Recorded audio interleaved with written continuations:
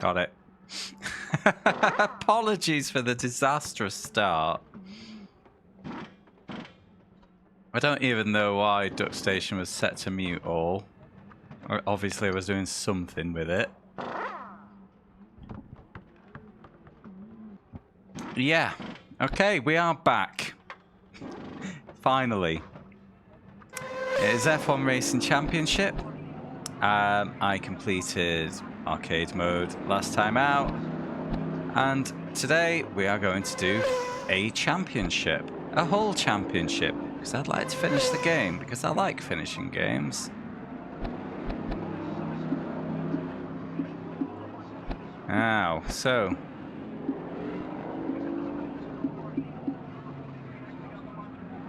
what is school mode? It's how to drive a car.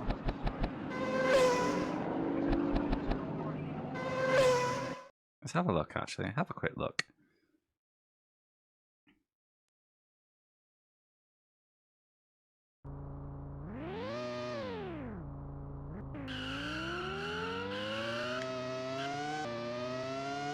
Hey, madame. Hello, slops, and hello, skin. Right, it's how to drive the track, this mode.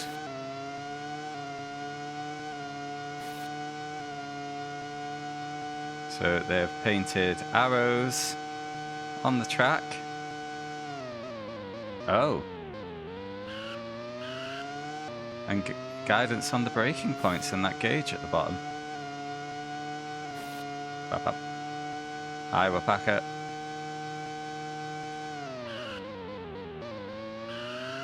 There we go. Now we know. Business.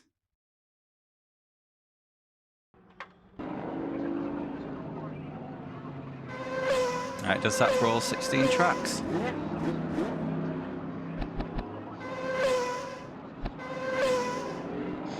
So the toughest question, which...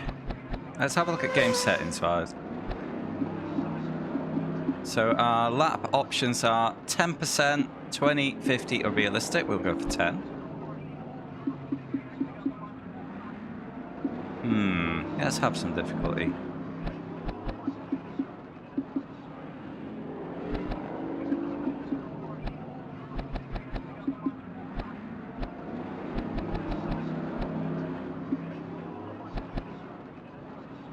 I may come back and change this. Now, one thing we picked up in arcade mode is that the AI drivers block you insanely late. That, in combination with damage, could be a problem. What's the difference here?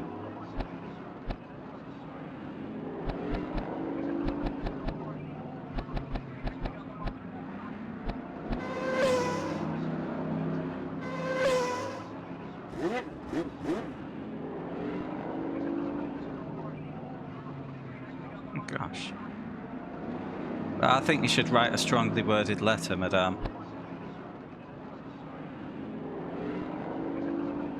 Right. Let's just test out the mode. Oh gosh. This is all the setup stuff. So we have wing angle, suspension, tires. Tires are on wets. Steering. Brakes. That's brake bias. Body height.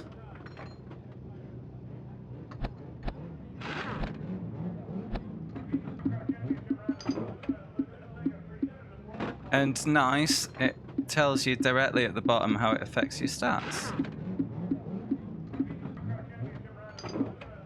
Nice.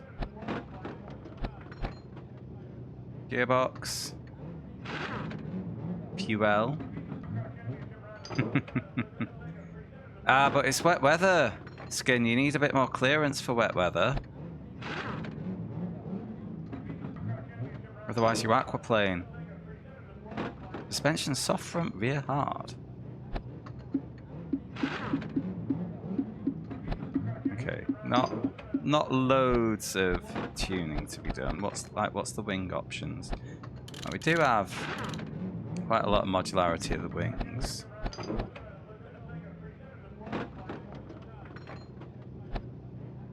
How did that affect it? But you know, putting it high gives me more grip in these conditions, so I'm gonna go with that.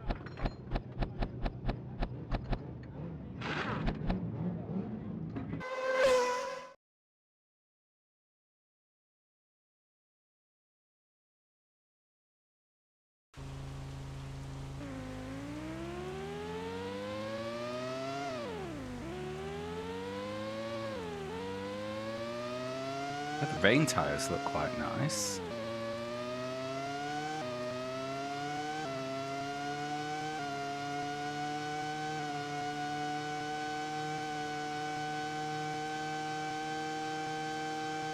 Yeah, that notoriously wet and miserable country, Australia. Wrong direction. You don't say. Yeah, at least let the spin stop before you go telling me that. So I assume that car graphic on the right is a damage meter, so I seem to have got off lightly there.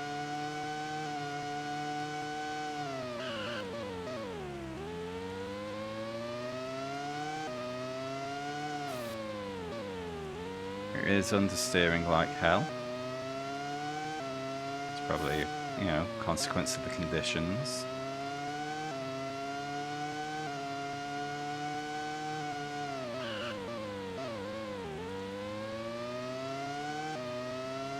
Yeah, the car's feeling a lot less twitchy than arcade mode, and I'd say that's reasonable.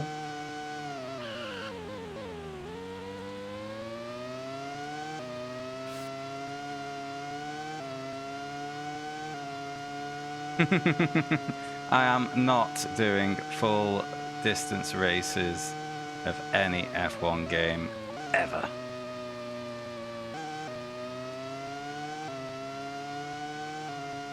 So I'll be kicking off on YouTube this week though.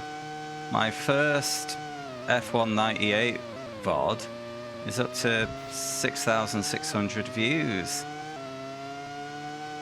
I've had over 50 subs off it, putting me up to 250.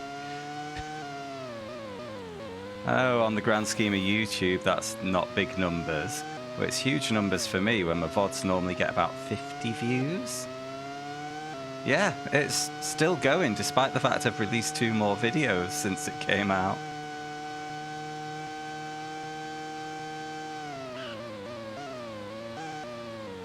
So all very exciting.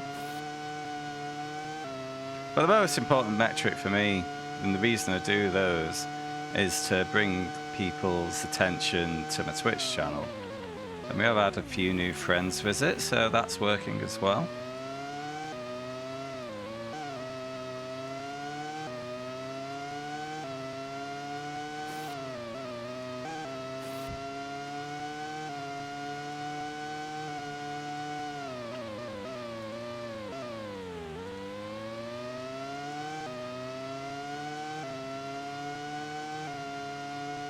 Right, so we've had a wet practice session. What do you want to say that qualifying and the race will be in blazing sunshine?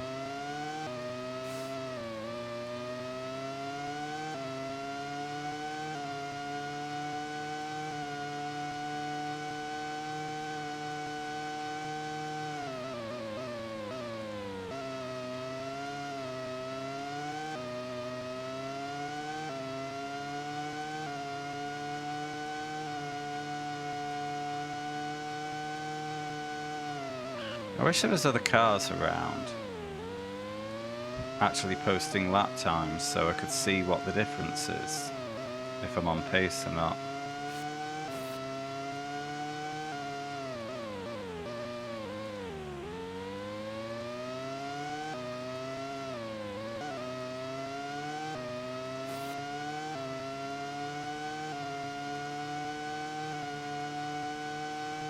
Right.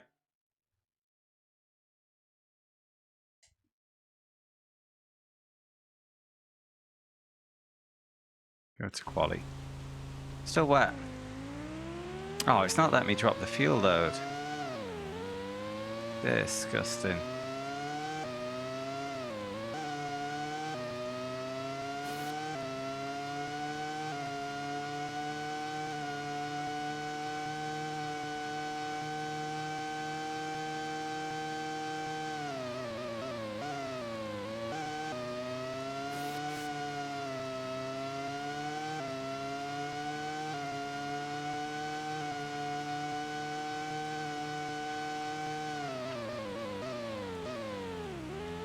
Maybe I should have put manual gears on as well.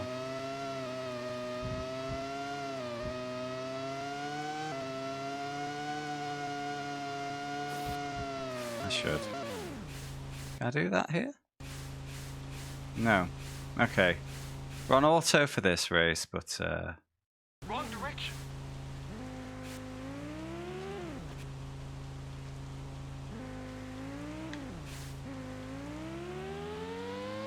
I'll move it to manual.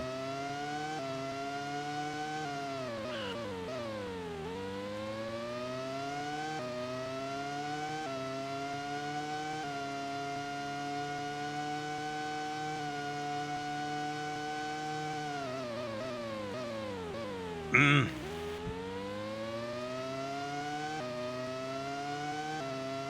sure it's the conditions, but yeah, the understeer's being annoying.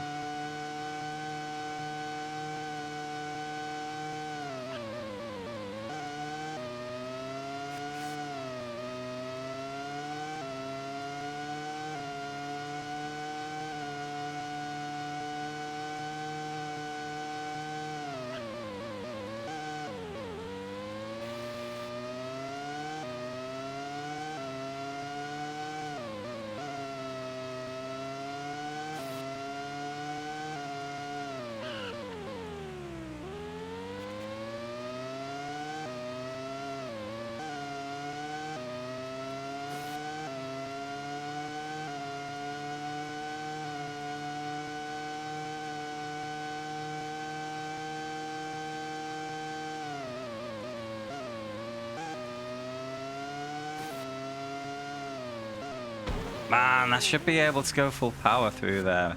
Wrong direction. Solid. Let's go to the race. I didn't qualify. I turned on the 107% rule.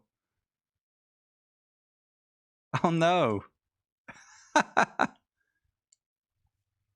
Let's start again. Forgot to turn that on.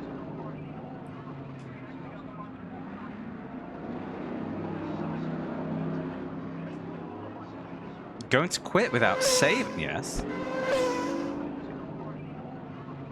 Alright, so hill. I've got to turn 107 off in case I want to skip qualifying.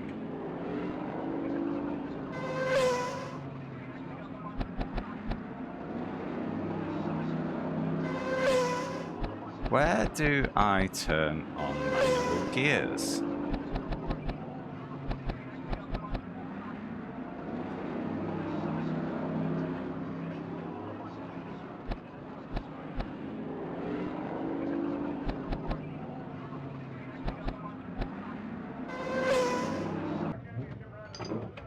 It's sunny this time.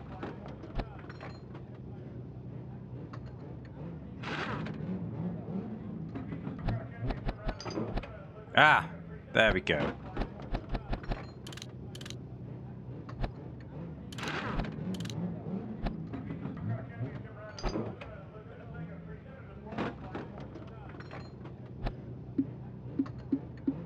Okay, low reduces grip, increases acceleration. Let's do that.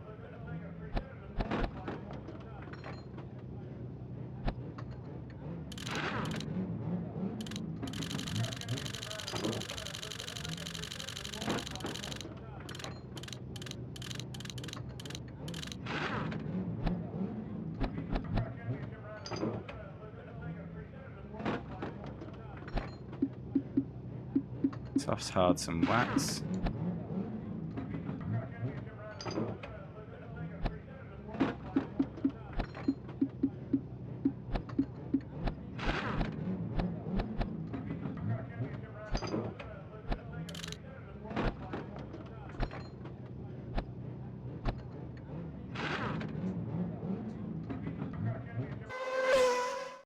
Okay.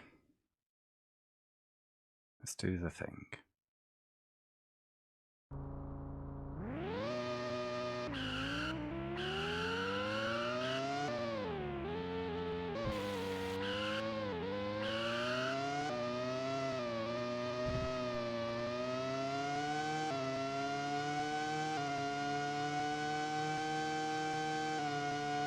Seems to be a bit of an input delay on the gears.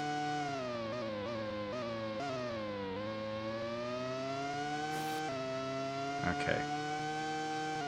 Better.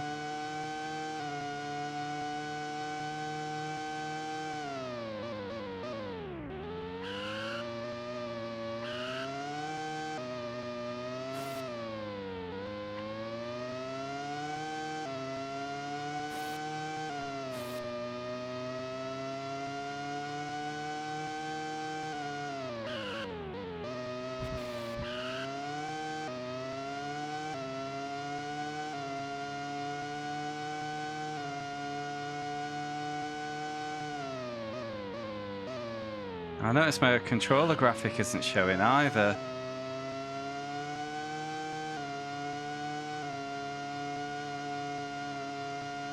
I'm experimenting with the...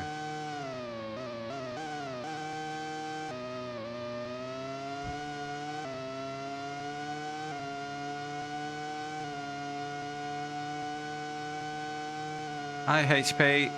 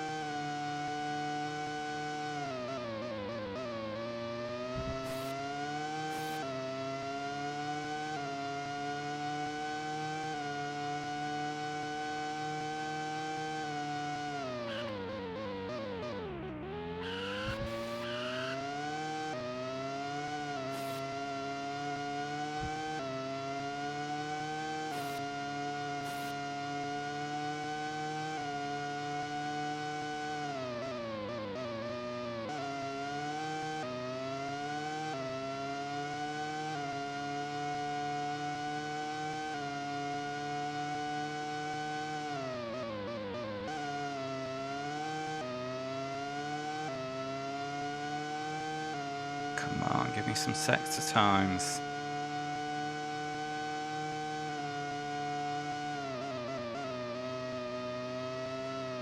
There we go.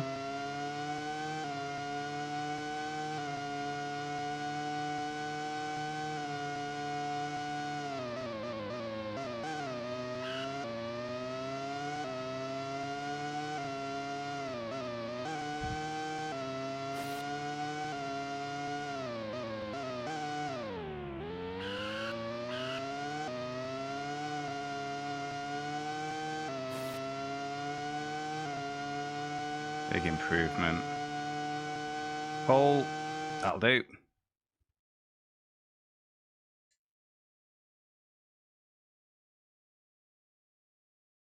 Oh, times were still active, so 4/10 off.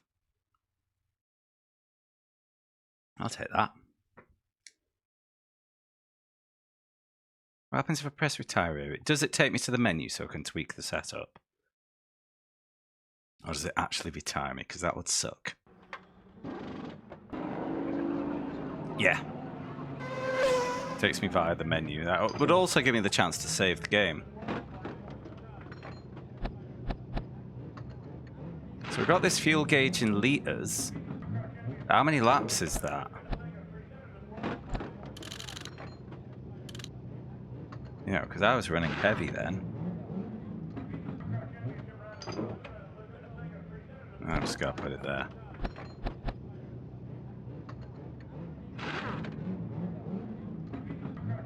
Right, let's give this a go. Oh, controller.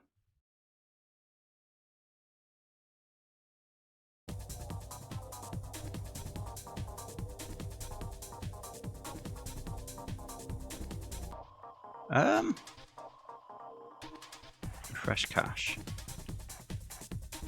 Right, it's showing my controller in the preview.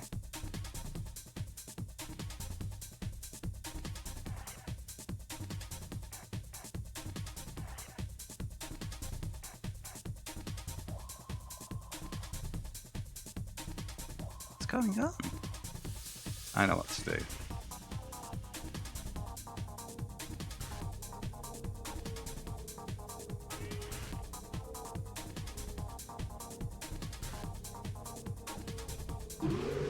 No, we'll have to do it in a bit.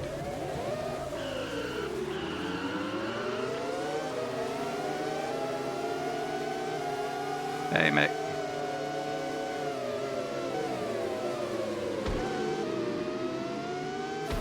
Oh. Wait, the gears have gone back on auto. What? I have to set them to manual every time? Broke off from a catfish.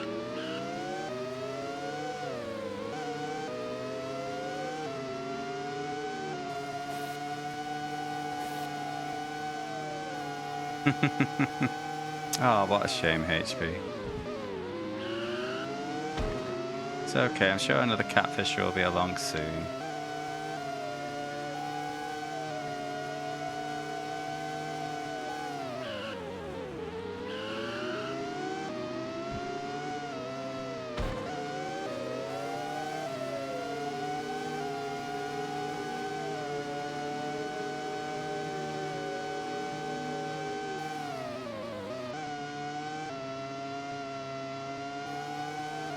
Yeah, the manual gears switching itself off thing has annoyed me, so it's not saved my setup changes when I went back, like just automatically done it. There was the option to actually save them to the memory card, which just hasn't retained them, you know. Ah! And off tracks are so punishing. And they've...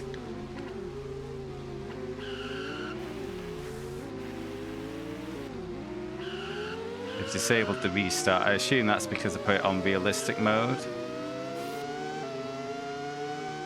That's pretty disastrous first lap.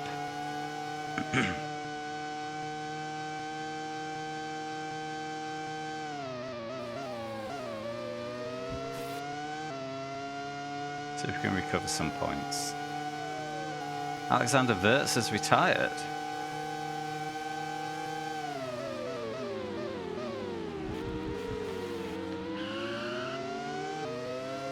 Yeah, I gotta take track limits seriously when the off track is grass at least.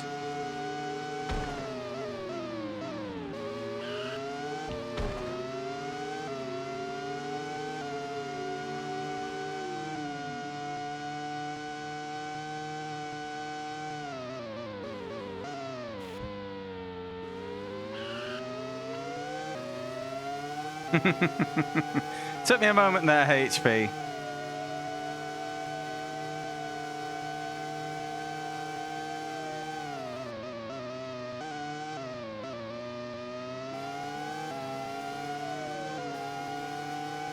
Yeah, the yellow liveries were very cool. Shame it was to promote tobacco, but...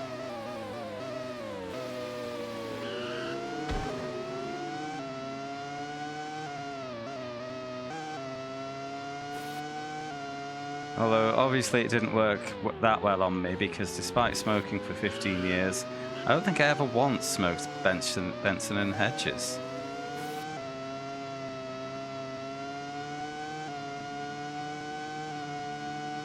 I did have Marlboros when I was in a treat mode. They were generally too expensive. What other tobacco brands used to be? Rothmans, I never smoked them. That's despite being a Williams fan. Saying that, I did move on to rolling tobacco quite early due to the cost. Yeah, of the F1 advertising tobacco brands, I think Marlboro is the only one that got through to me.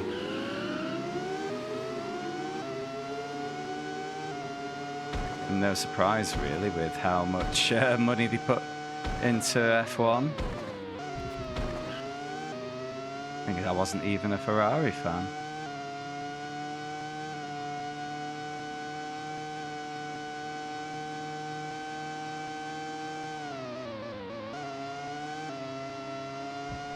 I think I'm coming up to 6 years cold turkey this year.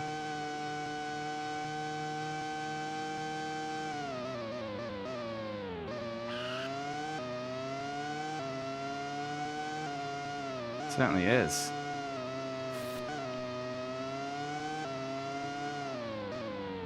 I think, I dare say I've cracked it this time. I always say the main thing that stops me having even a single cigarette is the fear of having to go through the process of quitting again.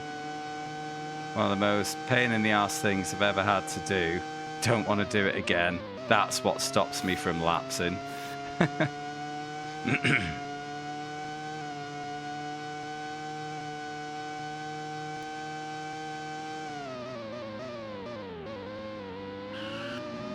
Oh, looks like we've got a retirer.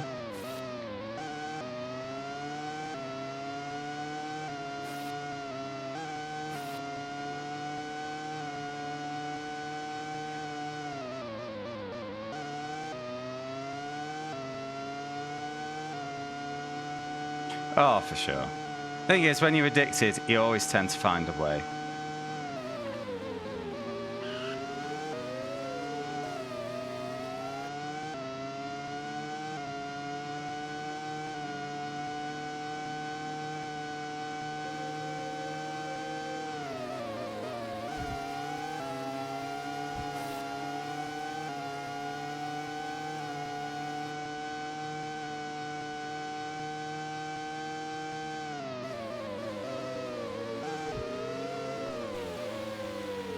Ah.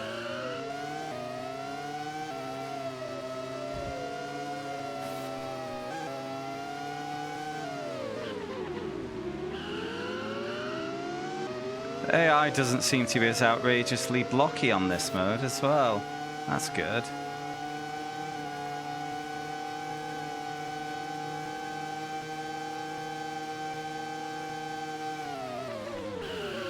Oh, man. I'll try to start again. What does the profession... I had about like 10 quit attempts or something stupid. It was mad. I tried patches, I tried gum, tried vapes.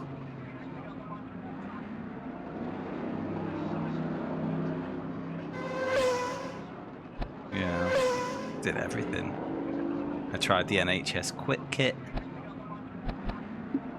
What is the difference between realistic and simple? Come on, game, tell me. Oh, Bailey.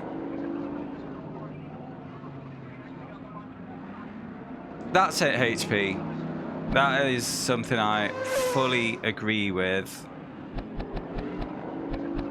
If you really want it, it'll happen. And I think when I did win at quitting the ciggies, I really wanted it. You know.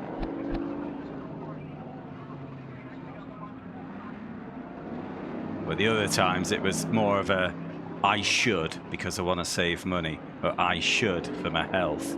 But when it came to it, I really had enough, and yeah.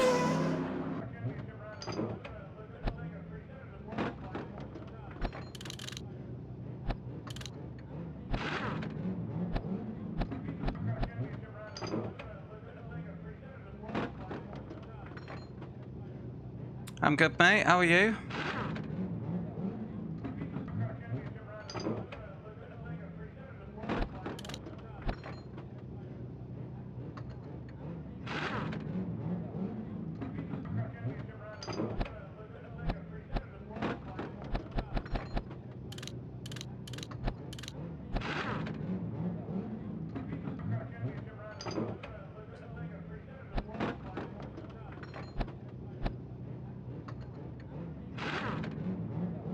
Do I have to load a setup every time?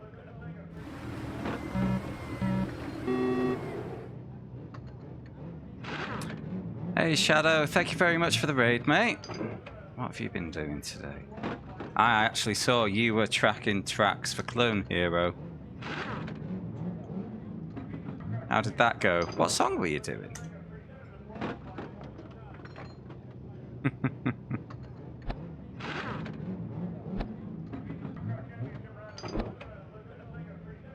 Oh, wow. Cool. How is this game? I enjoyed arcade mode, Bailey. We completed that on stream 1. And it wasn't overly difficult or dragged out. It was pretty decent. The main gripes, or gripe, was... Sorry, I'm trying to do 2 things at once here. Why is my pad not showing there? The main gripe was that the AIs were overly defensive, i.e. they would block you in braking zones, stuff like that. Oh, hello. Found it. What's happened there? The other one was Monaco was a bit of a mess. Those were my 2 gripes. Got it. Got it back. It's okay. You can see my inputs again.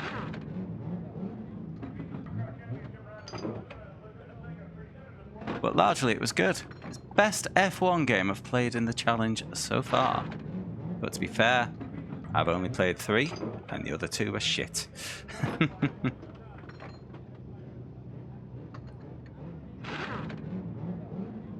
Right, back to the game. Anyway, this is take 3 of the career mode.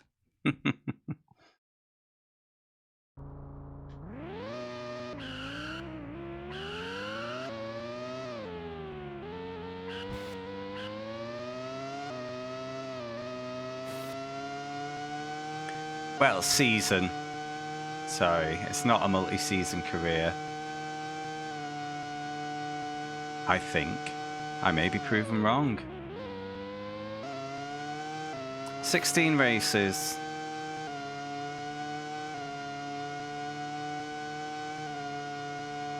I'm hoping to do the full season tonight. However, I'm going to have to, you know, stop faffing about and actually get a move on if that's going to be the case. Oh! Shadow, you were right! We get a cockpit view in this mode only.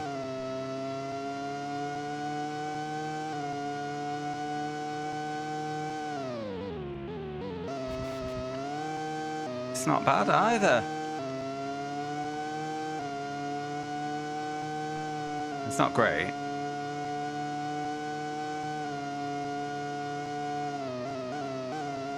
I can never get on with cockpit view in the old games. My hands are on my controller. What are you accusing me of?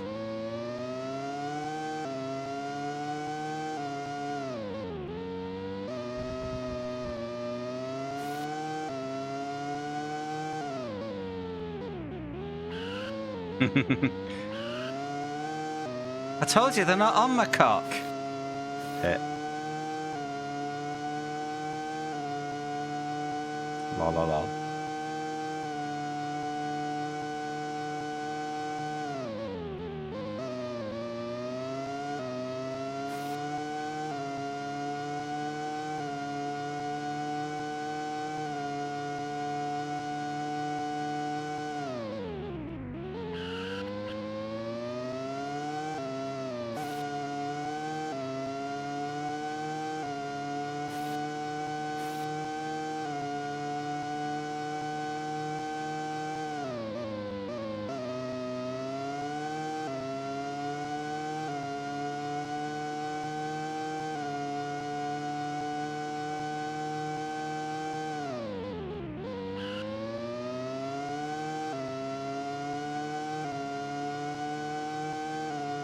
The wheels are looking a bit wibbly.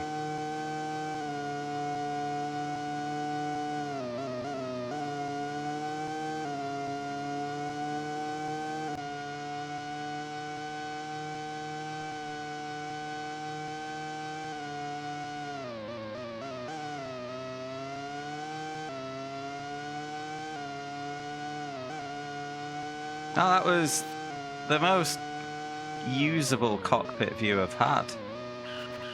Oh, neutral. Whoops. Not saying it was amazing, but it was pretty good.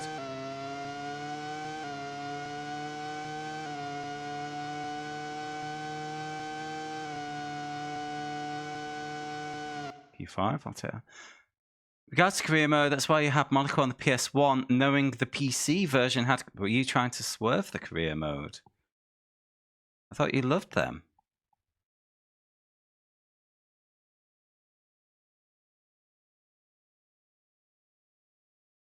Oh no, I got bumped. I got bumped badly.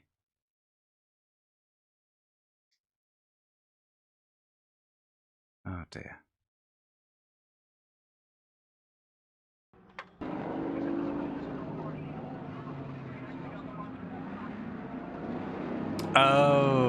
Oh, mate, gutted.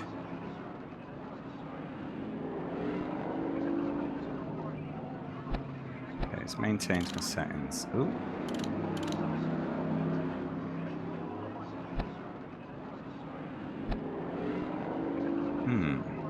Let's just go.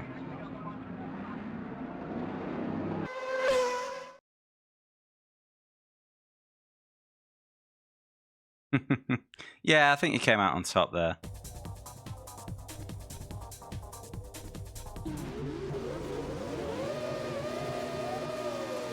Shit, gear.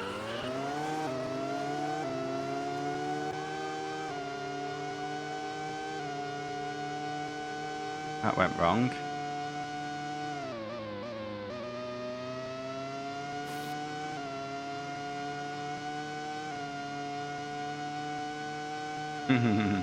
Yes, my master plan.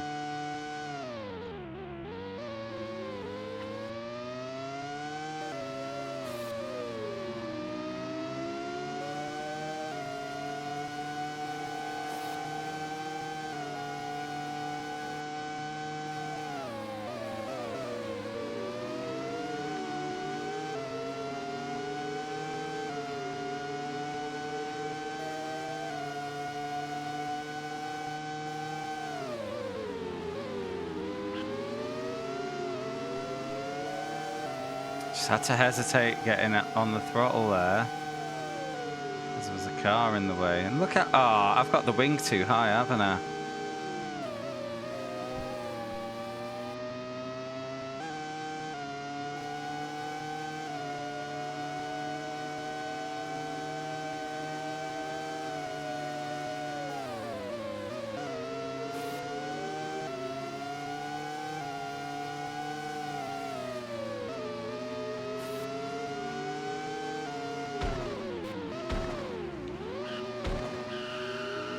Done it again with neutral.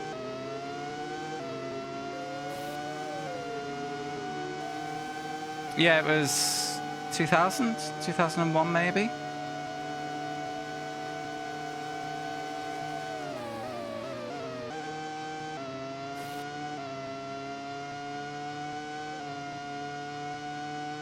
This is bullshit. When the graphics are on screen, I lose my speedometer and rev limiter. Sorry, revometer.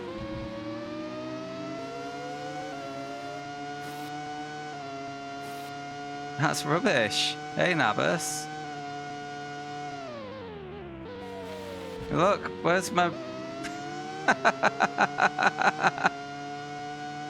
Favorite game so far? Ridge Racer Type 4.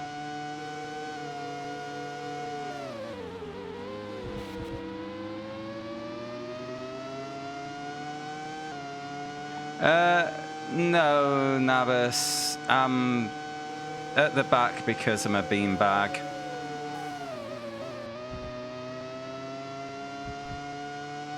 I have put too much wing on in this instance, but I was just a bit overconfident and quit qualifying early and paid the price.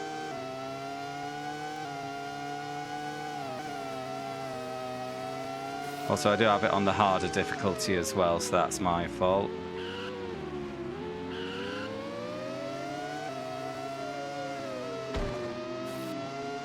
Luckily, the damage doesn't seem to be too strict, even though I think I set it to realistic.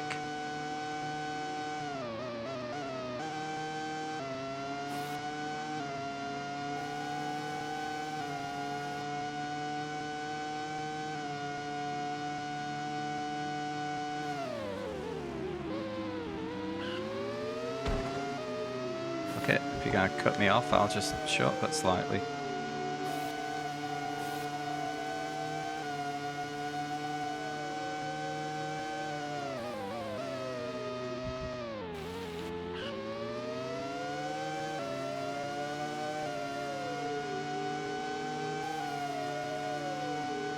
It is, and on my first attempt, because I've had a couple of restarts as I settle into the game mode, and let me just check something. No, I still don't have a restart button, but I put it on simple. I don't know what was different. I qualified like 8th.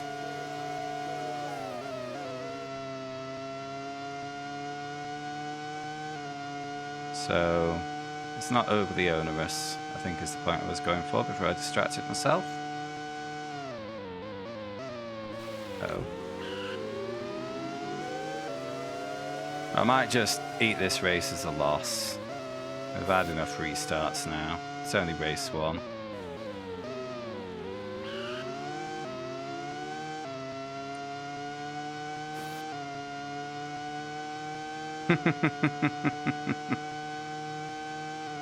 That's a great idea.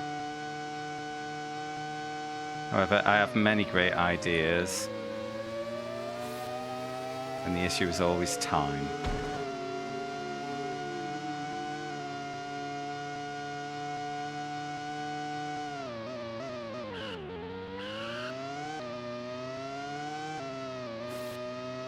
I could have a Stig avatar which displays people's messages on the helmet visor.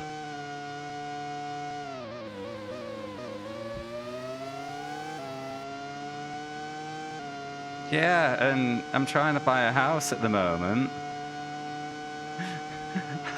Money's a bit of a premium.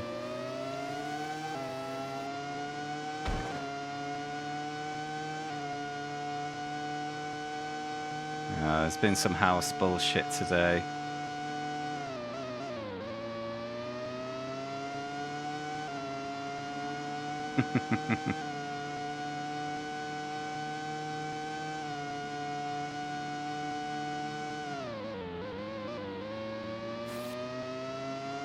So, the damp-proof course in this place I was trying to buy, well, I say was, I haven't bailed yet, but I might. Oh, I can't though. Ugh. The damp-proof course has failed, and there was apparently a 25-year guarantee on the work. It was done 24 years ago. But the company who's done it has gone into liquidation. So they won't be honouring that guarantee.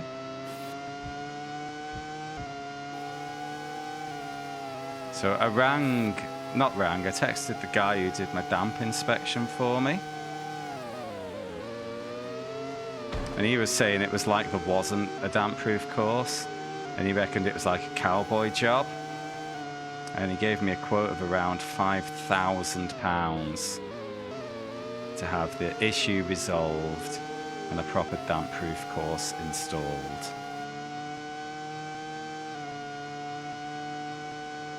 Fuck. Now, that's not £5,000 I necessarily have to pay. What happens is I get in touch with the seller and say, hey up, give us a discount.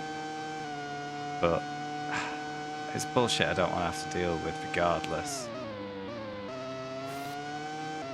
I don't think the seller will balk at it, because they've inherited the property and just trying to cash out. And the truth is that if they kicked up a fuss and I bailed out of the purchase, whoever else steps in will just raise the same issue. So anyway, that's enough of my house bullshit. Let's talk about car games.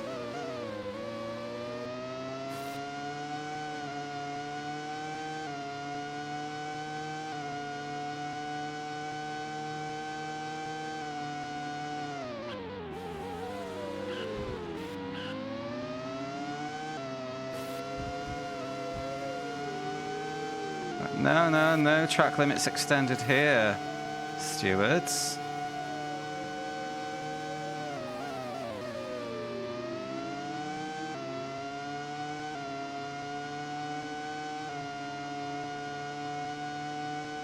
Oh, I do have damage.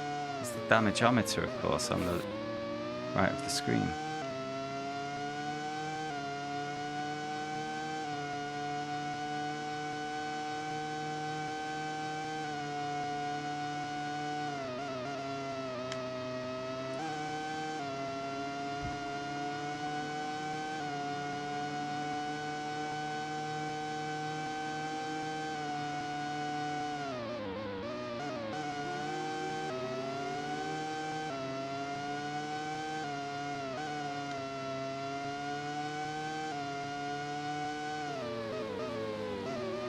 It looks like I wasn't that far off the lead either. Fuck, I'm in neutral again.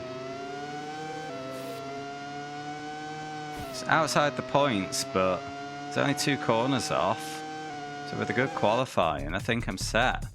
What I'm going to do, I'm going to revert to automatic gears because the fucking speedometer disappearing when the TV graphics appear is bullshit.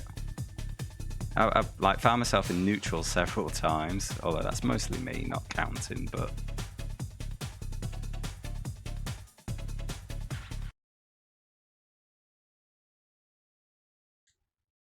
that's pretty decent.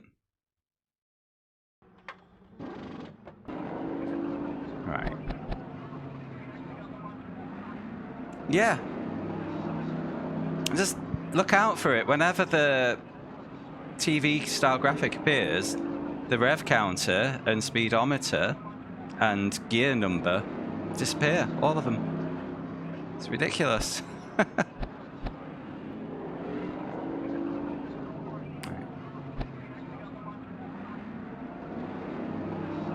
Do I just go straight in for quad? Yes. Mama didn't raise no coward.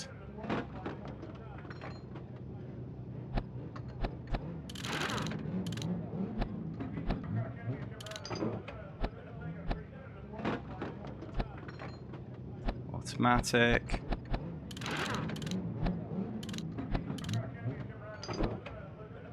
Bit of top speed for that backstretch.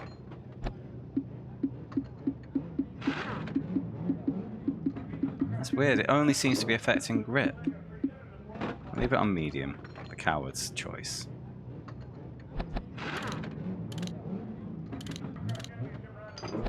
Yeah, one issue, Navas, actually, going back to your point of having to do setups, you get 1 practice session. Although I didn't check if you can make adjustments in the pits, actually, so I'll let it off. Can't see what difference that's meant to make. And that has adjusted from the Australia default. I'm going to go a bit lower. Feeling dangerous. Ah.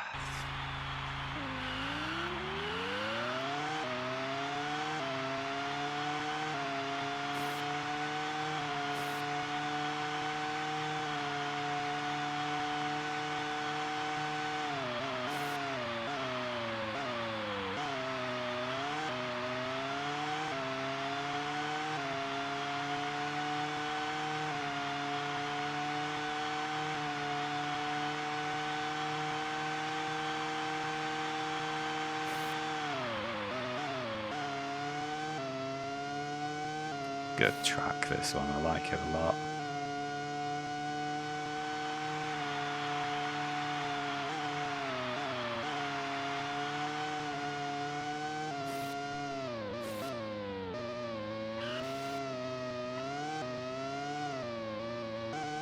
Okay, I'm doing 2 hot laps regardless.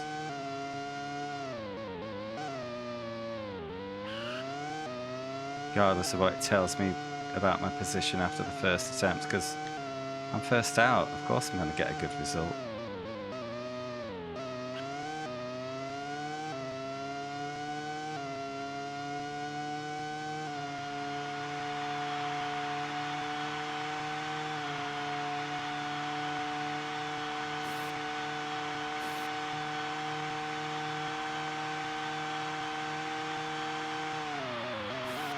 There. Speedo's gone.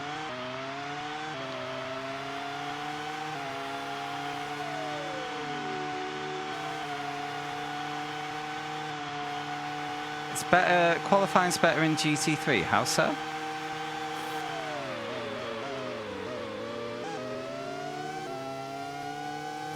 Well, 2 didn't even have qualifying, didn't it?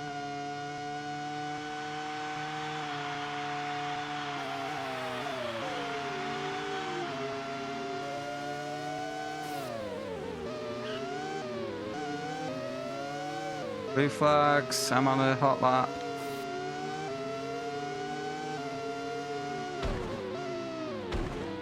What a prick. Who gave him an F1 drive?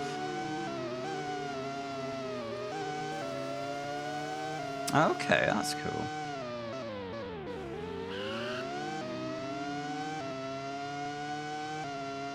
I don't know, for a single player game, when it comes to qualifying, I'd rather just get thrown into it. Even give me a rolling start. Just get me going, get me playing.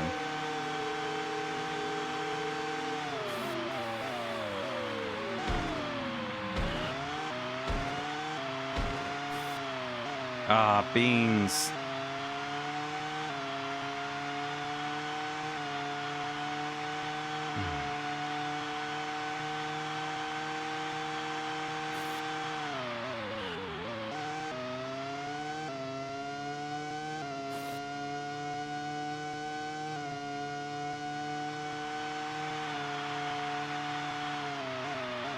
Oh.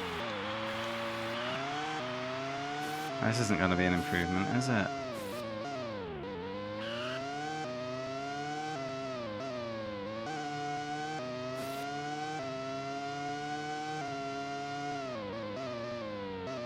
Especially not after Coulthard getting in the way.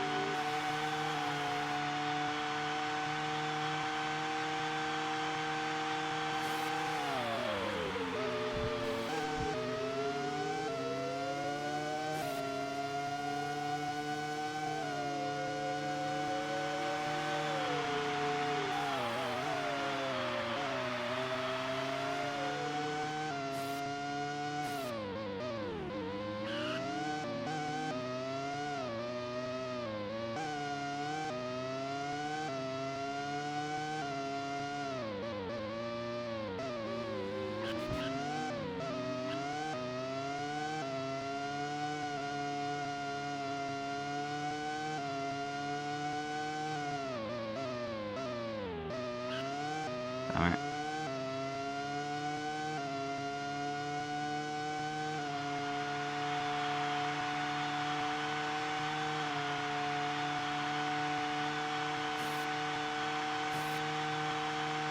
Not an improvement. By a margin. Good spit. Grading? Oh. Oh, it's got time accelerator.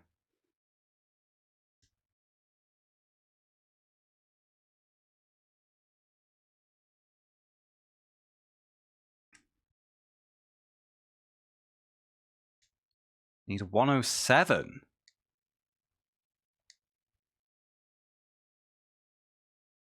And you do get to make garage changes in the pits. That is good. No, so I'll probably go faster just for the repairs. Let's go.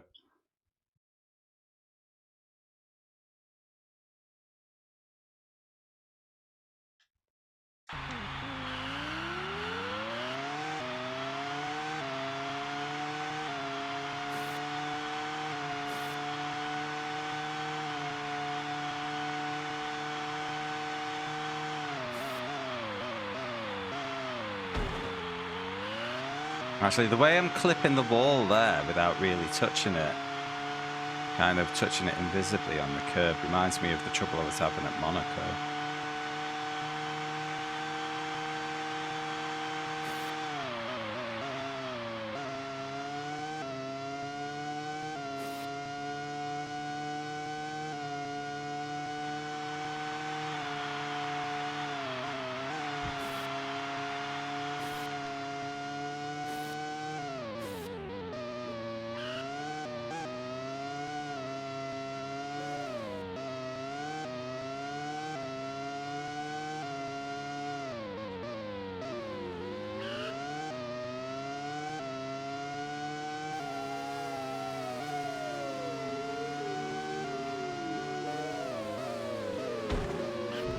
Fuck off!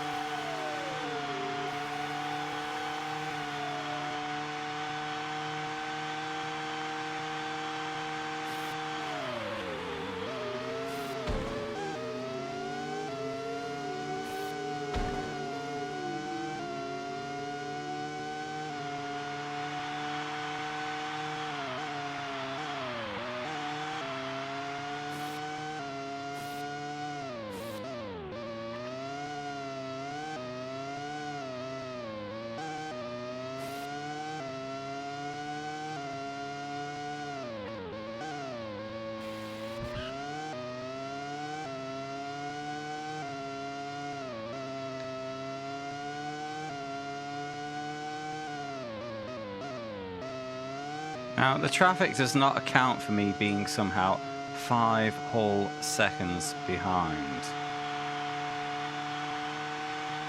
What is going on?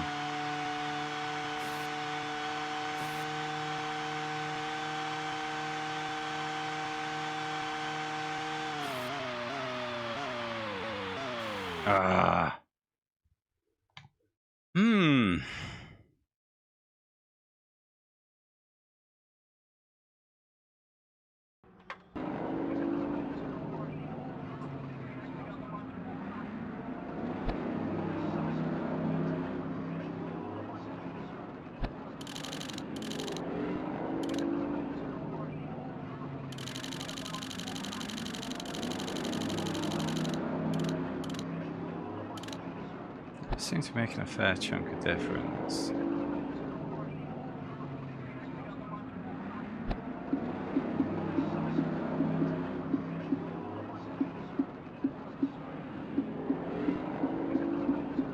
Giving up too much grip by going low.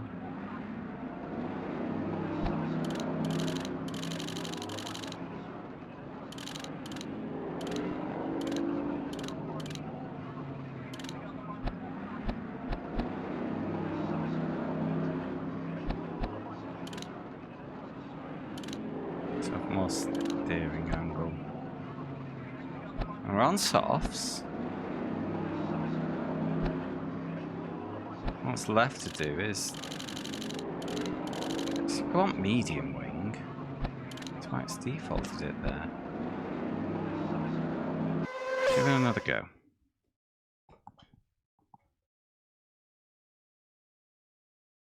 Maybe pro difficulty isn't for me in this game.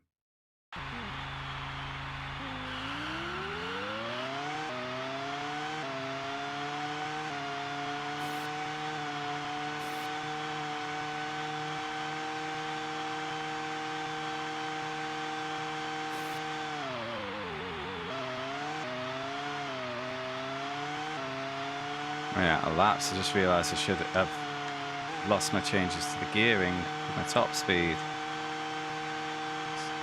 And that's where I was getting beasted the most. I know the cars have been around me, all in top speed.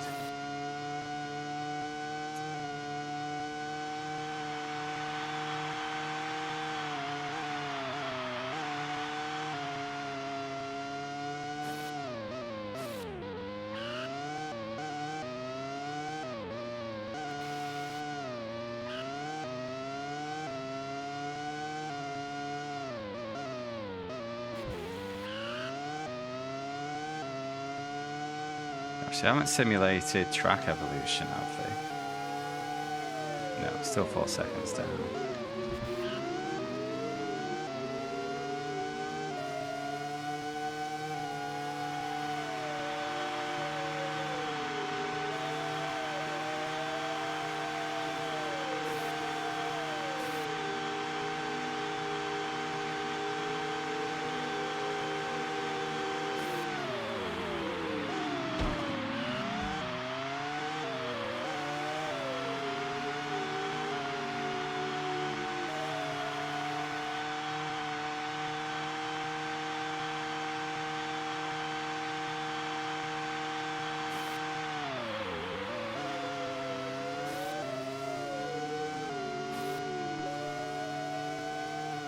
Can I assume they're on out or in laps? Because I am beasting them on track, but I'm somehow, what, 5 seconds down as well?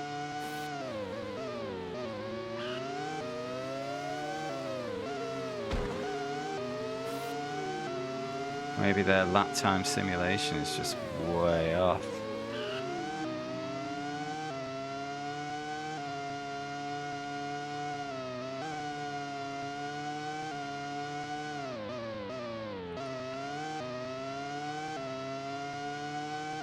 Wait, that wasn't meant to be gapped. No.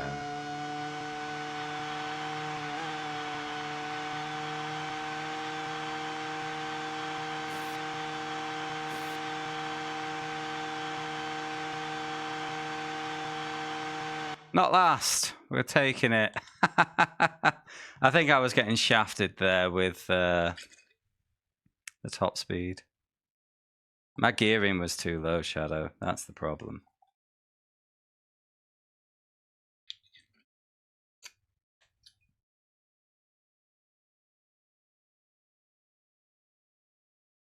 Sorry, just pouring my drink.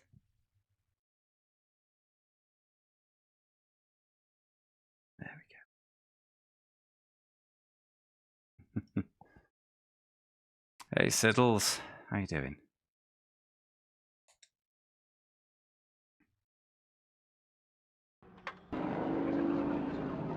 Right, let's fix that gearing. Need to put a bit of fuel back in as well.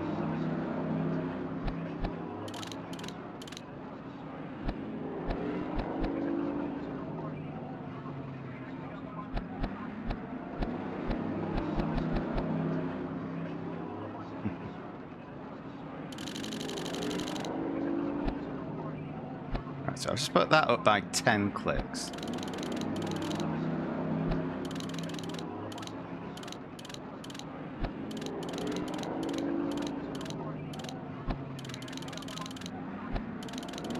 That should do it. Winging it, of course. Right, we're going to turn this back down. It was... Where is it steering? A bit too twitchy. My tastes. Alright, last to first in 6 laps. What do we reckon?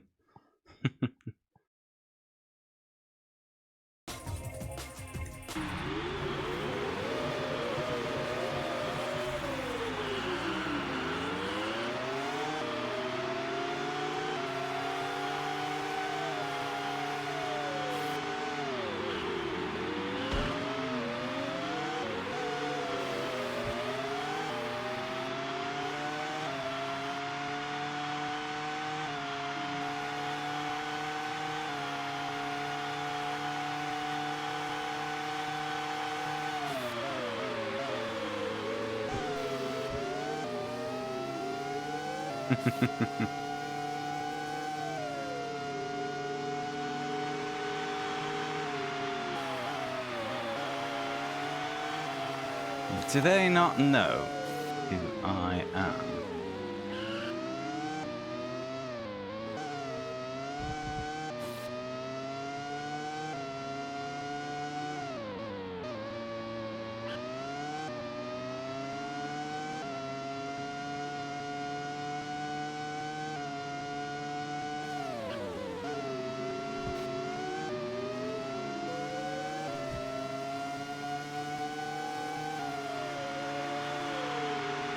Now they're still beasting me on the straight line until Barrichello chickened out.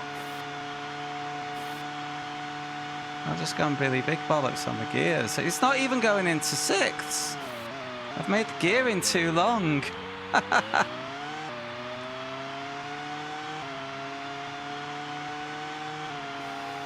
Oh well, so much for that experiment.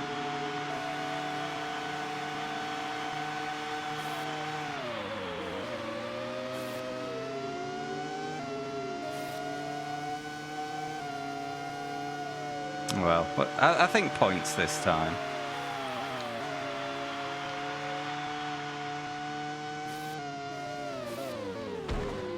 Shit. Past Rent-A-Gob. Who evidently had lost his exclusive licensing by the time this game came out.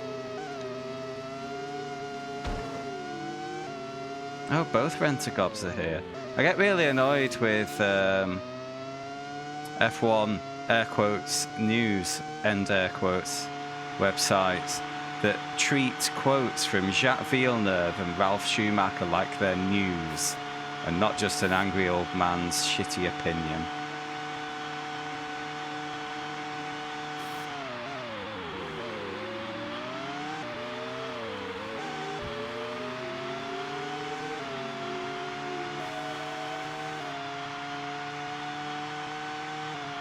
What did he say? What hasn't he said? I just ignore them now.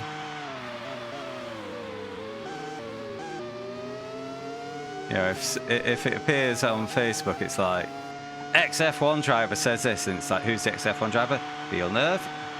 Moving on.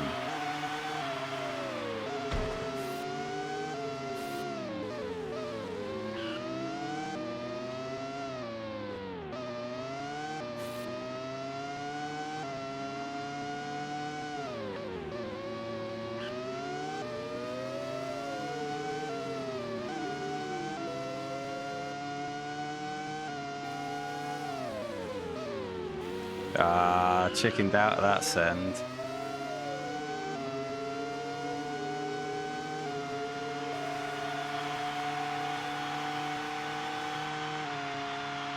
They'll be weighing in on things like if Max Verstappen's gonna move team or whatever. It's like, you don't fucking know. Shut your gob.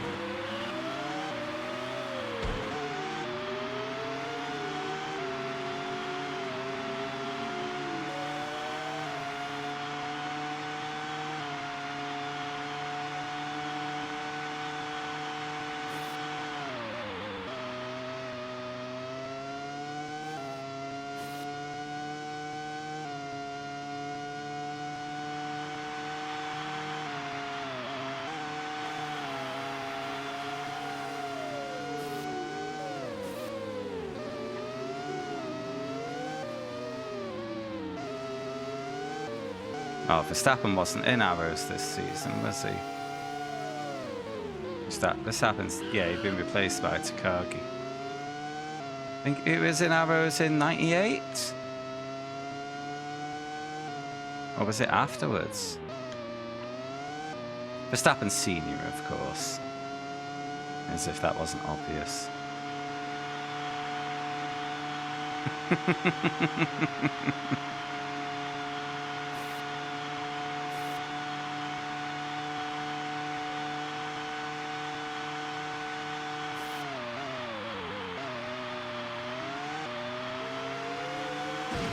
Oh, damn it.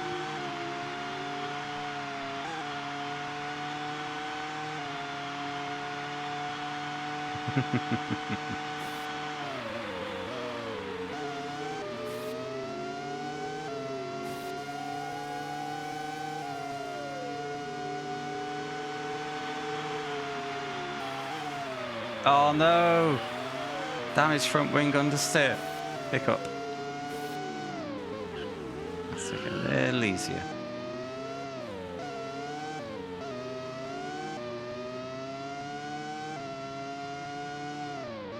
What year was Verstappen in Arrows? Must be 2000 then. Oh, of course, because we played World Grand Prix 2000 and he was in that, wasn't he?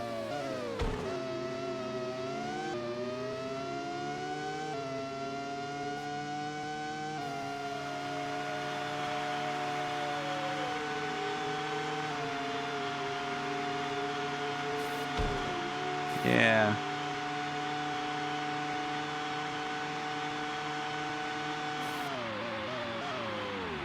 Ah. Goddamn front wing damage.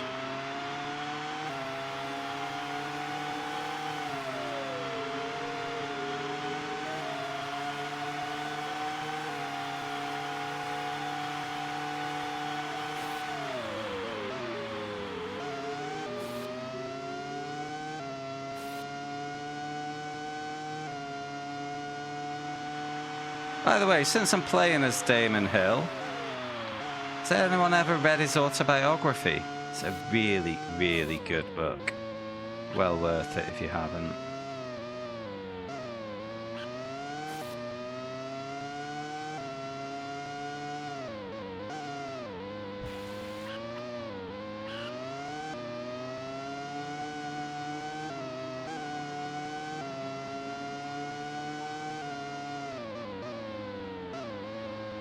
Oh, I've told you before about Hill and Mansell's, but you know, not everyone was here for that.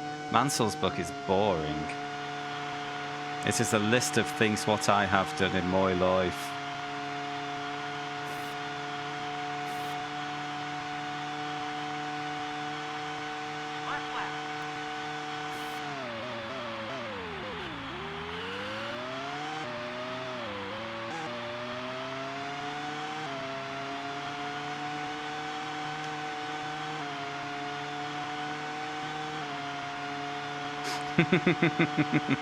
It may as well be.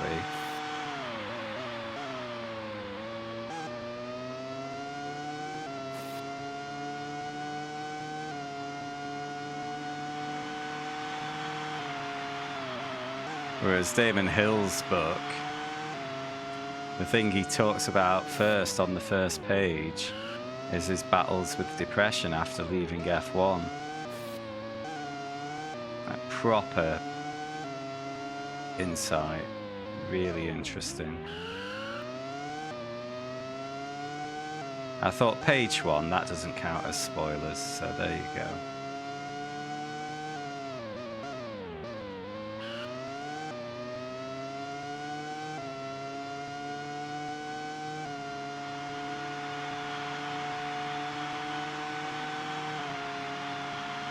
Right, so I can make my way through the field if it's not Australia. Good news. We're away.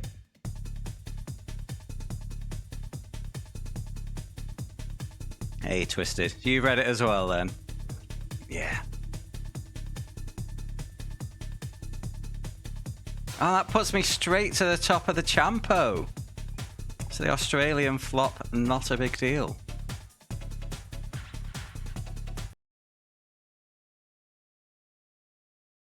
Oh, mate, there's so much great content in there, and that's it. It's not just his own life that you get to look into, because he had a famous dad. A famous dad who was friends with loads of famous people. And, you know, he had adversity, the fact that the family fortune was lost with his dad, effectively. And, you know, whilst, yes, he did have the advantage of the Hill name and those connections, he still had to work for it. Not that Mansell didn't have to work for it, but he's just like, I worked for this and then I got it. That's his book. Don't get me wrong, I love Nigel Mansell, but his book's just a bit dull. Oh, Imola, I was racing that last night, so I should be fine. Should be fine.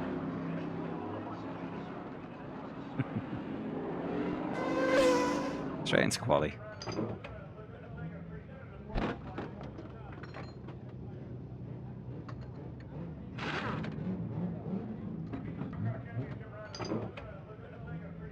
So is it? It's reset everything now, hasn't it? Yeah.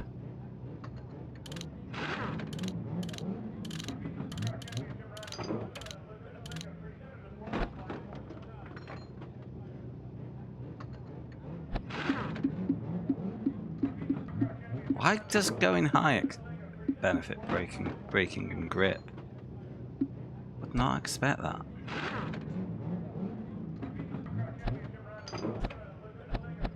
Okay, just a little nudge. We don't really need the high speed here. Fuel. Down you go.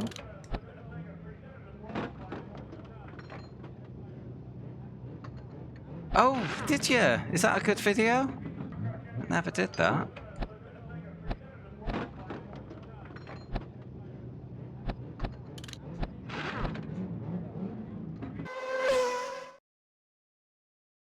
Something for me to do later. Nice one.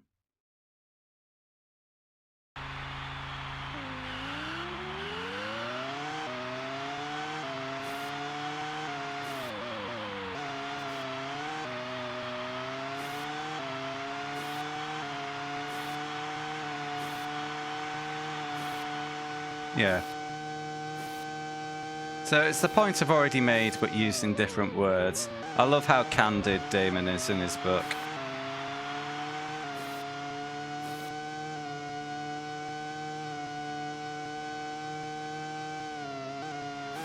Of course, teammate to Senna when Senna died as well, so that's a big part of the story as well. Right? He seems like a man who always felt like he was in somebody else's shadow, you know, and that's a feeling I can get. You know, I can really understand that. Obviously, these days I'm a massive hit celebrity, but I've not always been like this.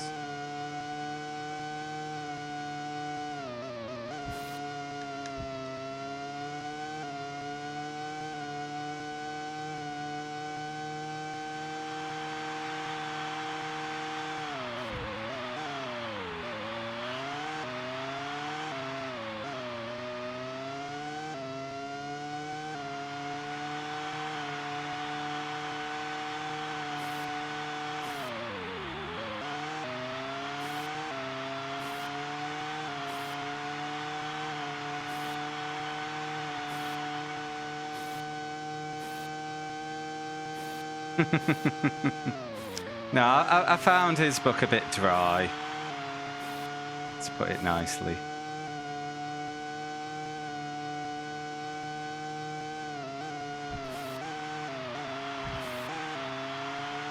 It doesn't surprise me. Oh,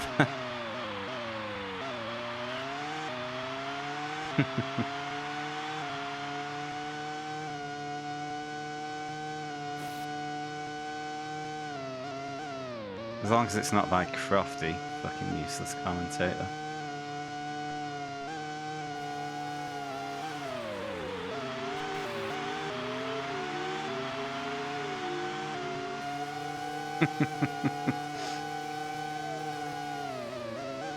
Absolutely does my head in, Crofty.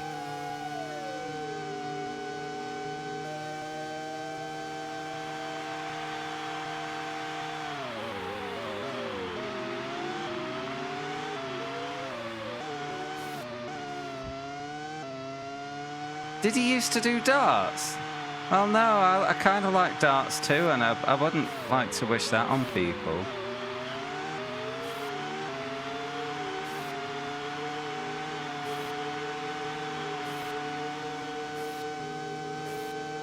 I'm getting suckered for straight lines pace again.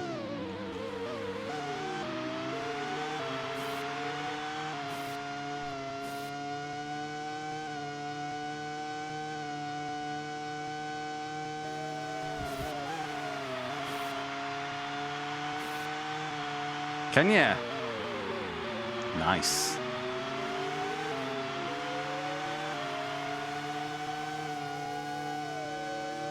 Yeah, it's like he tried to take tips from Murray Walker. Like, let's sound excited about the sport. But Murray Walker was actually excited and sounded as such. Whereas Crofty just shouts.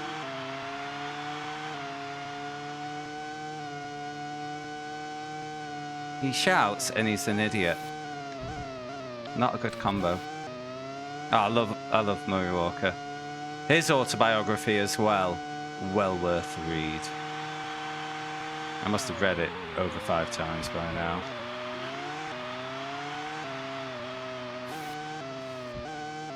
Yeah, it was written just after he retired. Like literally the first thing he did. He retired. It's like, I suppose I better do the autobiography.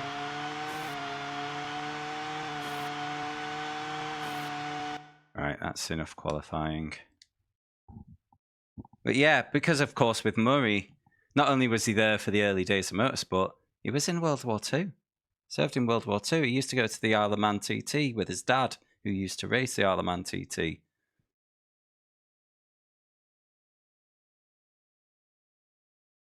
Oh, no. Go to race.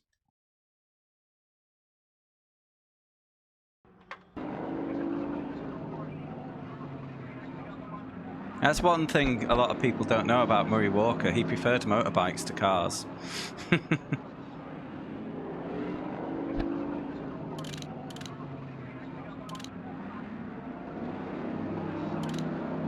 He did? Yeah, of course. He was an advertising executive as well. He goes into that too. There's one logo that he gets credited for that he didn't come up with. He was just in the company. I forget which one that was. Might have been Mars.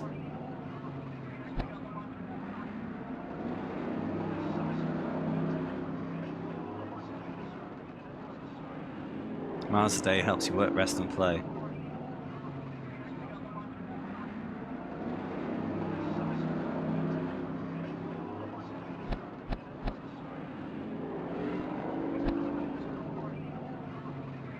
Gearbox.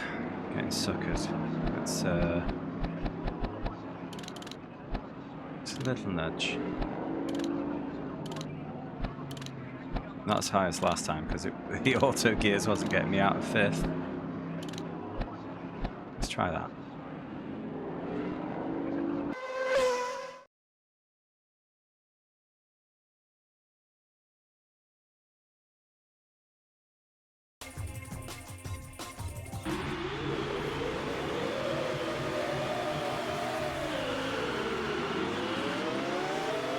So 16th.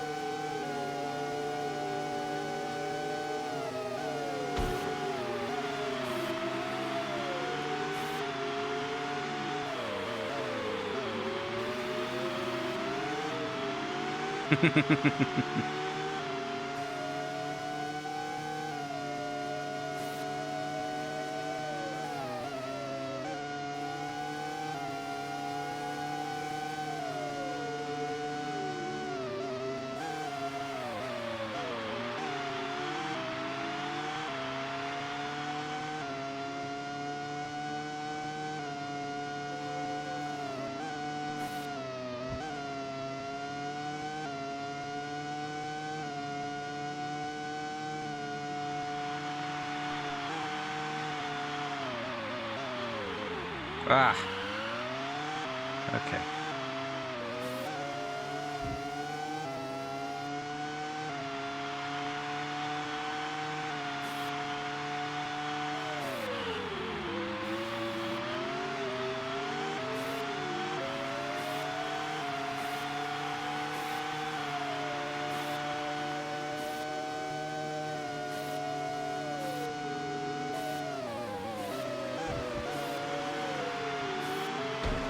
Excuse me.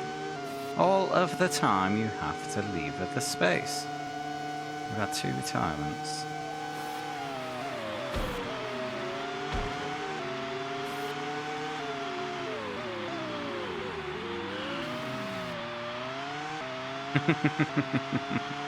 I don't think he's going to win the championship either, Twisted.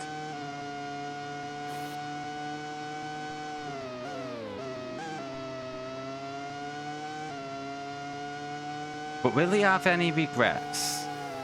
That's what we really want to know, isn't it?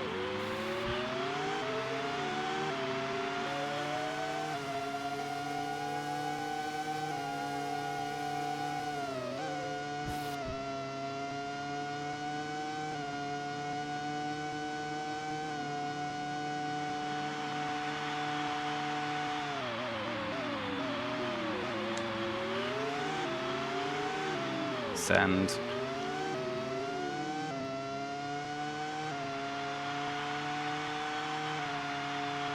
That was PS2, that game, was it?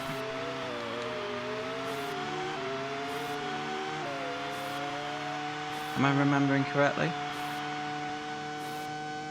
It is cool that they did a multi-season one. I never got to play that. Is it good? I'm assuming it was good if you were taking the time to play it earlier.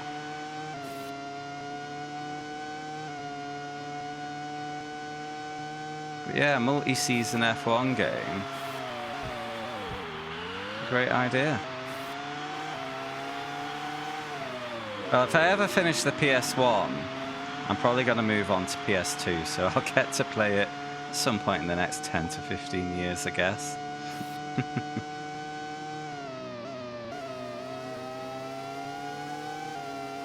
Oh, it's ISI. Nice. They did the first R Factor, didn't they? I'm getting mixed up. Oh, look at me remembering shit.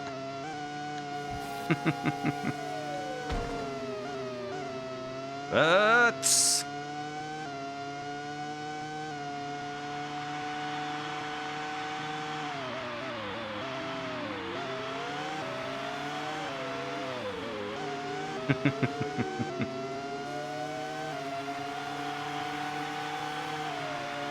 Okay, I never played the GTRs either. I remember seeing them in the shop and being tempted, but I just never took the plunge.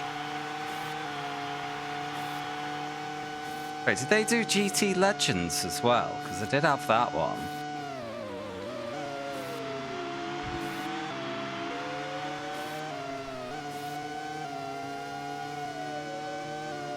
Say did, I've still got it on my shelf.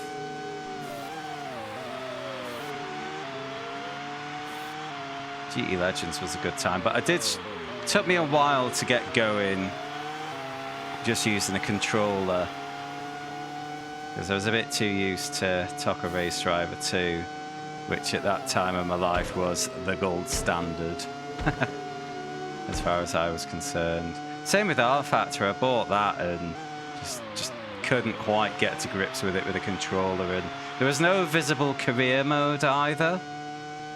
So I kind of end up on this weird little fantasy track that they had, lapping in some F1-esque car for a bit, have a nice time. It's like, well, what am I meant to do now? I'm not great at being a make-your-own fun kind of guy. You know, I tend to need a, you know, this is your target, go beat it.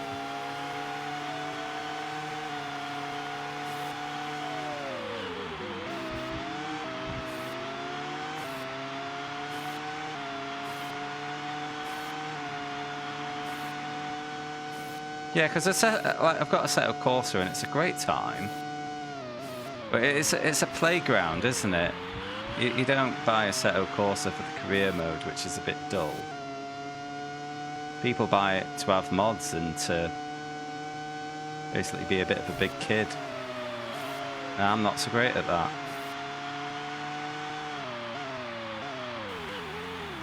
Don't know how I've managed to go for so long on iRacing, to be fair, but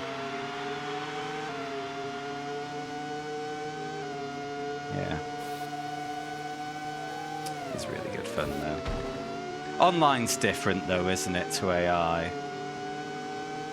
With online, the individual races are a bit more capable of surprising you.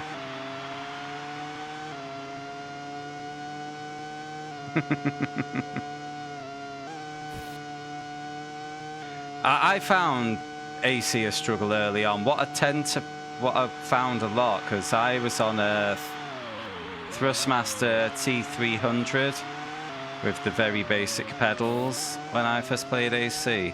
I found that the back end was very liable to come around on you. So I used to add loads of rear camber, which would stabilize it a bit, just make it drivable, you know.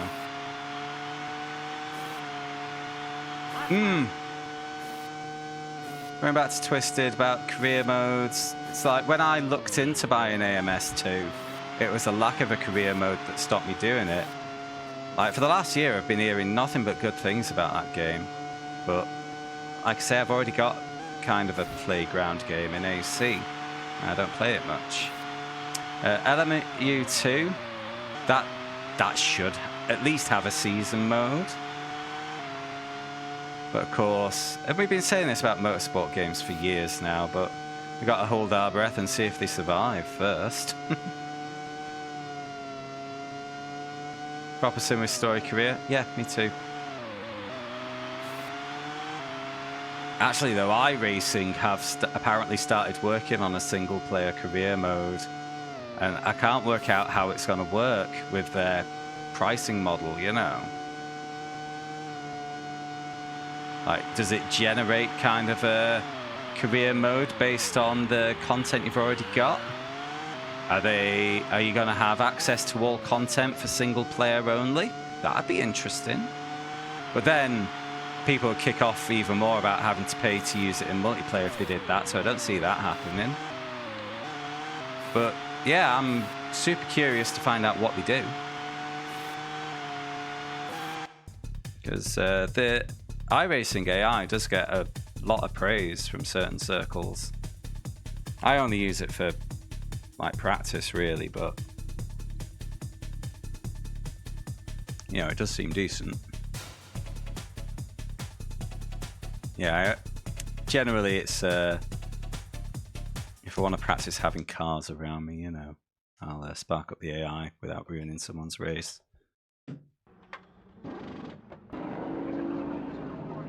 Oh no! What's Monaco doing as race 4? Was it always this early in the season back then? This is probably going to be a write-off, this race. I'm calling it now, after how arcade mode went.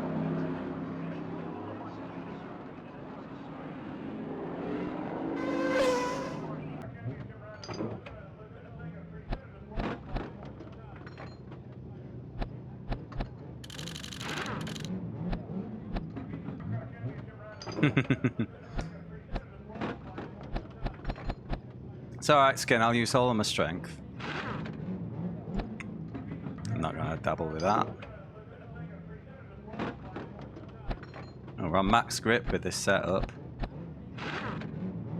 Wings are right up. Let's go. We'll use all of our strength and have no regrets. And qualify in the top 19 for this race.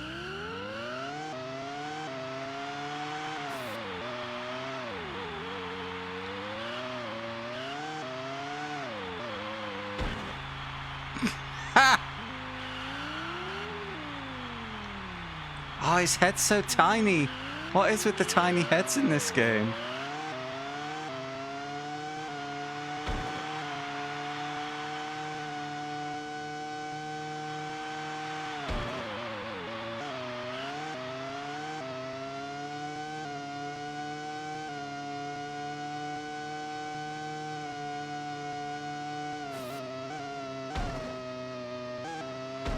Ah.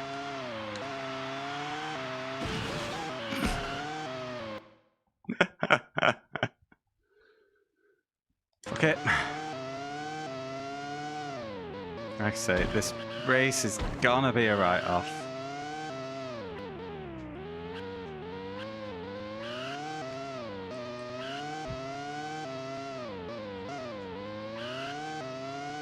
You don't say.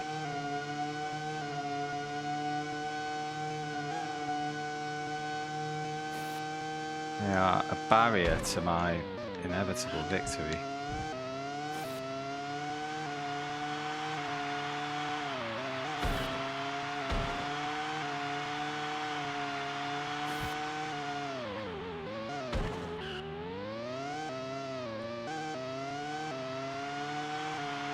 Oh, we're gonna make everyone else retire? Is that the approach we're gonna take? Like we did for Destruction Derby. Don't think you were around for that one, actually. Yeah, just park the car at a narrow section and wait for everyone to wreck.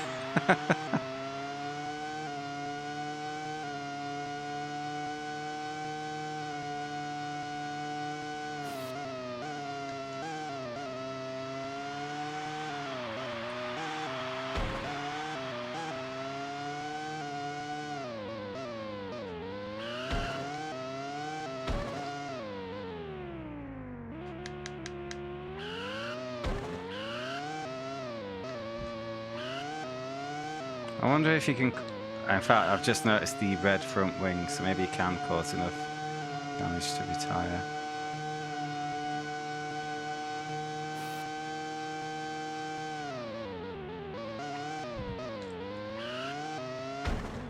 Oh, there we go.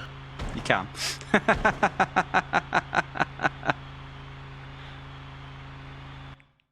Oh, and I've got to manually retire.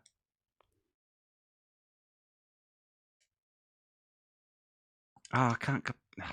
Whatever.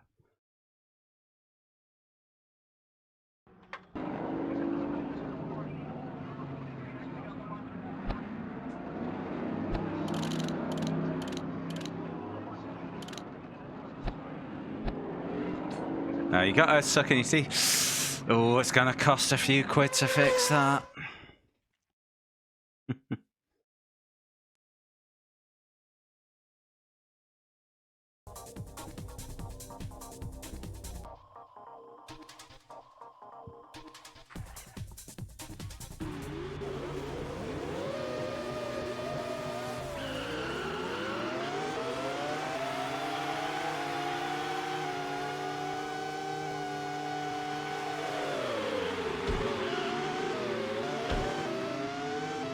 Right, front wing's already damaged. Brilliant.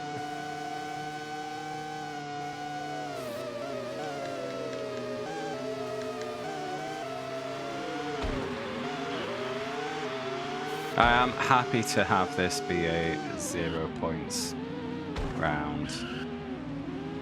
This track was a nightmare in arcade mode, and this isn't going to be any better.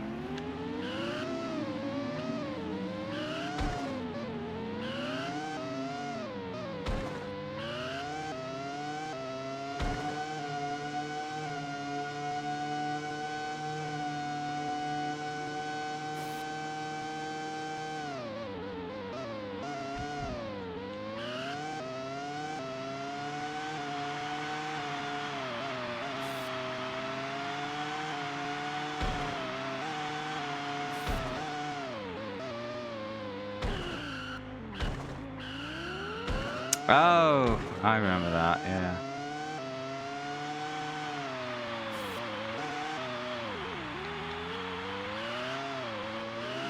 Little Fiat 500s with the Abarth badge.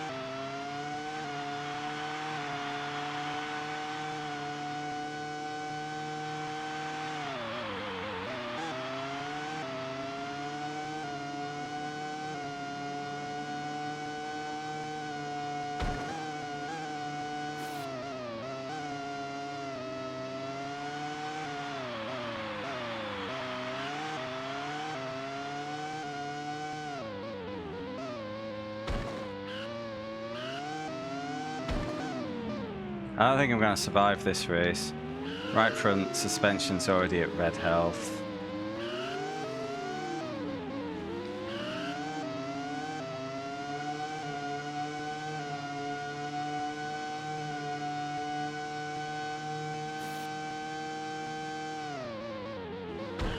Ah! Oh, front wing's gone. Front wing is gone. There we go. Race abandoned, is that what we're calling it? Ah, here comes the R Factor 2 fanboy.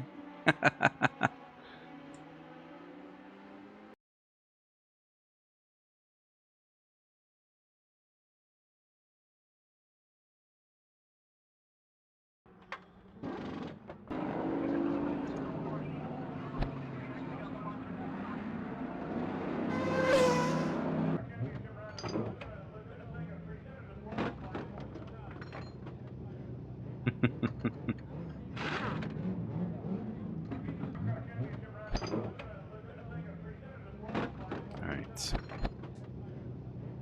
Fuel down.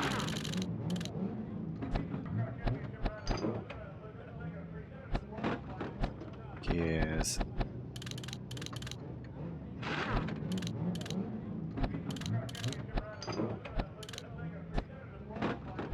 That'll do.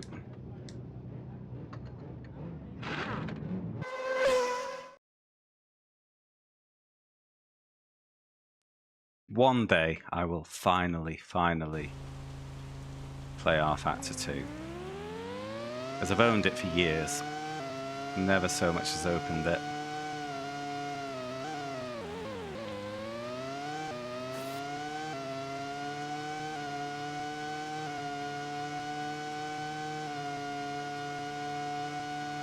A set of course I've had good use out of, because I got actually into doing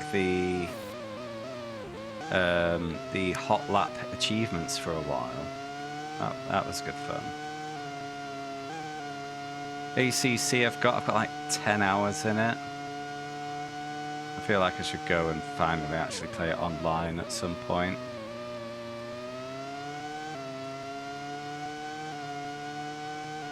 But yeah.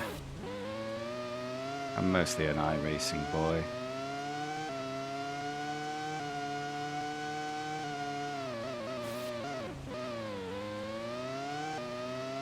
Like I say, I do have a good time on iRacing, so it's all good.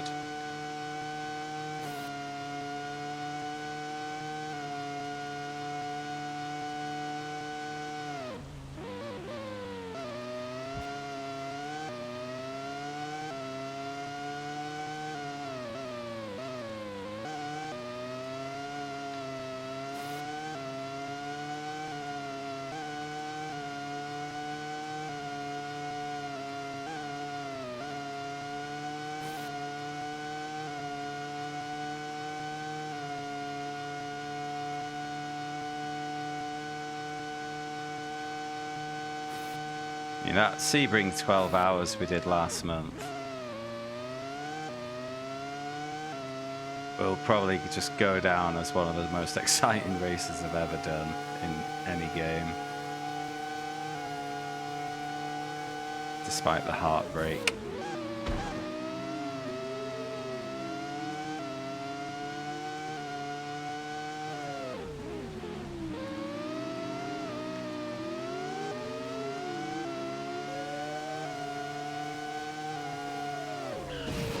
Damn it! Was that Pedro? You just binned my qualifying lap, lad. You know your sainthood can be revoked.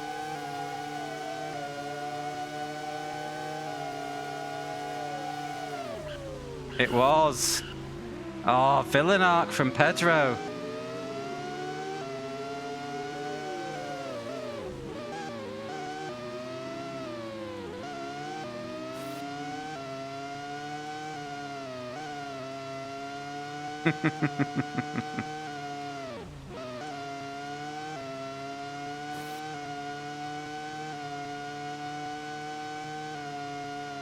Yeah, that lap was 4 seconds slower than the clear one. Oh well. Last to first, here we go. Oh no, third! The lap was good. Only 3/10 off pole.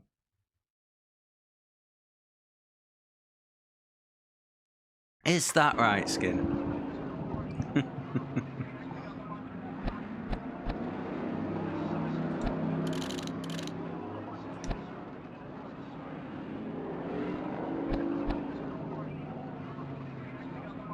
Right. Round 5. And after the disappointment of Monaco, we need a good result.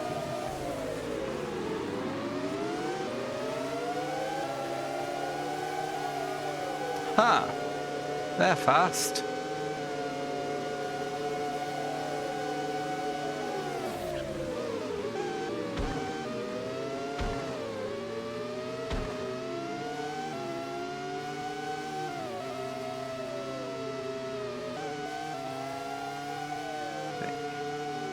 The thing is, I did lengthen the gearing slightly.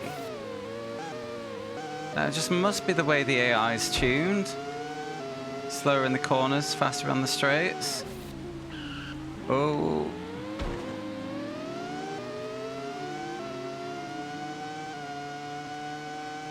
Have you just Googled it, Skin?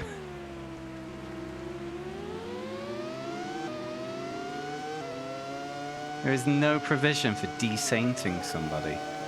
Wow. Well, that's a problem just waiting to happen, isn't it?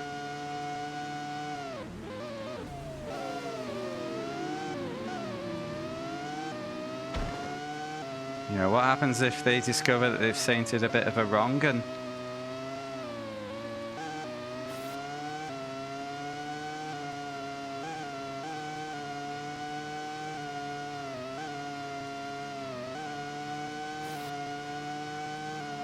Yeah. Like Mama T.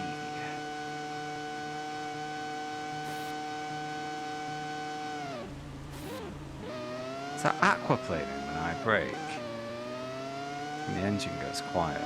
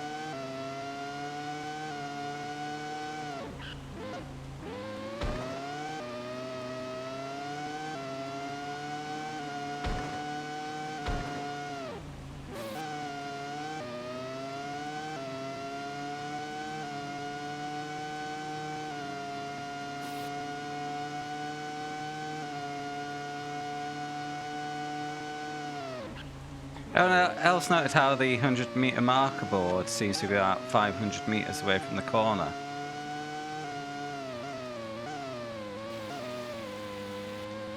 Maybe I'm exaggerating. Maybe more like 250. The scaling positioning just seems wrong.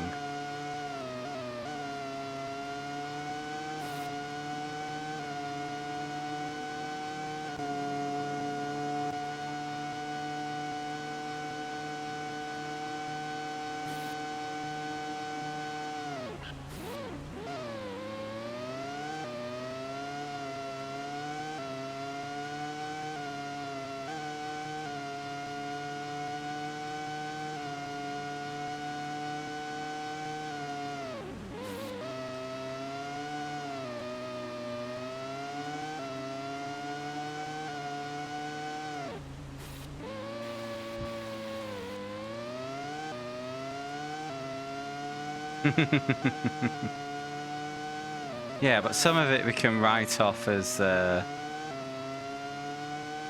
being PS1, can't we?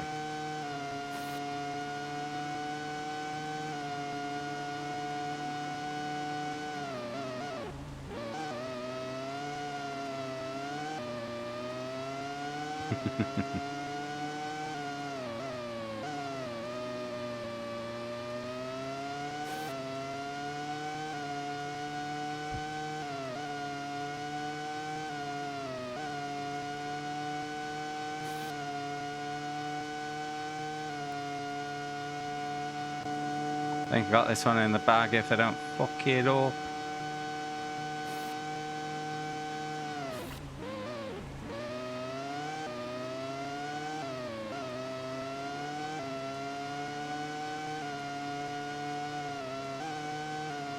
Yep, 10-second lead.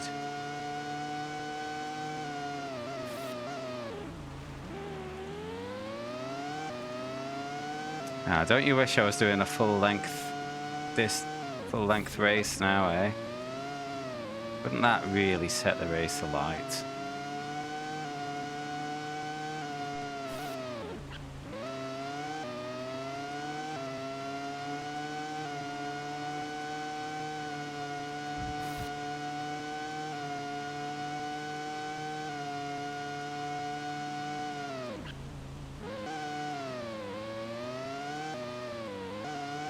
Imagine this, me lapping on my own. But for up to 10 times as many laps. That'd be so exciting.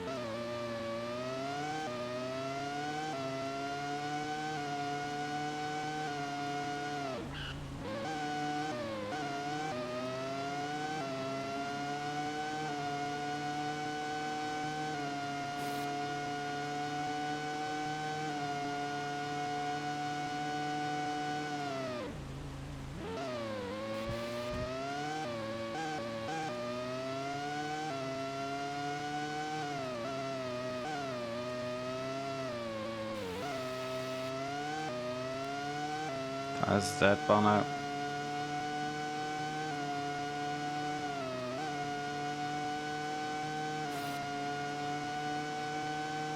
It's the final lap.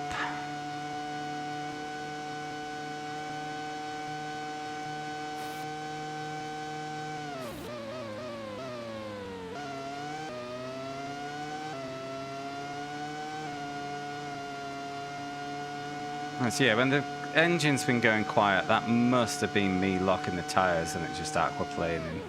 Because if I don't put too much brake pressure on, I do keep the engine noise for a normal. If it, like this. No, too much brake.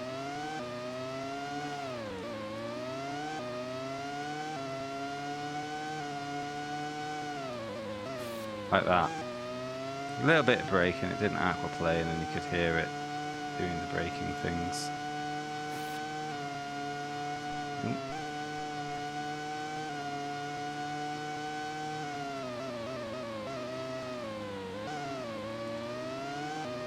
As I think aquaplaning is actually faster braking though.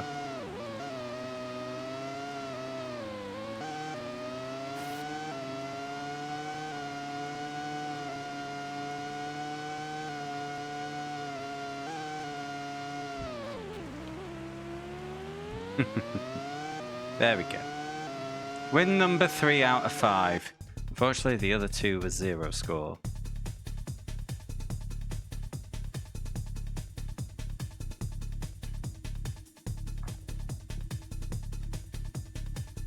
Oh, top of the Champo though.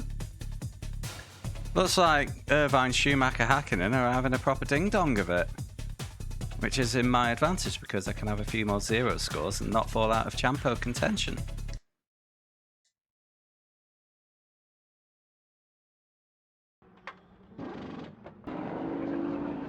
Right, Montreal next. I'm going to take a very quick break. I'll be 30 seconds. Just need to grab a beer. I'll be right back. Wrong one.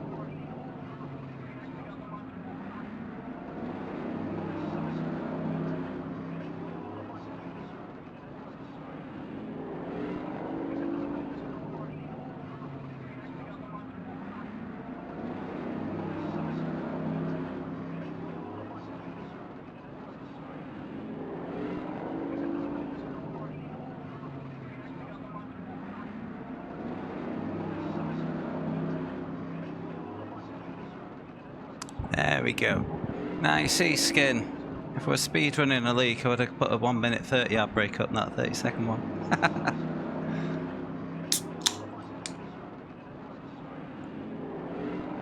Ace. Right.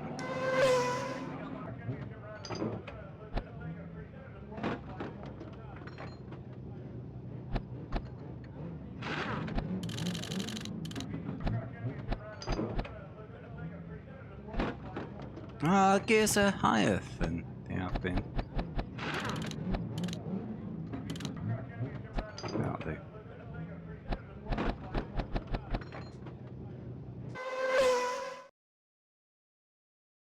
Right. The Grand Prix of Canada.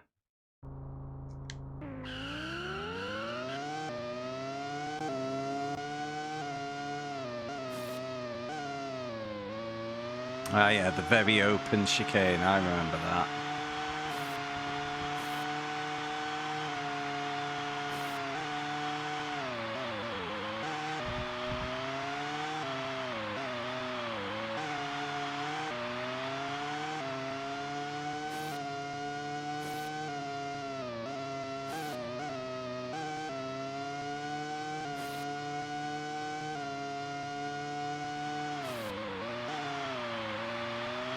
That's very open as well. Yeah, I've got the scaling completely wrong on this track.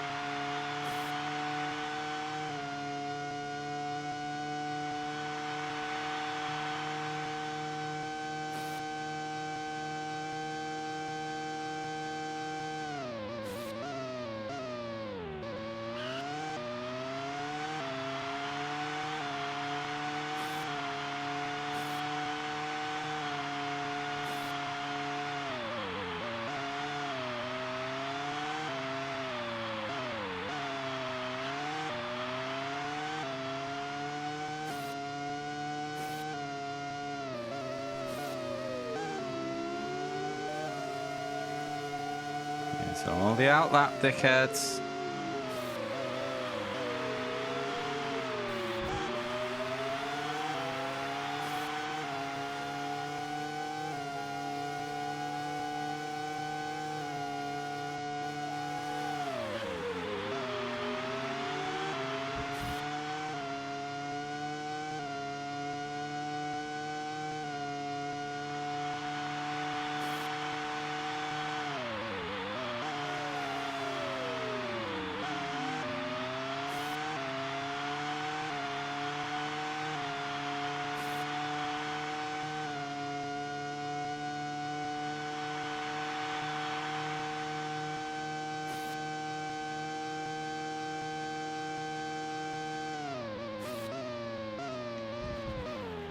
Okay. Is that it? Let's just do the race. Last to first, let's go.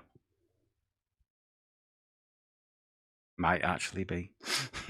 Where there's my lap. I did a 12. Ah, 21st. It'll be fine. Easy game.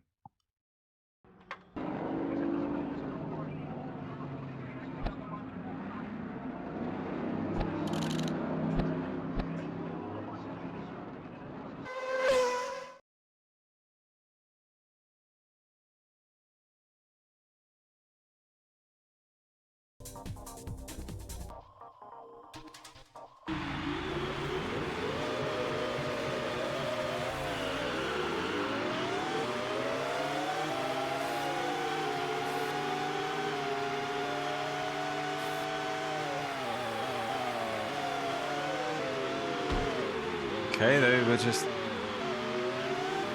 penetrating each other, and they violently broke apart.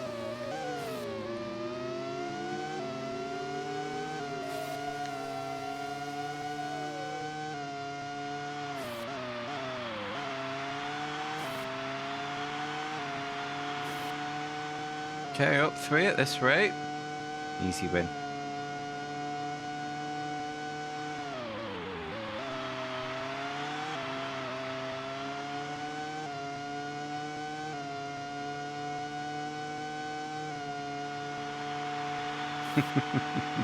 Always.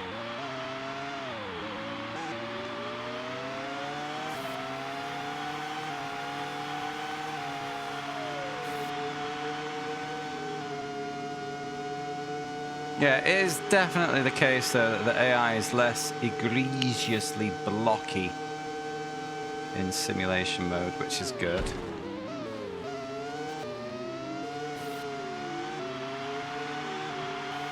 We did worry about that in arcade, and it's not been a problem.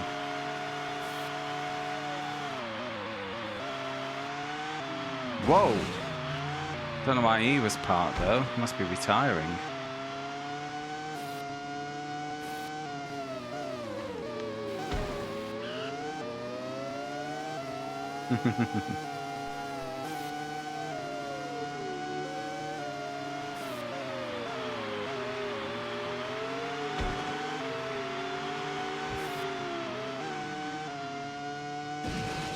Whoa. Okay.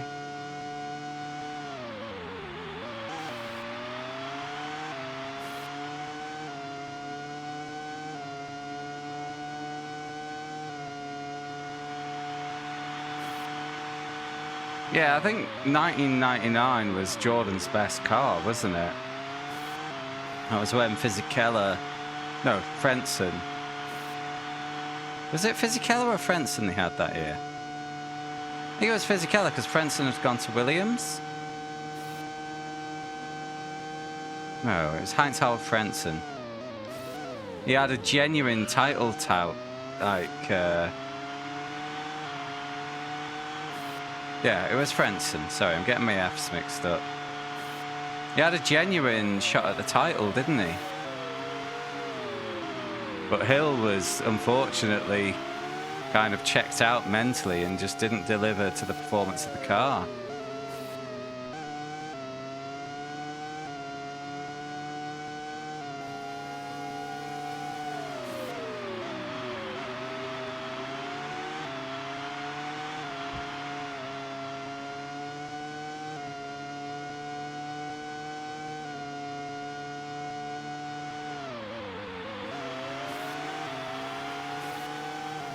Yeah, it was Frentzen.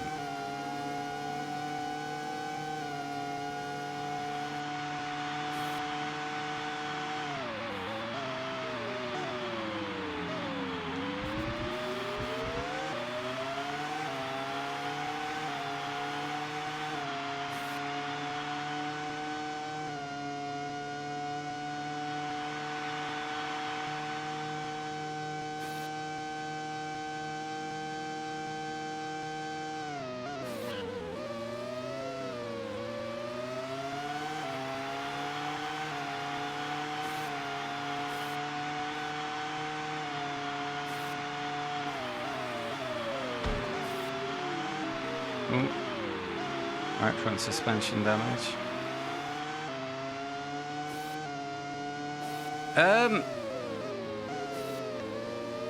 Yeah, well, I realised it was Motortoon 2 that I played, so I put it down as Motortoon 2 on the spreadsheet. The VOD got uploaded to YouTube as Motortoon 2. Yeah, it should be all good. So basically Motortoon 1 went back onto the wheel.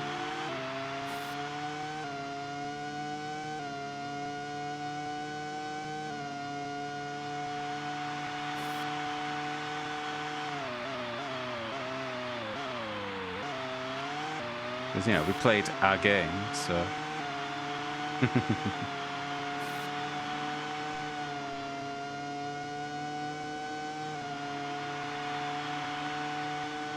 Maybe you should nominate it next time nominations comes around. That'll be for game 125.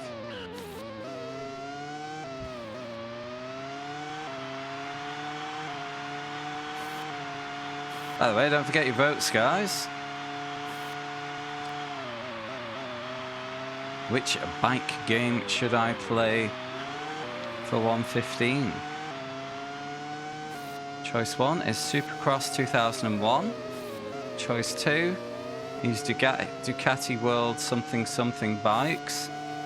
I forget. Shadow will be able to tell you. He's gunning hard for that one. And option 3 is Road Rash Jailbreak.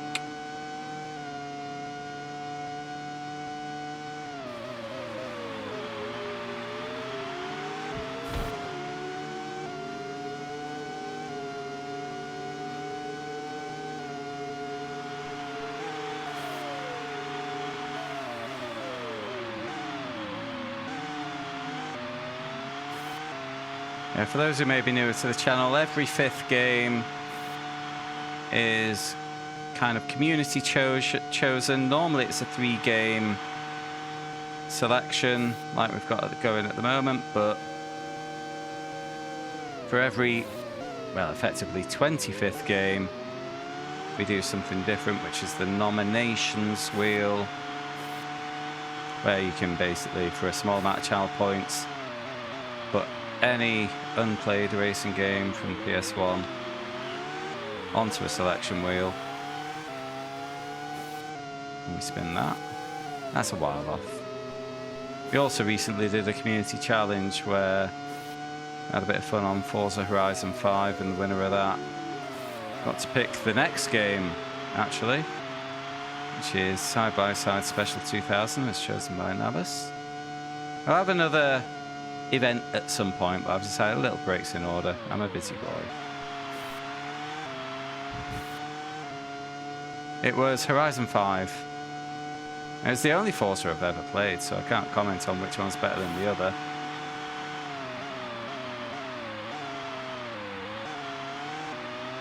But yeah, Horizon 5 is a really fun game, it turns out. Shock horror. It's well worth having a dabble, especially if you've got like Xbox Game Pass, which gives you access to it. It takes forever to download though if you don't have fiber like me. Oh, I'm in the lead. Nice.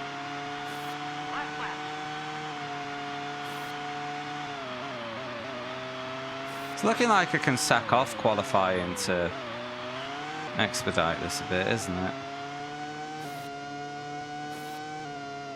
Yeah, same. I mean, it's like a time to my renewal. Like, I paid £1 for a 2-week free trial of Game Pass because this is my first time having it. Yeah, but when that ended, I was away on Brother Stag Do, things like that. So I also had a month of Game Pass Ultimate to redeem. So I held off redeeming on that so I could get the most out of it, but I've just not been back onto it yet.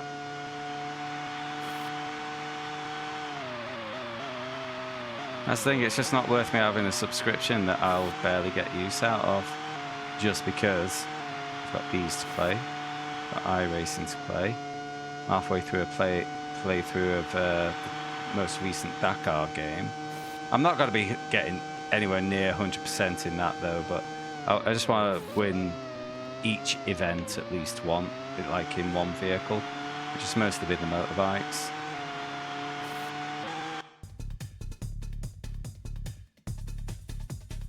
But yeah, Horizon 5 is a really good time. It's something I've said a few times now, is there exists more games than I have time in my life to play, and more are still being released, so, you know.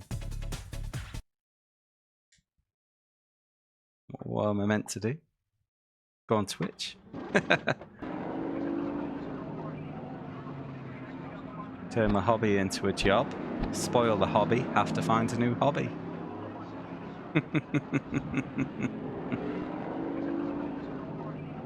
Hey Addict, how you doing, man?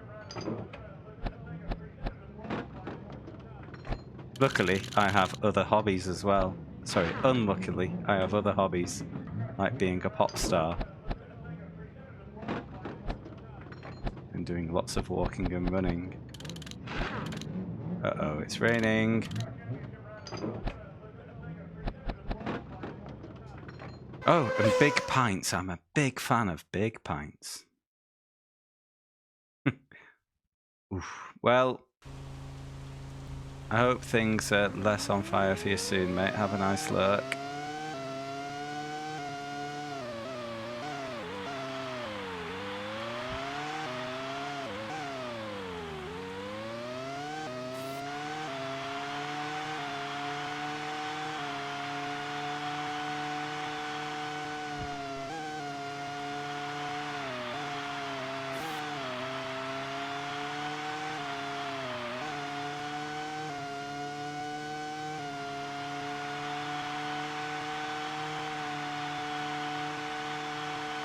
Oh, think about the speed limit. Top speed can definitely go up some.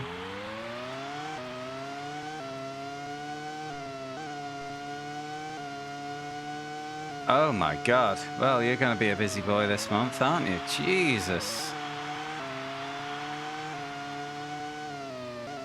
What's that triangle?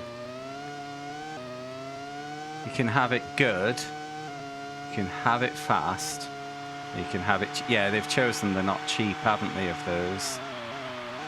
It can be good, it can be done quickly, and it can be done cheap. You can only have two.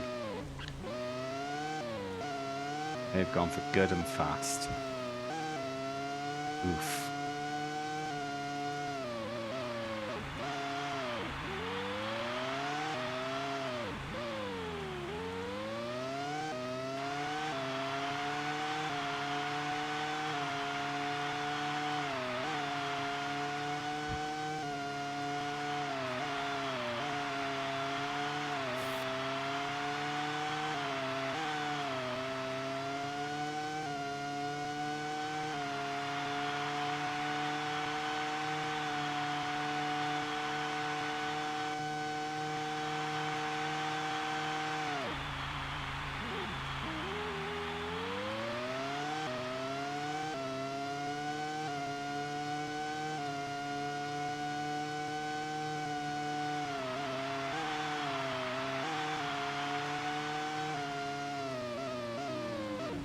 No.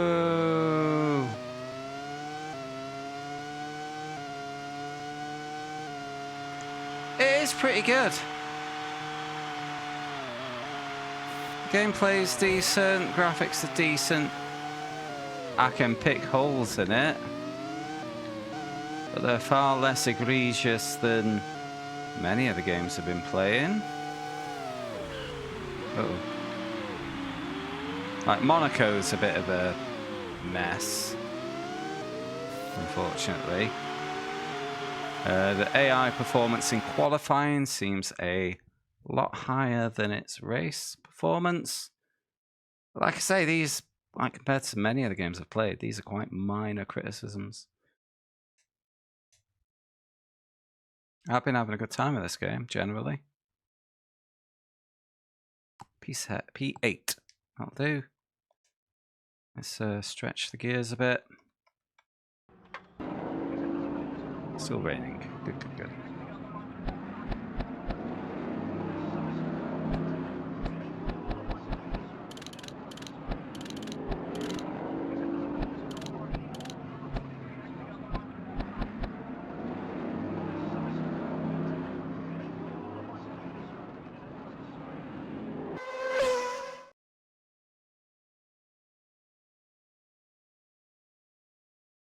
Starting to think, though, I might not be finishing this tonight like originally planned.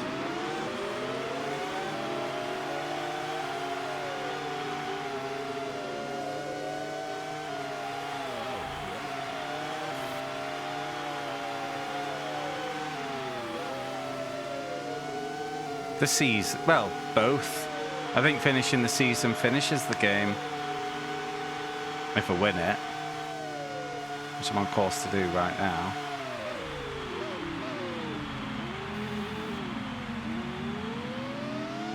I think I spent a bit long too faffing while I got settled into it, but no, I can power through. We'll be fine.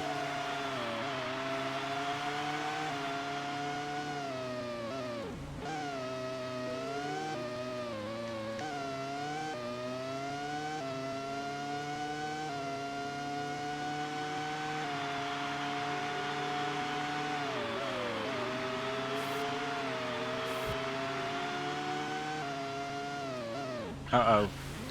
Uh-oh. Ooh, off track is bad in the wet. It's bad at the best of times, but you know.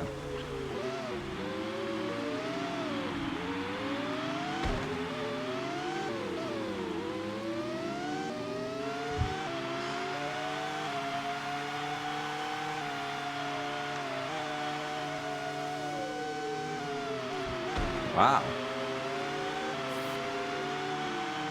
Speedy AI. Alright, let's start going for the top 3.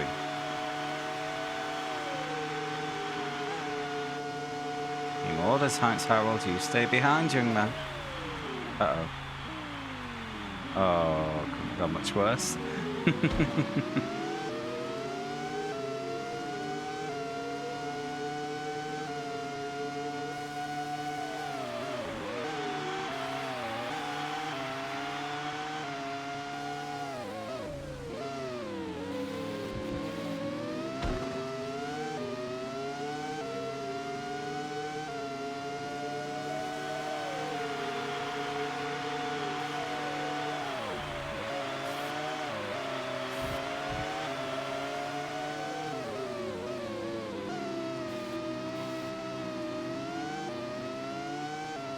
There we go. So while that was going on, we've been catching up to our Schumacher.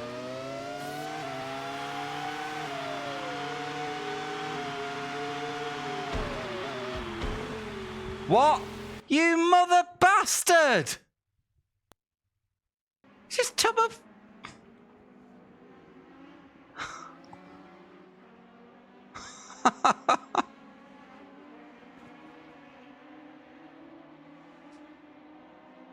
You utter shit schnitzel. Still top of the driver's champo. We move on.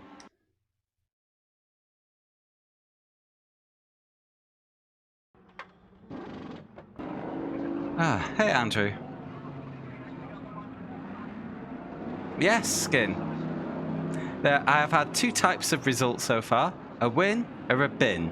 That one went in the bin category. I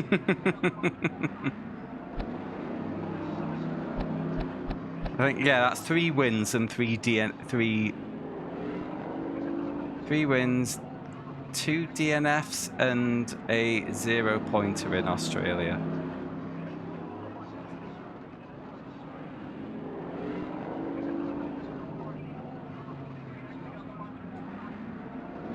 Yeah. Finished 7th in Australia, 1 in Brazil, 1 in Imola, DNF, Monaco, 1 Barcelona. Oh, 1 Canada as well. That was race 7. Canada was race 6.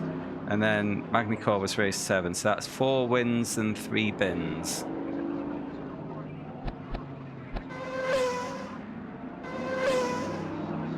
There we go. But yeah, oh, how's Villeneuve on 20 points? As you can see, there's a few drivers have all been taking chunks out of each other. So there isn't one dominant AI to go against.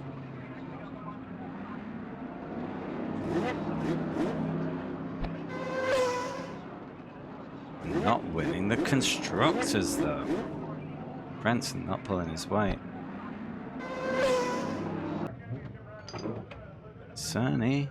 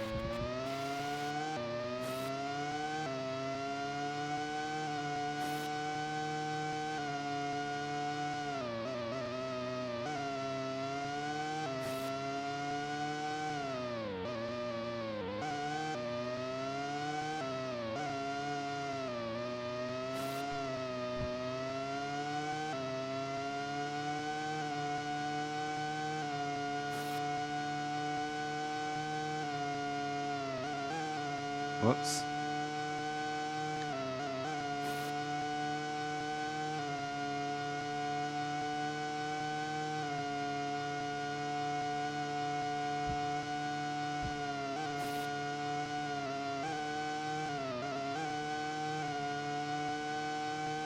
Oh, piss, I was trying to read chat and it was only Streamlabs anyway.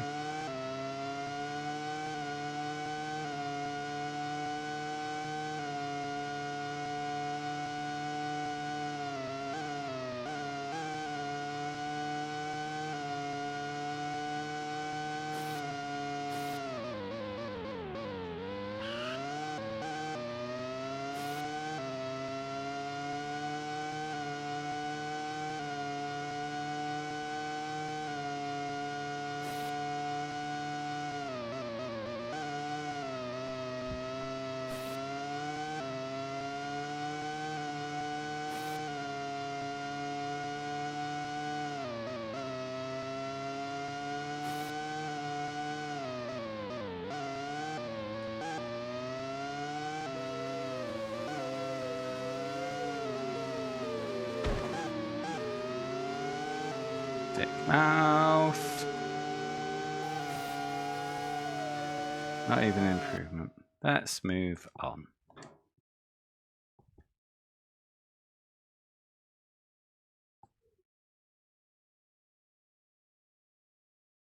Did Damon Hill ever win the British Grand Prix? I think he did, didn't he?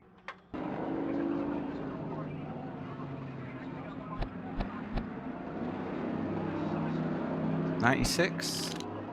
Yeah, I'm sure he did. He talks about it in his book. He got really miffed because someone had a go at him for not hanging around after the race when he wanted to go off and party.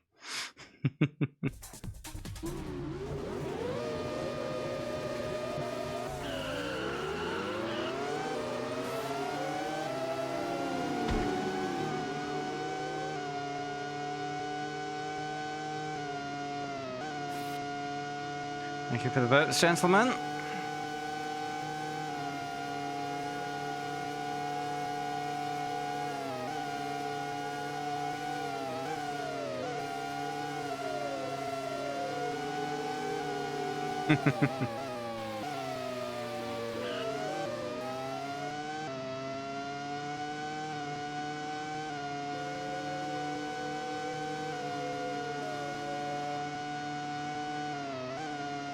I'm sure it's a bit different when you've just won your home Grand Prix.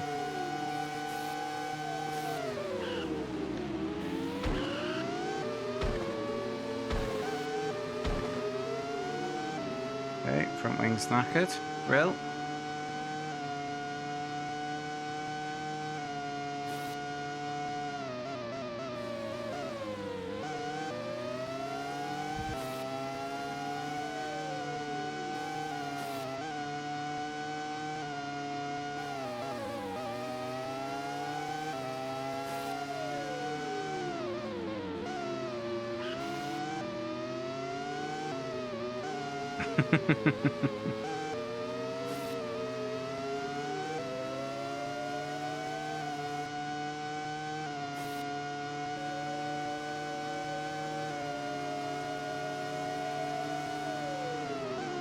Reminded me of James Hunt. Apparently he liked to go to bed shortly after a race as well.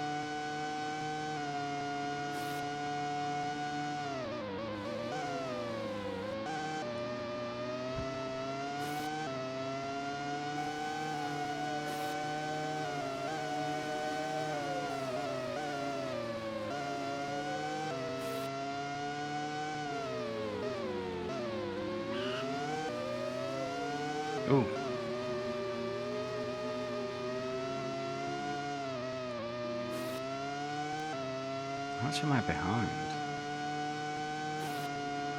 Oh, it only tells me the top 6 on the graphics. Nice. Thanks, game. Helpful.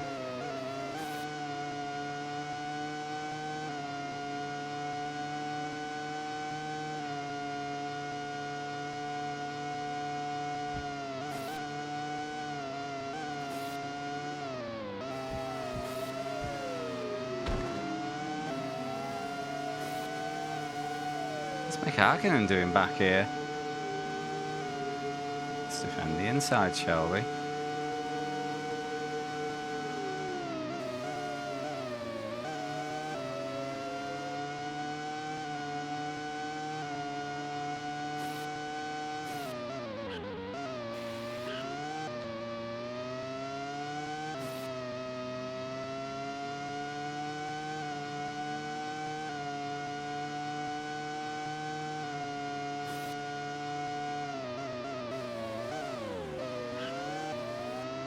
I have to get a wiggle on and get some points out of this.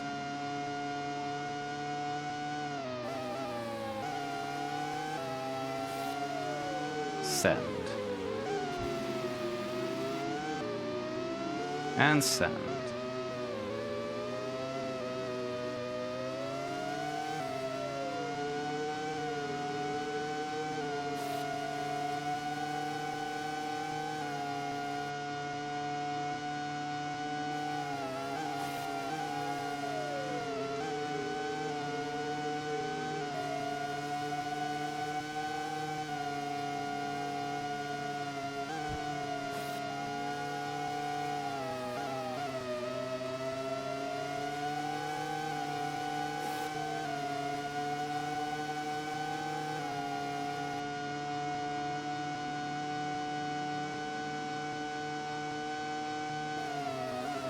Ah, oh, piss! Get out of my way. Don't seem to be any extra front wing damage, so I'll take that as a small blessing.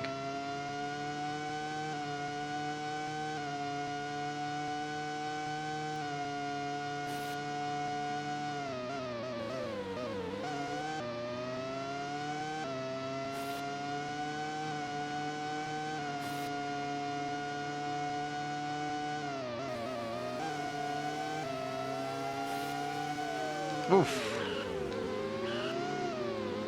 Lesser Pedro caught me out of it there.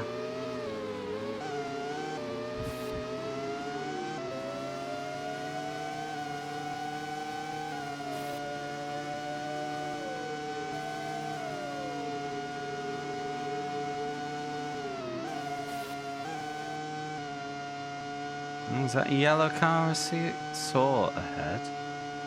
Not seeing them anymore.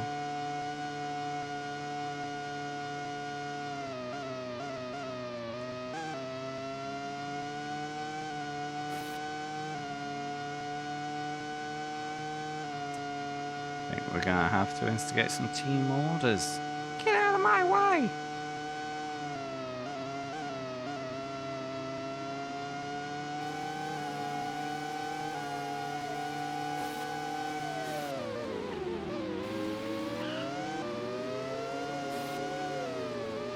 Ooh. They did not go all the way outside there, did they?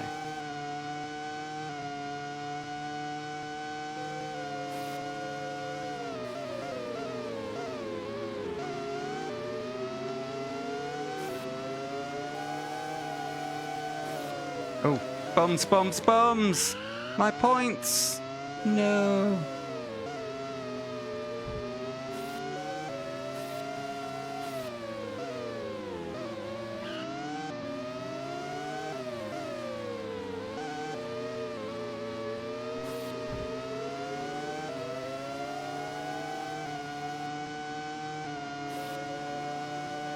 Last lap. Shit.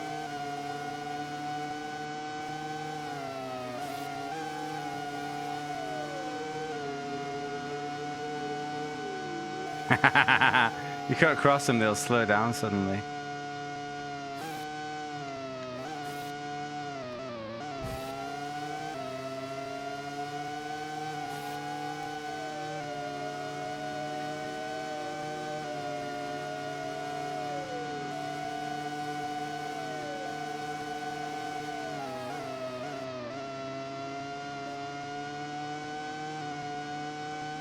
can still get 2 points out of this. Hi.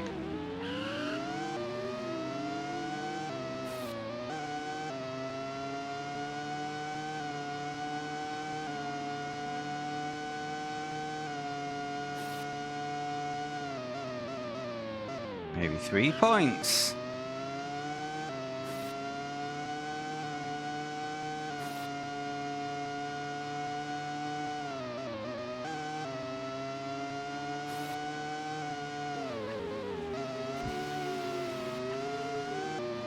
Send. Thank you. Maybe 4 points. No. Not quite there. Alright, a bit less clumsy. I think the win was on. Cheers for that vote, Dadson. Welcome in, mate.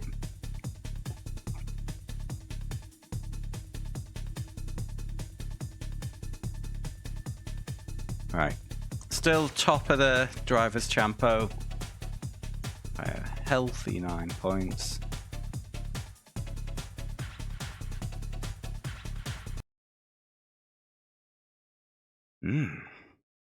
Where's next? Now, is that the halfway point for the season? I think that was.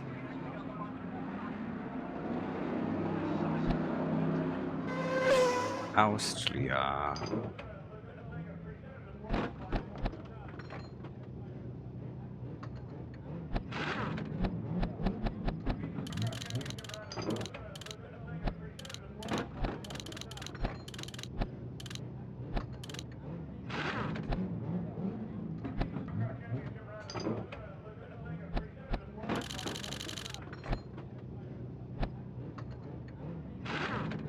Here's wet. This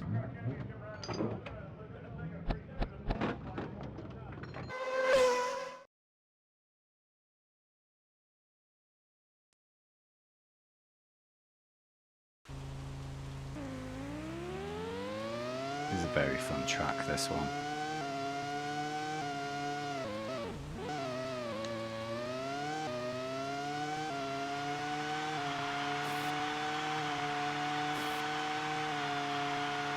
Although the kind of blur effect that the game uses in the rain is a bit distracting, to be honest.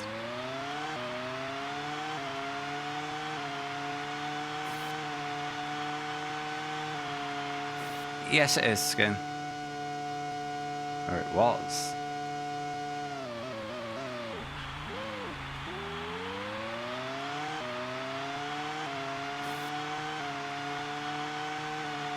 Now it's the branded energy drink ring.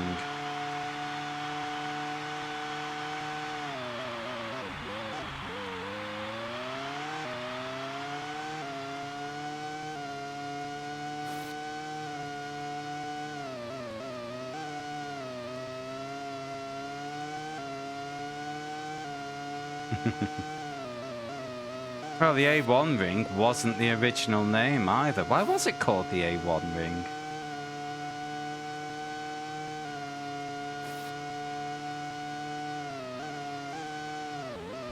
Is that a branding deal?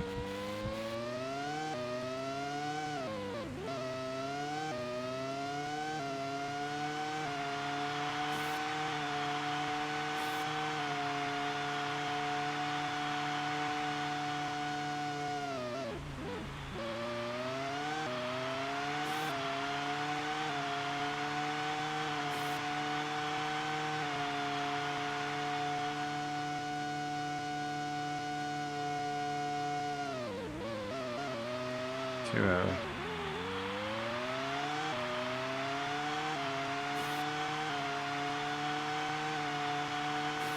Yeah. I mean, if there's a historic name you can use. Yeah, because the same happens in British football. And if there's a historic name you can use, people will just use that. Like when Newcastle's ground, St James's Park, got changed to be the Sports Direct Arena. Everyone just calls it St James's Park because that's what it's called.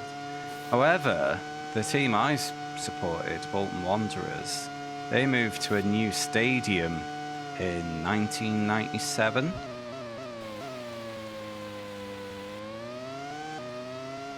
And the first name, so it didn't have a historic name.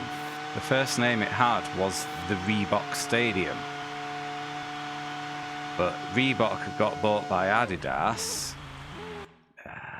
Fuck this. 4th, nice. And the sponsorship deal ended. So it went to a new name, and then you had fans on Facebook going, "Oh, it'll always be the Reebok to me." And it's like, mate, it's a fucking brand name. Who gives a shit? You know.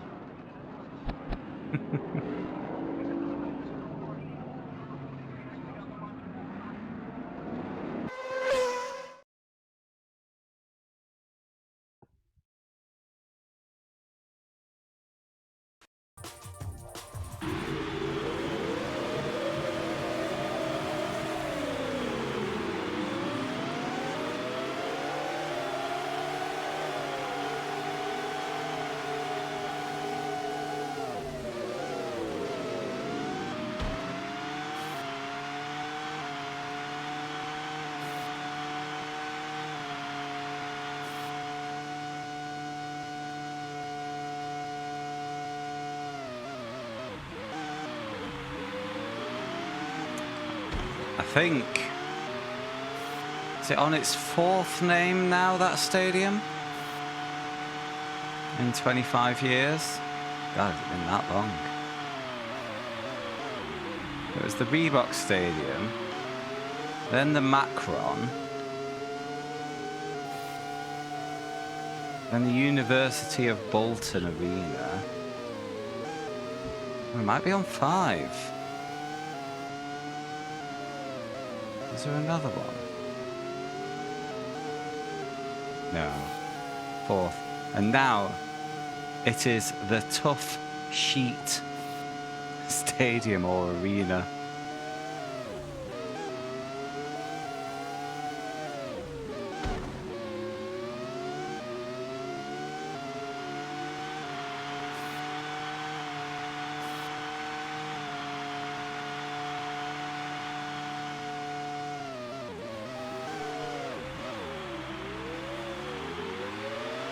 I kid you not. Tough shit.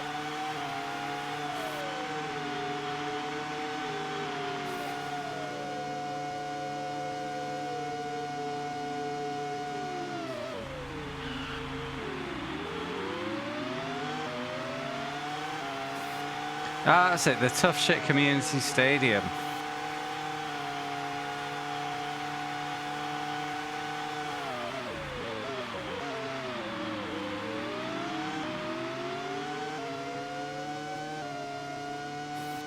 It'll always be the Reebok to me.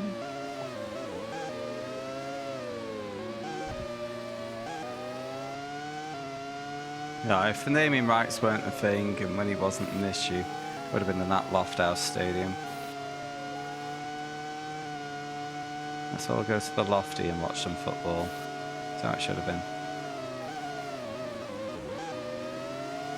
No, that has been a fair few years now, Mick. It's a tough sheet.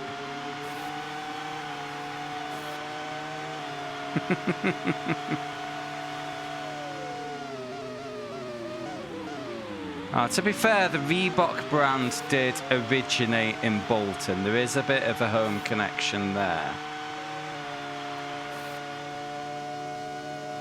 And until, even though it kind of, I think it became American as it became global. And then Adidas bought it. But before Adidas bought it, they did want to maintain that kind of connection.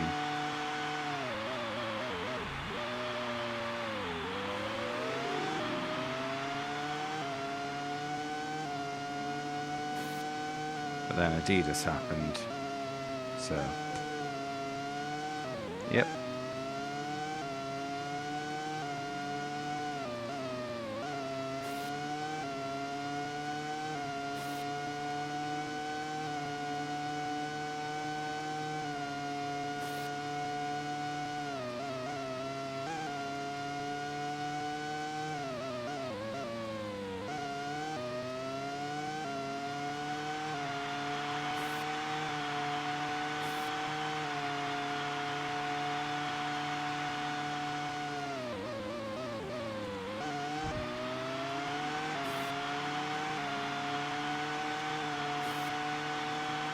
Yeah, brain in this game appears to be easy mode.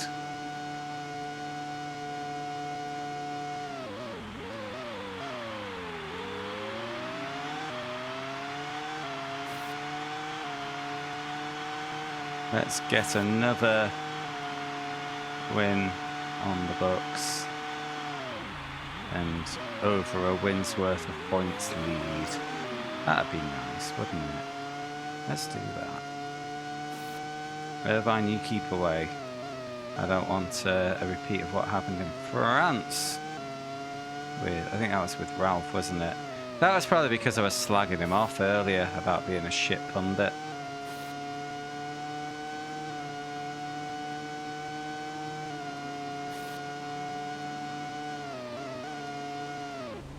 Uh-oh.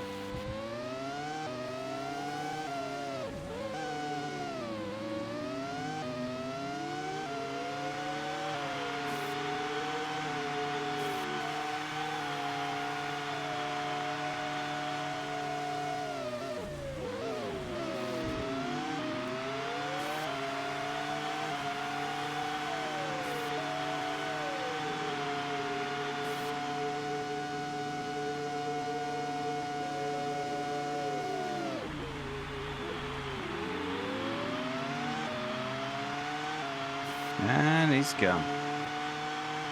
See you, lad. Villeneuve with fastest lap in the BAR.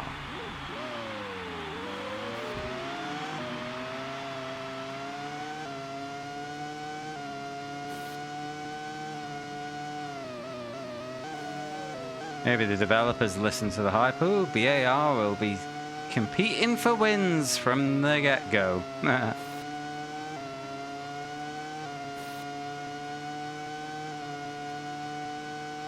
That's why Villeneuve's not worth listening to. That's what he was genuinely telling the media when he moved to BAR. Oh yeah, we'll be competitive from race 1. No, B. British American Racing.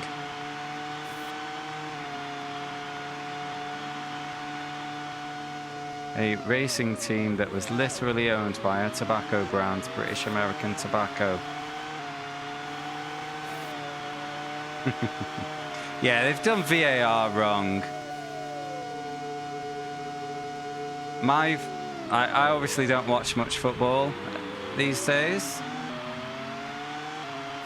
I think my opinion with VAR is you can't get rid of it now. The cat's out of the bag, but it needs fixing. You know, it kills the flow of the game. Like someone will have a little tumble, and then game stops for 5 minutes, and it's shit. I don't know what happened today.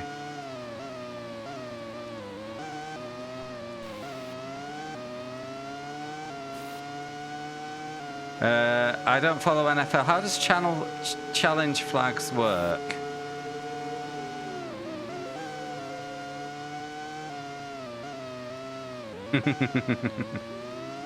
No, he said straight away, Mick. Anyway, I've thought it should be like tennis when you get like 3 uses. And it sounds like challenge flags is the same. You know, it's like a limited resource. So you only use it when you think you've got a good claim. I think cricket did the same.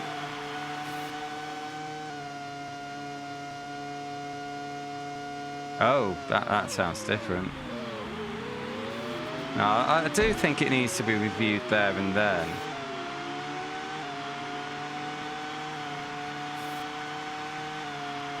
But they should, yeah, just make it a limited resource. But then you also need to deal with people just having like YOLO sends at the end. Say if you've got 3 calls per half,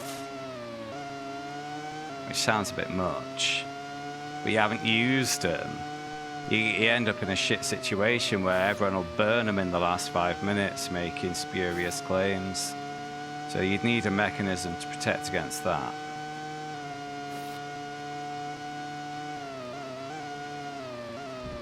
Oh, no. We're good.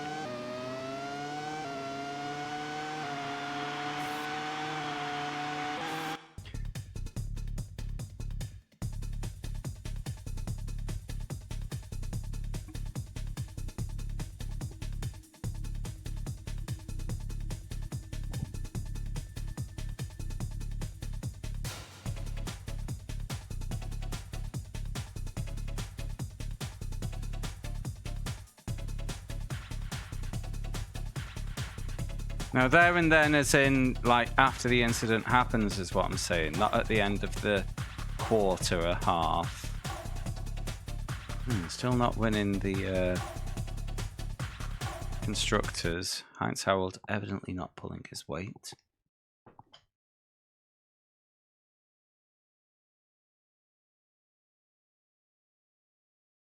Oh, okay.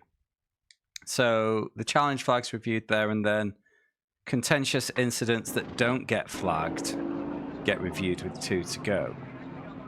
So they have a opportunity to right a wrong. Okay.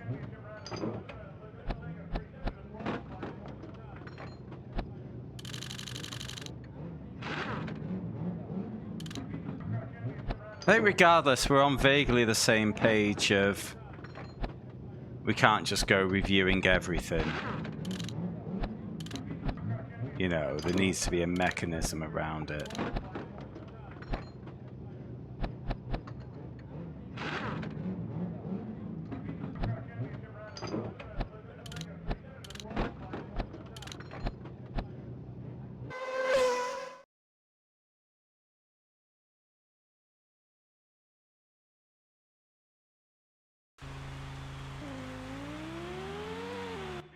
Three, 2 up. 90 plus 9? I mean, just the concept of a 90 plus 9 is wild to me. I mean, at this point, if injury time's going at this long, they may as well at this point do what rugby does and just pause the clock. Yeah, that's where we're at. Like 10 minutes injury time is just silly. If we're gonna be going that long, just pause the clock, rugby style.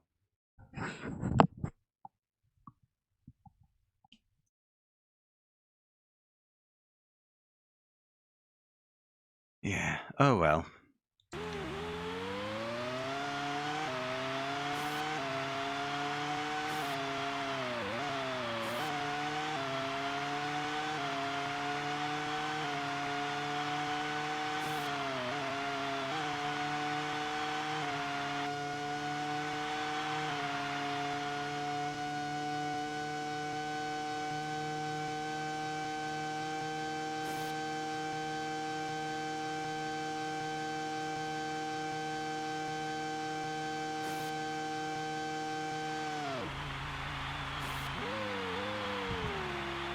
Wow.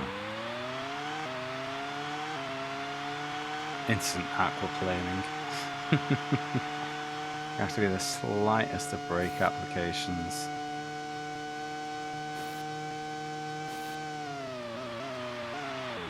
Oh, still aquaplaning. I'm feathering the brake.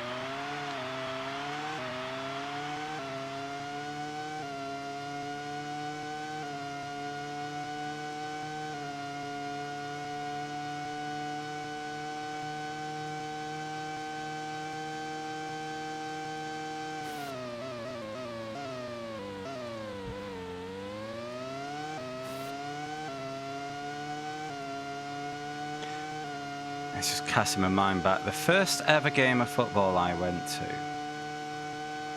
In fact, I'm going to do this anecdote after the stadium section.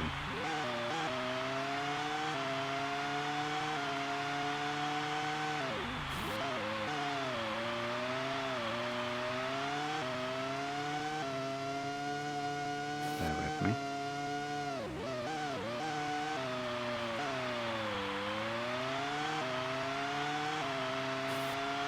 Yeah, first ever game of football I went to, I think it was in 1992. It was Liverpool against Manchester United at Anfield. Man United won 2-1. Ian Rush scored for Liverpool, I remember that much. And the person caring for me that day wanted to leave early to skip the traffic. Like, I was frustrated. It's like, there might be another goal. Why are we leaving? But no, we left early with like up to... Yeah, Dad, I'm old, shut up. We left early with like a few minutes to go. I'm just thinking, if we'd if you did that now, you'd be missing like 15 minutes of the game with all the plus 10, plus 12 injury times that you get now. You can't really call your early dodge because, yeah, you're missing half the game.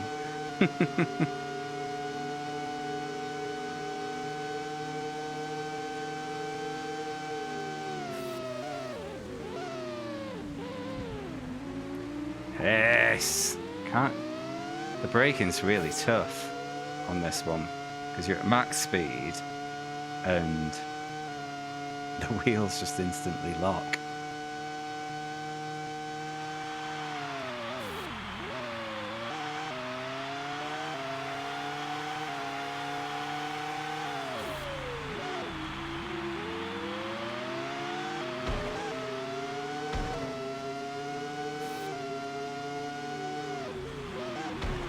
My God. Impeding on a hot lap.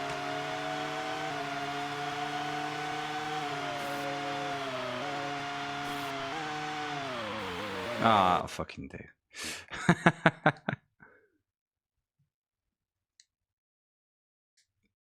Last to first.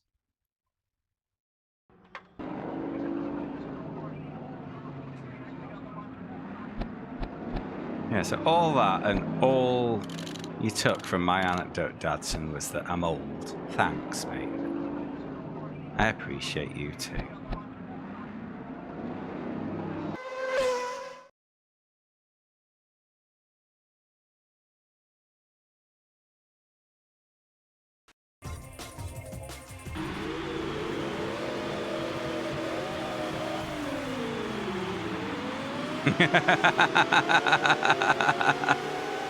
Old, but not obsolete.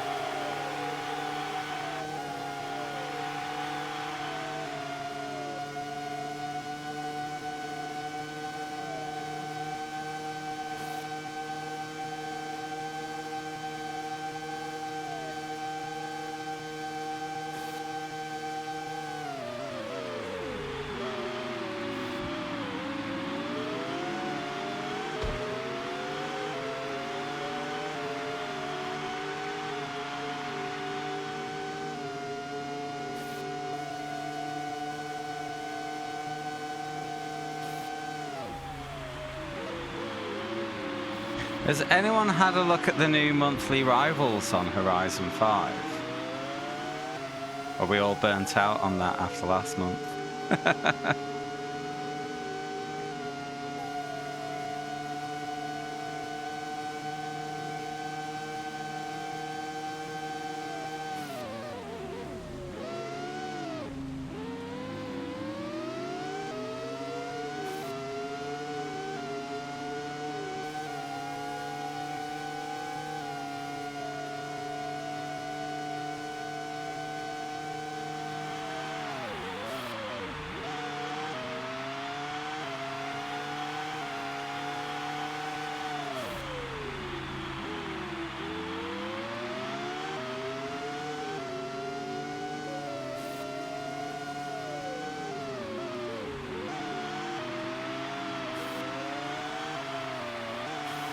FS Football Succubus?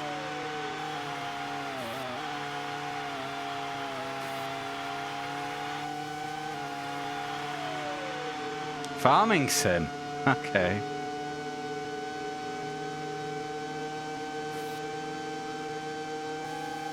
French sausage.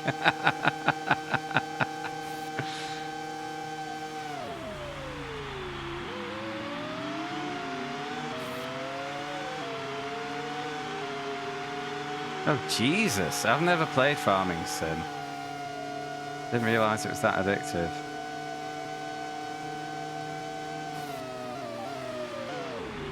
The only simulator branded game I've got is Euro Truck Simulator 2. I spent longer setting it up than I did playing it. I did actually enjoy it. It is just the old too many games, too little time.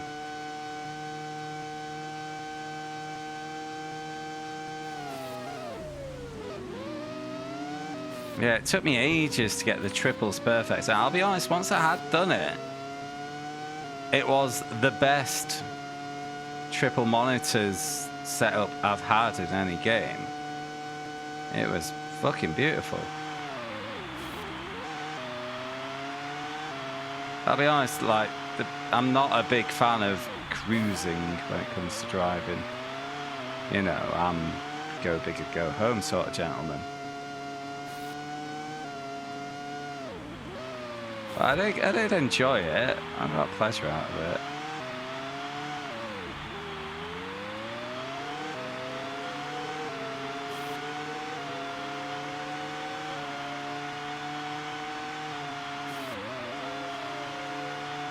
I did think the most fun bit of ETS was actually the parking puzzles.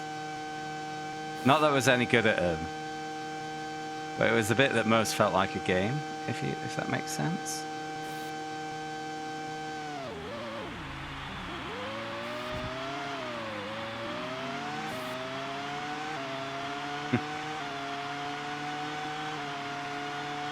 Yeah. You know, you're in a little narrow yard and you got to park in the bay. It's a bit like a puzzle, isn't it?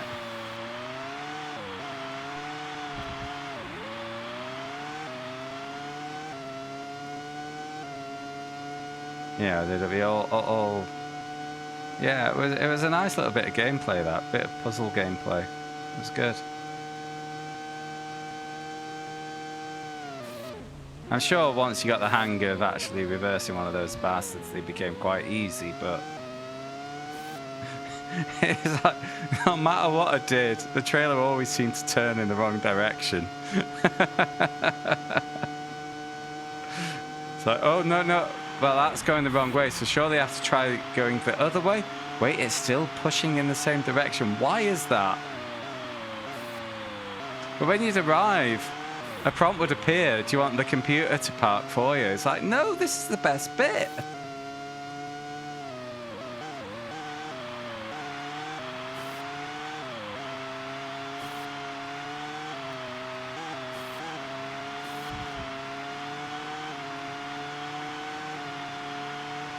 I was on my wheel though, Twisted. Gotta do it from cockpit view.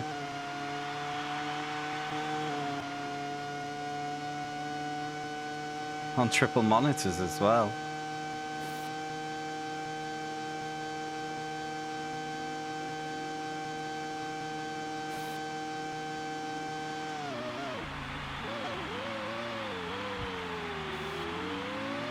Dual Arctics? What's that? Oh, like a double trailer. Oh shit. Oh, that sounds like chaos.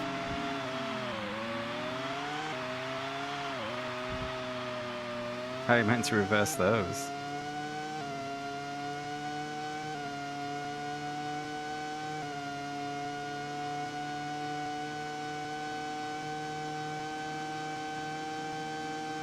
So why the dual? Is one like chilled and the other frozen?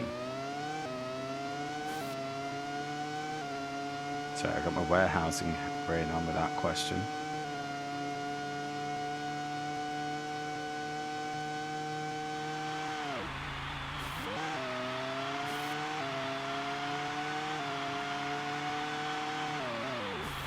Yeah, well, the thing is, if you got more stuff in, if you just need a bigger load, shall you just have one bigger trailer?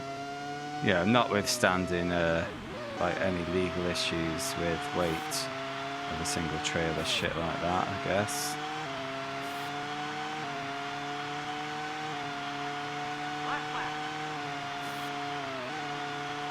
But you know, 2 trailers is 2 sets of refrigeration units, so there's a weight penalty already there.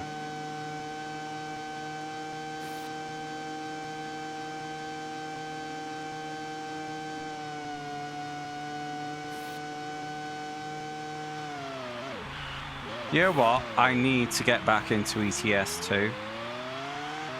just so I can remove it from my packed hard drive. No, finishing Dakar first, then Horizon up until my Xbox Pass expires, then ETS2. I did an ETS2 stream.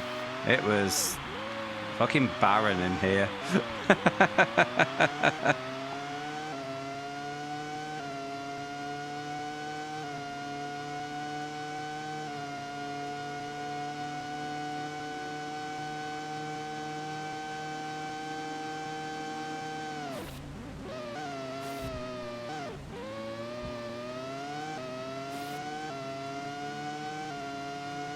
I had a couple of people stop by. Got mad stopped in. We had a bit of a chat. It was, yeah, it's a good chatting shit to your mates kind of content. But I don't think that sort of stuff really suits me. Same way I think that JRPGs wouldn't suit me streaming because it can be a bit dry and I'm not that interesting on my own.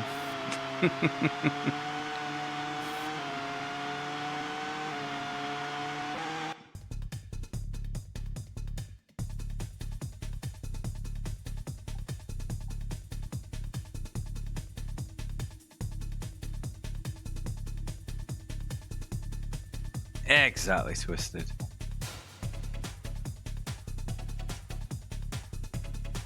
Ah, Jordan, top of the constructors, get in.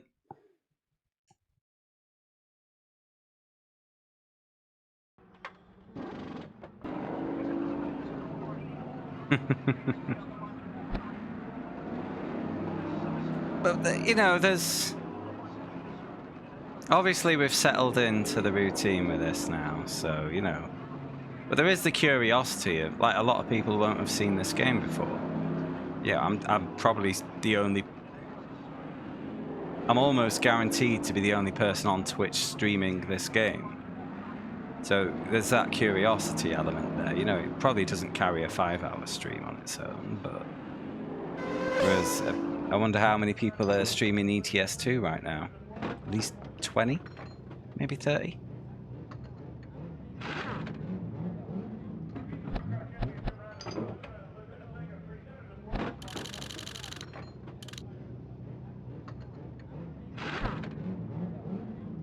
Yeah, I mean, there's a value to being... It's raining again.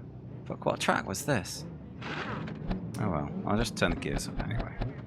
There's a value to being the only person doing something. It's what I've really enjoyed about my challenge, because this is definitively mine, and I love that. You know, when I stream iRacing, I'm just another fish in the pond. But when I do PS1 challenge, it's mine.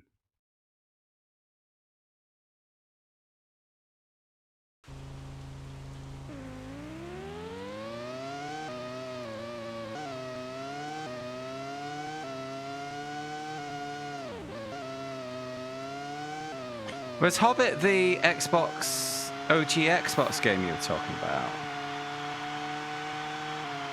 Exactly, Twisted.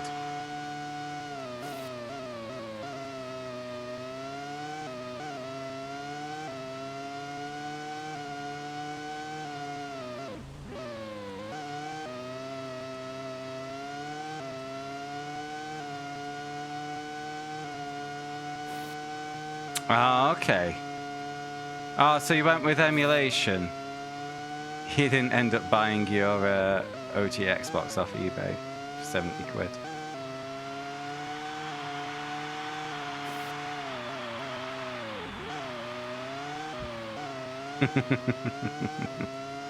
Fair. Especially after that monitor you bought. Fucking hell.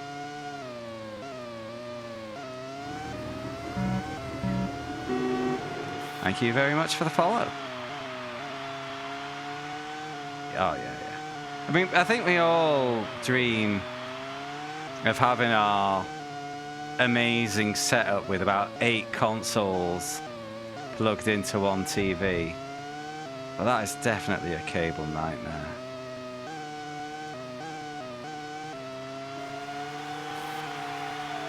you know, my triple monitor setup for the sim.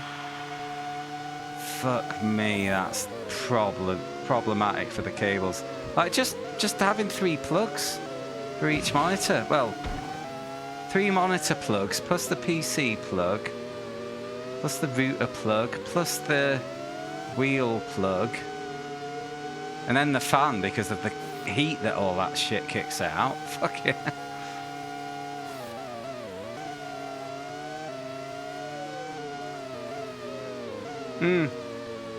Yeah, shout out to convenience.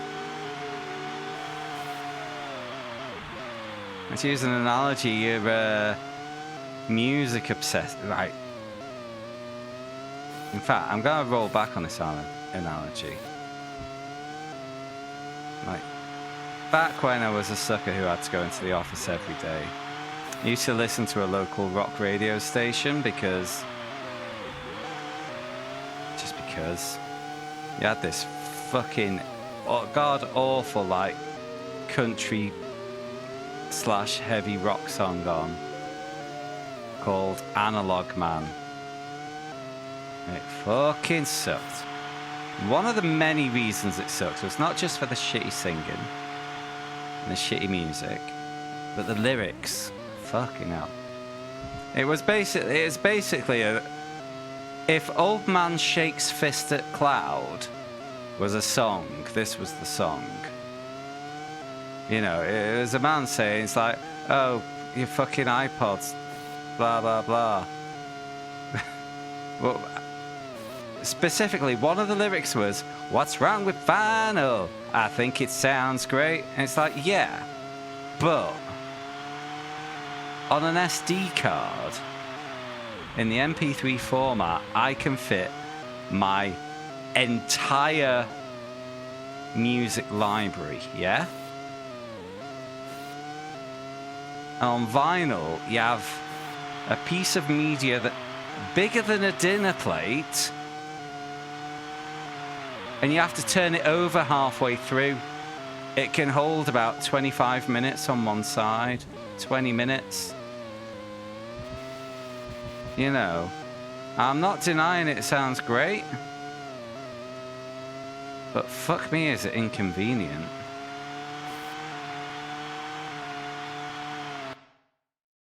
Right, I've missed a few. SNES and MD with EverDrives. Oh, yeah, there was... Oh, you still got the cabling issue, just not the cartridge issue. Ooh, 5 consoles into a TV skin. Gee, you madman. Twisted 5 into a TV. Oh, it sounds like hell, all these cables. But yeah, even if you're swapping them out, then you've got administrative nightmare. The one very true thing is if you want to make use of something, it really helps to have it set up ready to go. It's one of the reasons I have my sim rig, because like when I first got a wheel, I would have it stuck like in my shared home before I had this flat. My wheel, I would keep it on top of the cupboard. If I wanted to play F1 2012, I'd take it down, I'd attach it to the desk, I'd plug it all in and settle down. And, you know, sometimes it's like, oh, I fancy a go, but I can't be arsed setting up. Whereas with this, well, it's still not quite there because I have to turn on about 8 devices, but at least you can just sit in and turn on a load of shit and go. I don't have to do that at least.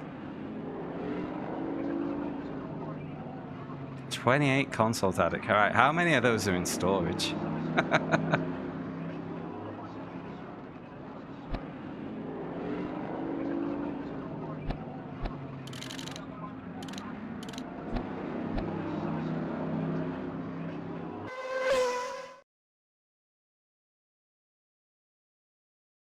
Share a HDMI. So you have to pop out the HDMI from the back of the console and pop it in another one?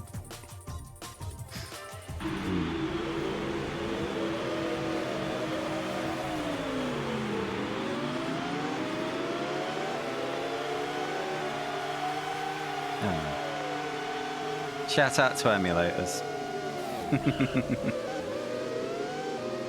What a great bunch of lads putting the emulators together.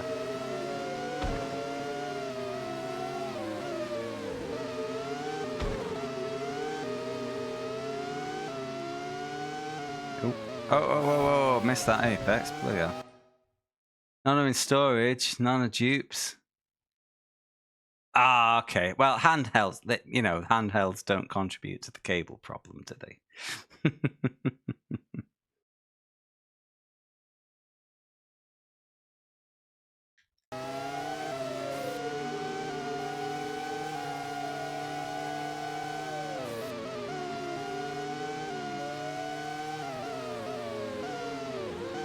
What do I own at the moment?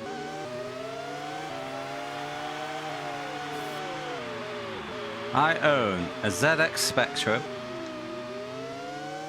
Master System Mega Drive, PS2, PS4, Nintendo DS, PC. But the only things plugged in are my PC and PS4. And my PS4's not even been turned on for a year.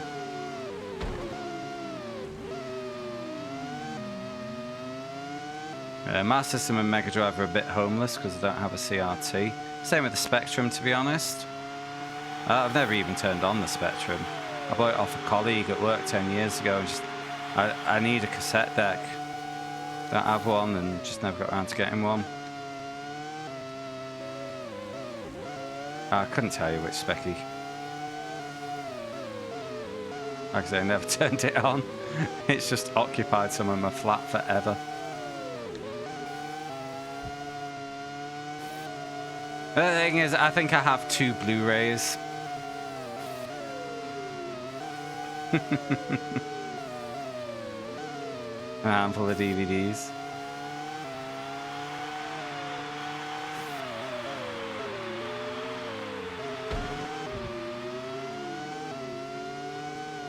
I think both of the Blu-rays, one is a film about the McLaren Formula 1 team, and the other is about the Williams Formula 1 team.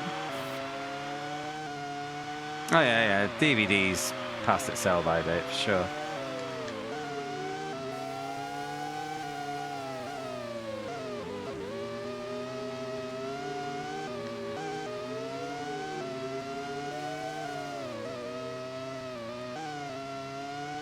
I only watched it once. It was when Claire Williams was still in charge. She's been out for a couple of years now, hasn't she? Since Doralton came in.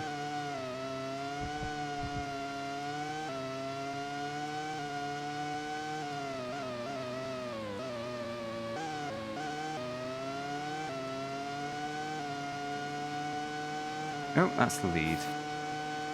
Nice.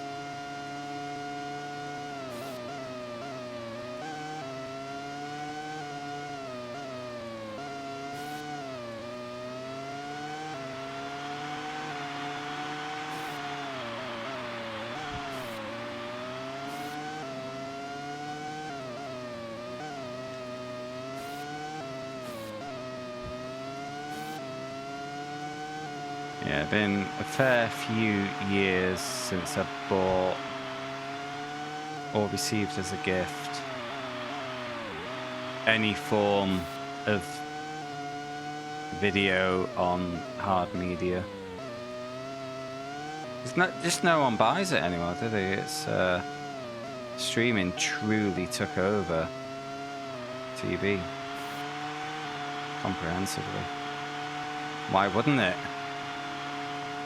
All you can eat TV for a month for the price of one DVD.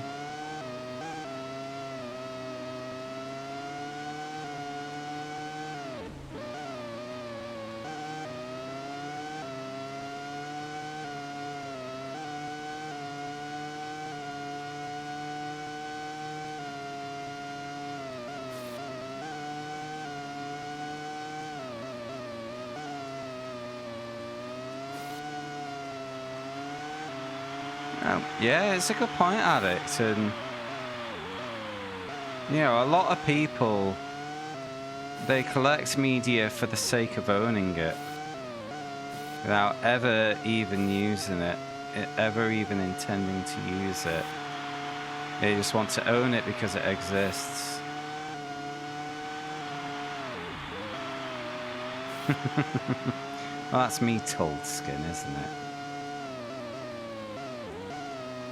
Yeah, I mean, hats off to Koos, who is a guy trying, like, he was PS2 collecting. And he looked at it and went, why am I owning all these if I'm not going to play them? So he is trying to play all 2,200 of his PS2 games.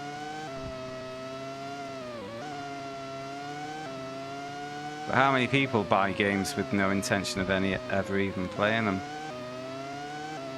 And the thing is, that's what drives up the cost of these games and stops them getting into the hands of those who would play them. And it's obviously they're not anymore being printed. But at the same time, I also get the joy of collecting. I don't know why it's so nice, but it is.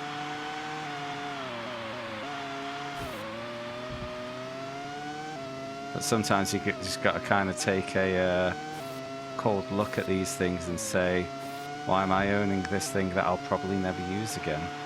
And I do it. I've got stuff that I own and probably will never use again.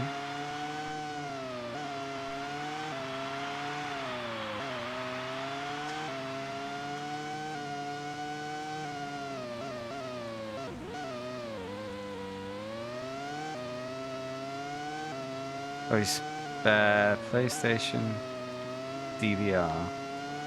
$450 he dues. Nice.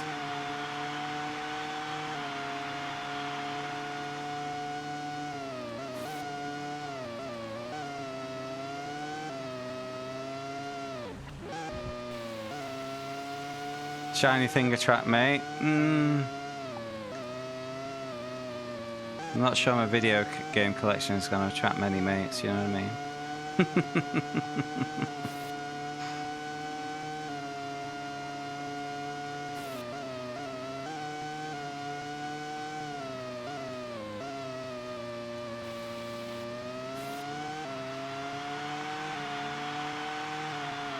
Hey Beardy, how you doing, bud? Yeah, 1999.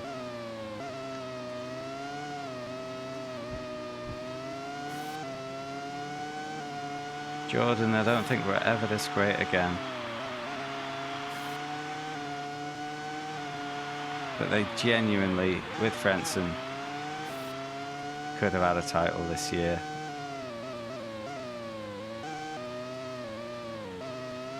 Yeah, it was an outside shot, but it was a shot. They were, if not there, they were thereabouts.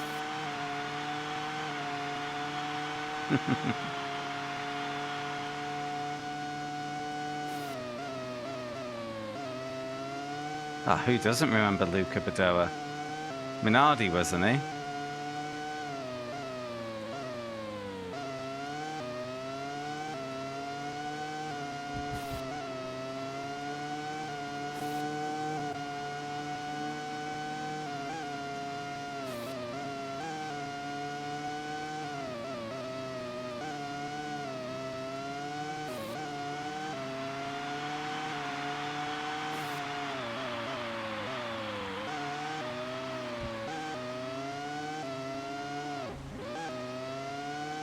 I'm actually going to lap someone in a 8 lap race. I am. 43-second lead. Fucking hell.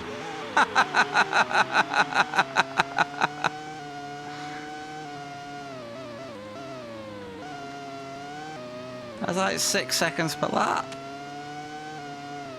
It hasn't all been like this. I seem to have a rain advantage.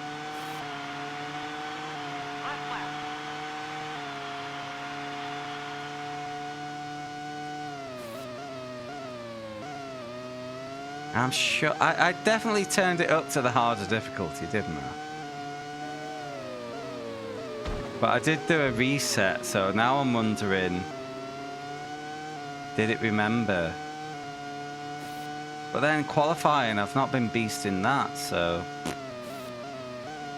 whatever. I've played the game. It counts for the challenge. I'm not starting again. But yeah, there was only 2 difficulties, amateur and pro. If there was 3, I would have gone down the middle. I always do. I can't go on the easiest. Just something in my caveman brain was going, coward, coward. So pro it was.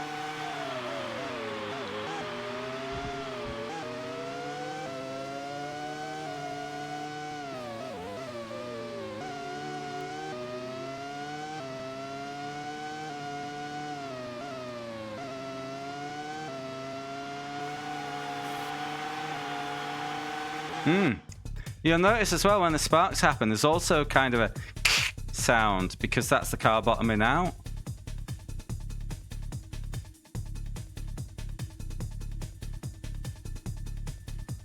Oh, it's quite cool.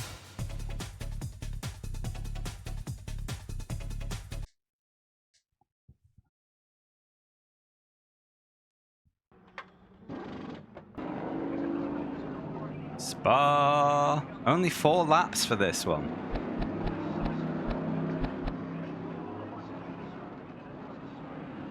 This circuit has been described as a man's circuit. Negotiating the bowl of red water and the steep incline requires plenty of guts. It is a very fast-paced track, which is hard on the car because it allows little time to draw breath. It is considered to be probably the best and most complete circuit.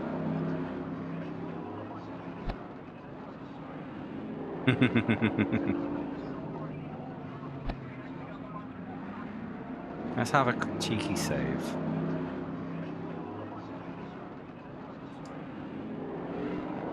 I was hoping to be able to check what difficulty I've got it set to.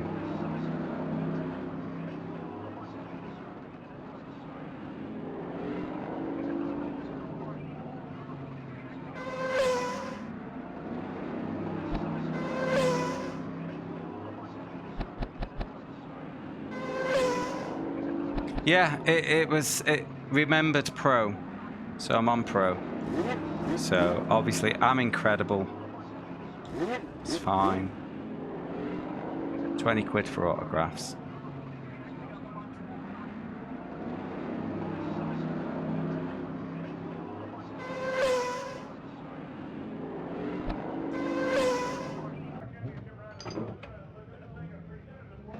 $18 for you, Mick Pliskin.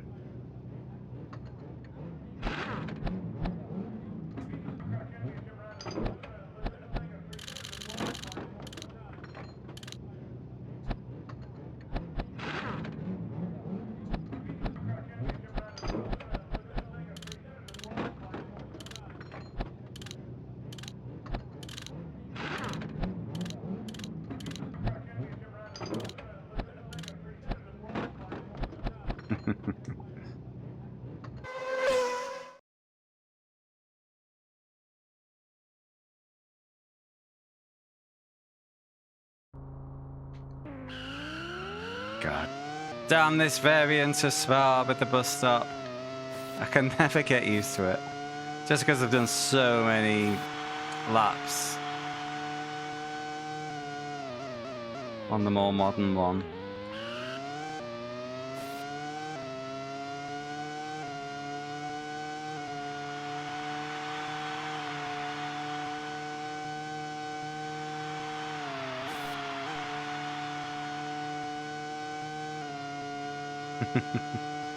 I've been due a bit of dry running, come on. I'm not sure if the weather in this is dynamic, to be honest, because whenever we've had rain, it's been raining every session. Certainly never seen a mid-race weather change, but we've never even seen the weather change between qualifying and race. So, not sure it's a thing. Yeah, scale's way off on this track again, isn't it?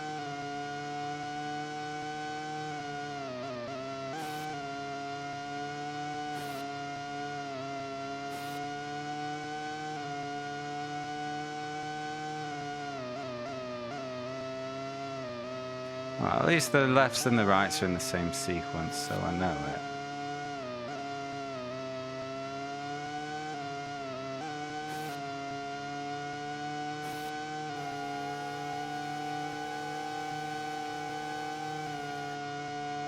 I have to push the... I'm not sure. I can push the gears further, to be honest. Remember what happened in Brazil? It wouldn't automatically shift to gear 5 from 5 to 6.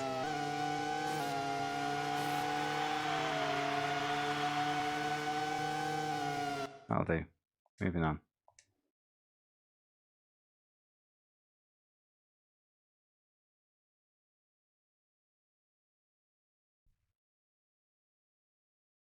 "19th. I'll take it.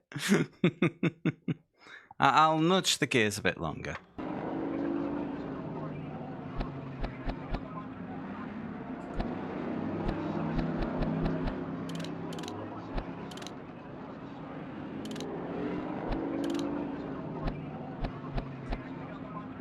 Probably get a bit of top speed out of it.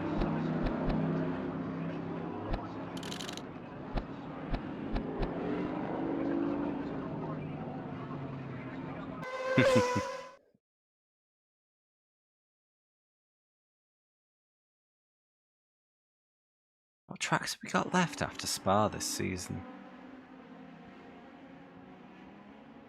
Frenson on pole.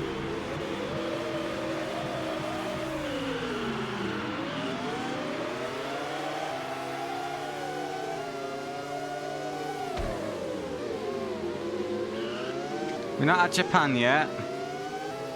Malaysia was this year, I believe. We haven't had him, Monza. We have had him, though. Yeah, we might be down to those 3 remaining.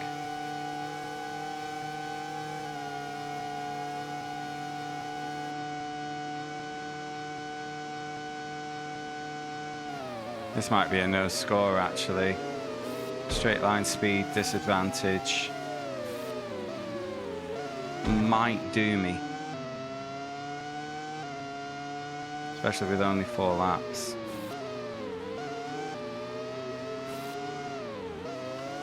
Anyway, going back to Skin's point, I'm guessing the ideal ratios would change depending on things like how much wing you're carrying, you know.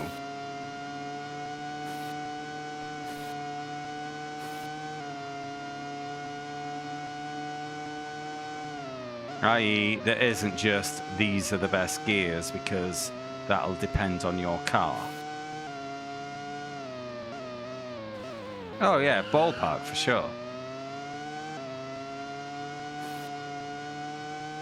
Especially with simulation tools as well. But in the current era, they don't have the freedom of choice with gear ratios. I think they have a lot, like 3 sets or something. They just pick which of your 3 sets is best.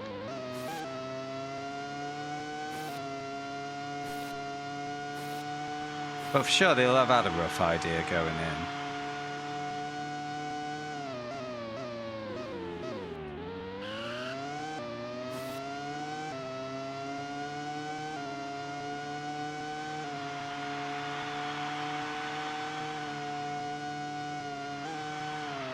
Is that the Papyrus one you're thinking of there, Twisted? Yeah. Oh, they kind of went on to become iRacing, didn't they, those devs? And yeah, those guys were all about maximum sim, definitely.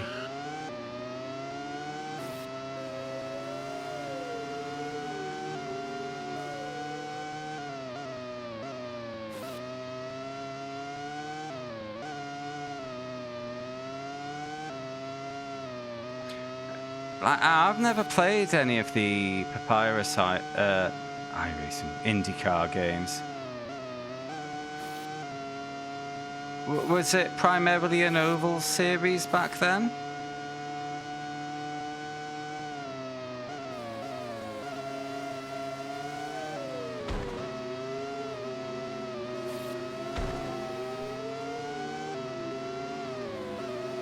Oh, they did GPL. Gosh.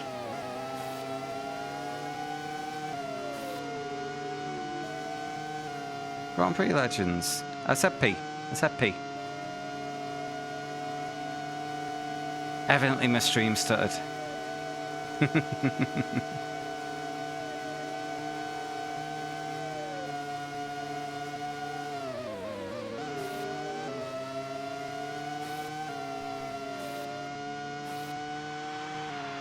Yeah, and yeah, NASCAR as well. The reason I asked, like, was IndyCar primarily oval at the time because it's more of a general observation I've had about oval racing in gaming, because when I've done ovals in iRacing, it's generally pretty thrilling, like proper high tense stuff. But like when it's more of an arcadey console game, you just kind of drive to the front and stay there. It's not very fun. And yeah, the point I'm looking to make is that it's kind of the nuance that makes oval racing entertaining. You got a bunch of guys with not much separating them, and thank you very much for the follow. Fuck, where was I? You got a bunch of guys with not much separating them, so it's the fine details that makes the difference. And when it comes to oval racing in video games, it's only the more simmy ones where that nuance can come to the fore.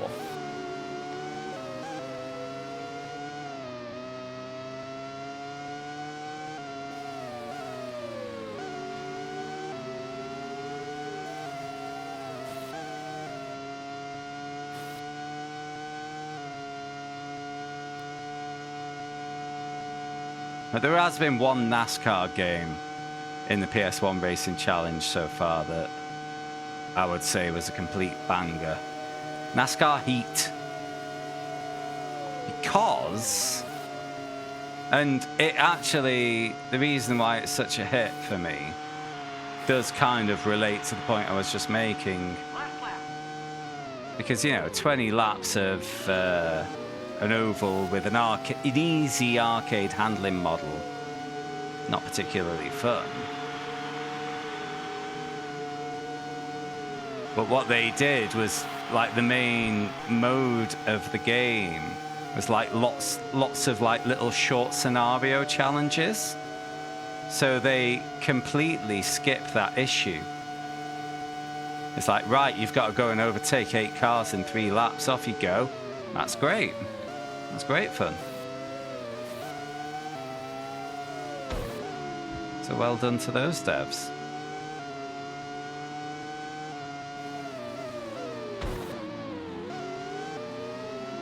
You know, it had a championship season mode as well, which was, you know, fine. But the challenge mode, yeah, that was fucking great. But all the challenges as well was, they were introduced by, like, the TV presenter of the time or actual NASCAR drivers of the time.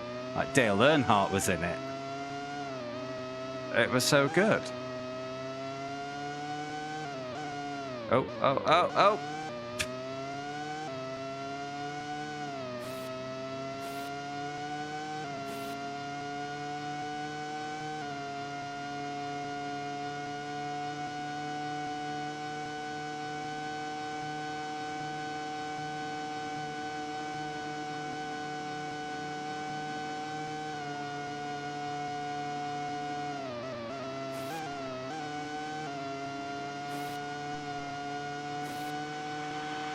Alright, 5th is fine. 5th is fine.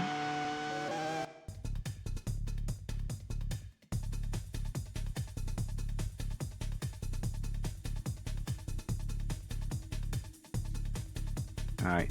Oof. 31-point lead.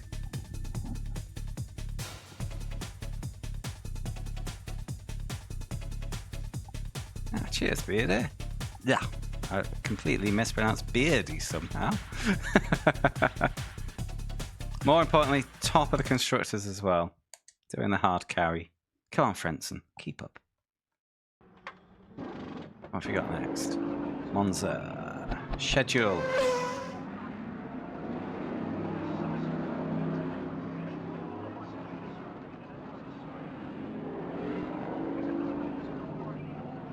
Oh, is that the Luxembourg flag next to the 24th of September? Right, so that's Nürburgring then. Actually in Germany. But, you know, so 4 races left. No, Zandvoort wasn't on the calendar at this point of F1. Yeah, they could have maybe made a more readable schedule than here's a full calendar with some flags slapped on it. Anyway, I was going to say, we're 5 to midnight local time. I'm going to take a 2-minute break and then finish this game off. So I'll be back in 2.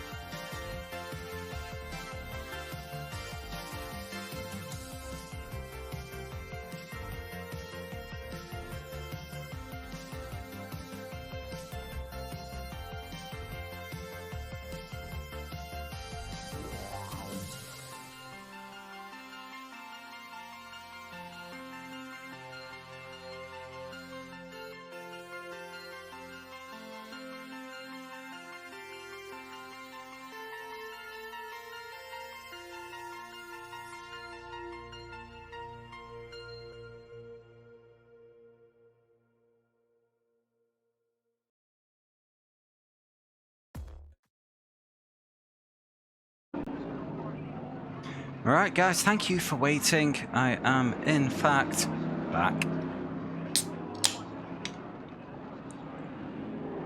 Cheers. Let's carry on. 4 races to go. Then, unless there's some surprise waiting for me, this game will be ticked off as done.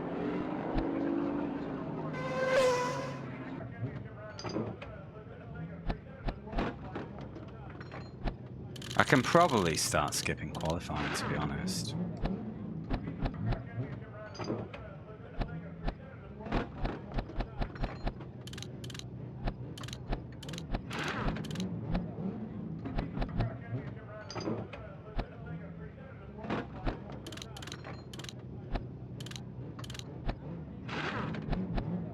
Oh, no. If another difficulty unlocks, we're not doing it. Beat is beat.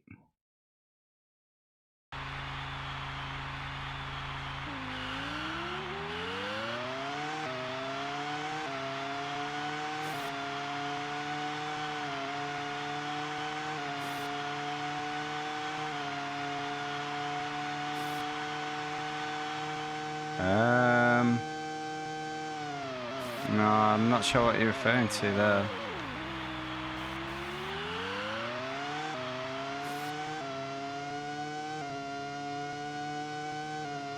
Unless you're jokingly going to say Fast and Furious.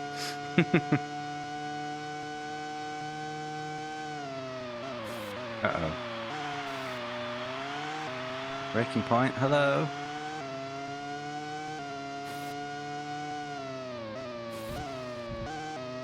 Driven? No, I've not seen that. Is it bad?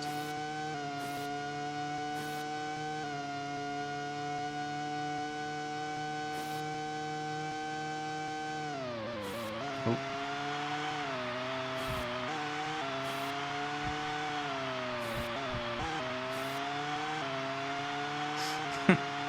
Do they race in the streets in their F1 cars? Hey lads, can I just borrow this F1 car? You're not going to race it in the streets, are you? No. Oh, all right then.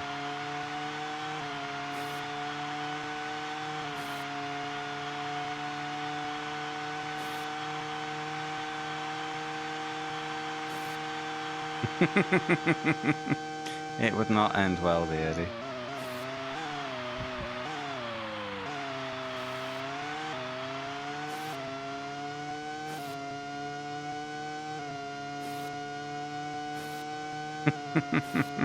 Amazing.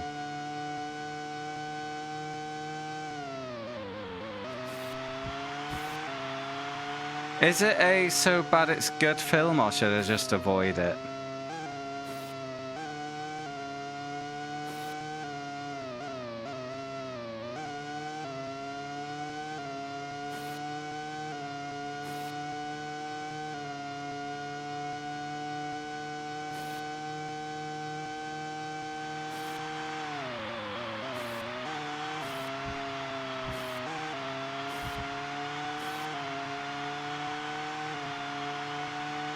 I mean, this is me. I probably won't watch it, even if you tell me it's the greatest movie of all time. But, you know, I'd like to know.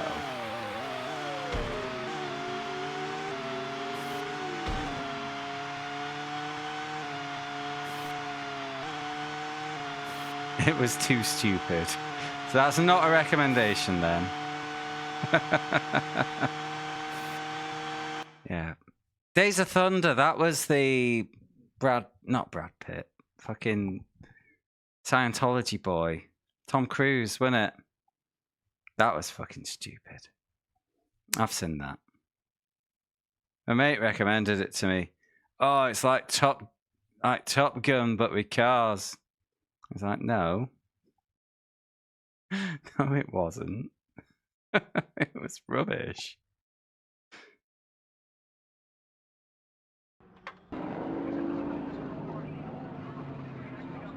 Not at all.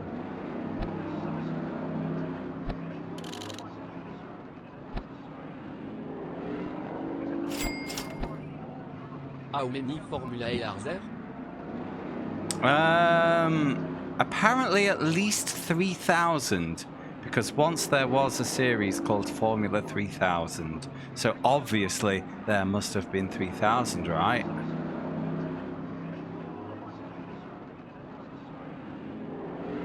Oh, there was Formula 5000 as well. Well, there you go.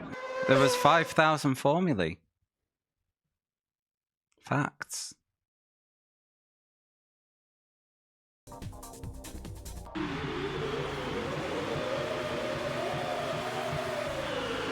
Hey, Disbury, thank you for the bit. How you doing, mate? We're gonna see you tomorrow at the rock concert.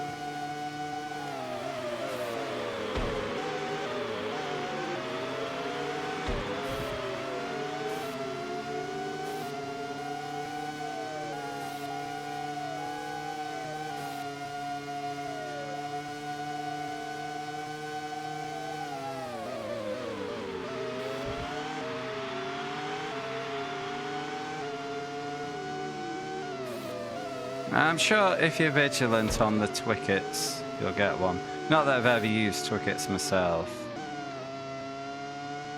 But from the sounds of things, there's always something cheap going on there.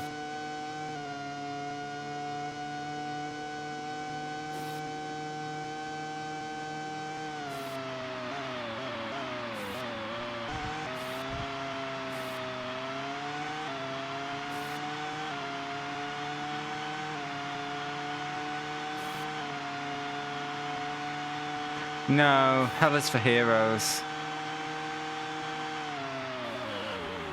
If Hell is for Heroes wasn't on, I would be going to Tragedy.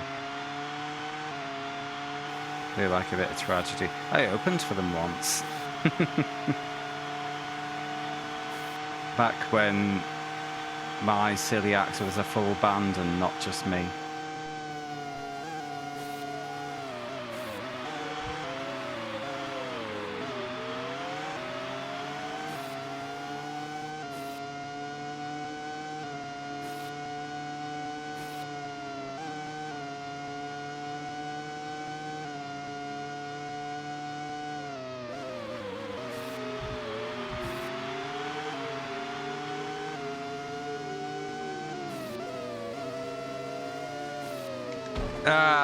Beanbag. Ah, good. It was Takagi. It wasn't our Lord and Savior Pedro Della Rosa. I might be on for a no score here. Although I think the combination of gear changes and wing adjustments means I'm not getting beasted on the straights like I normally do.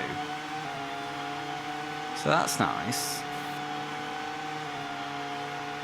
Look at me keeping up. What a novelty. And then look at me not getting my normal cornering performance.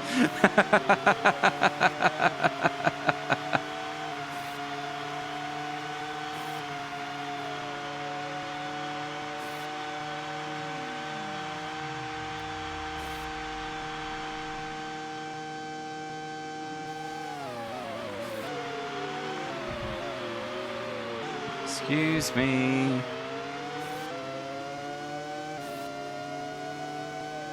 Oh god, they're out. Engine failure.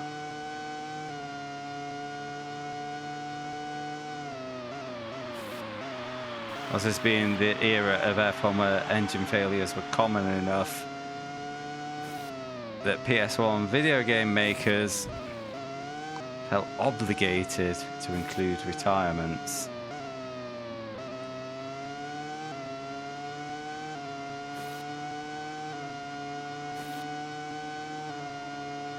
Decent handling? No, I don't need that. Random retirements? Ooh, gotta get that in. Now, to be fair, the handling in this game is fine. I'm being facetious. F1 Arcade, not yet, but I believe it's on the list. Oh, gosh. That's my front wing. Fucked.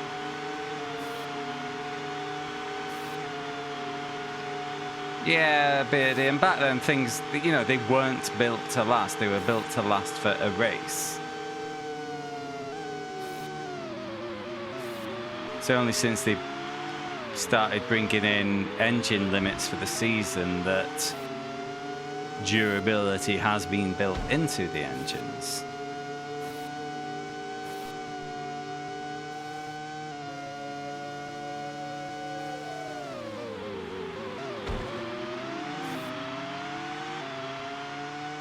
And even then they struggle.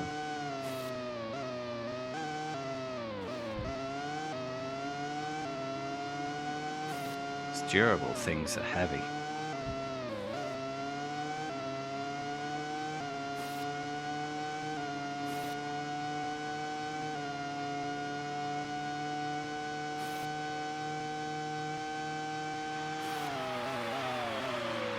Yeah, I'll yeet through that. Oh, wing is gone. The wing is gone.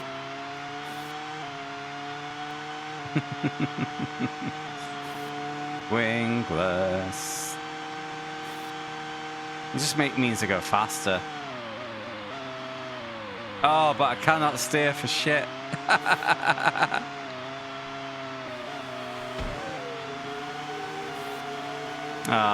You know what? Should we just hurry things along? I'm not going to score points anyway.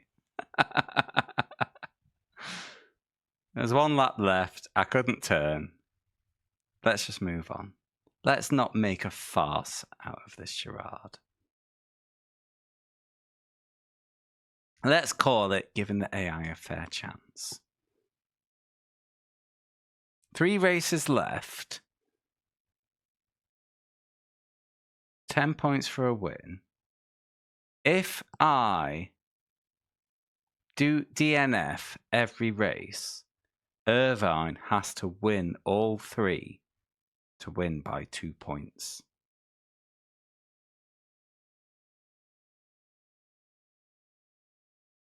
But I want the constructors as well, so we've got a reason to race.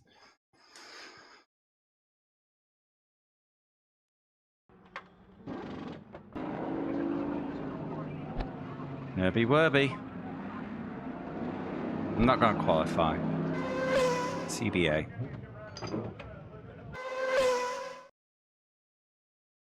Damn it, I'm overfueled. Yeah, it's fine.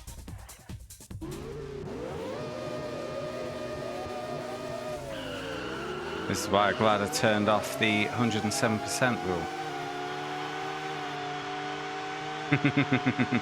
Yeah, it's not great, is it, Twisted?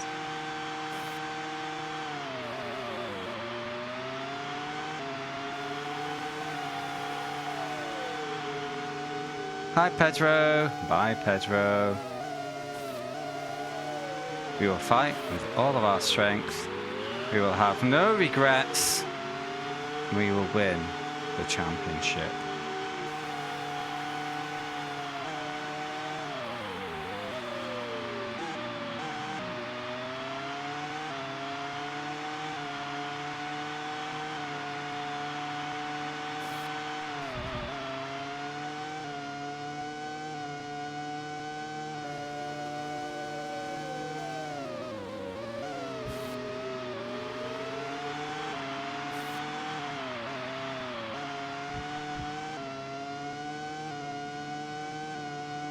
Why is Sinead 3 seconds ahead of me?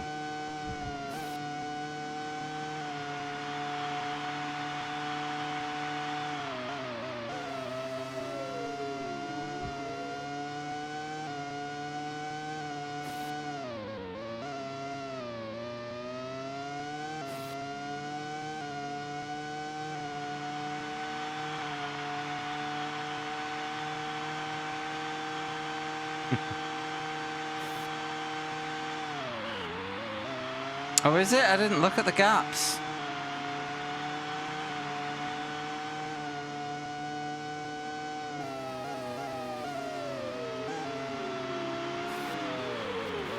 Oh, crumbs.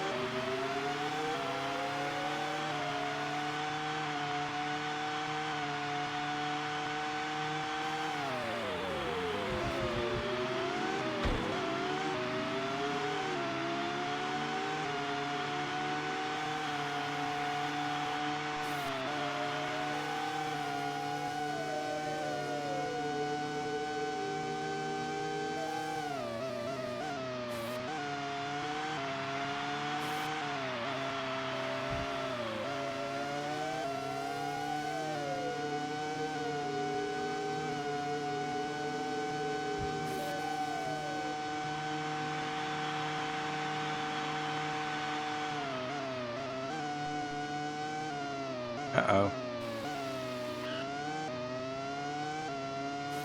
Oh, just a little scuff. Still good. Still good.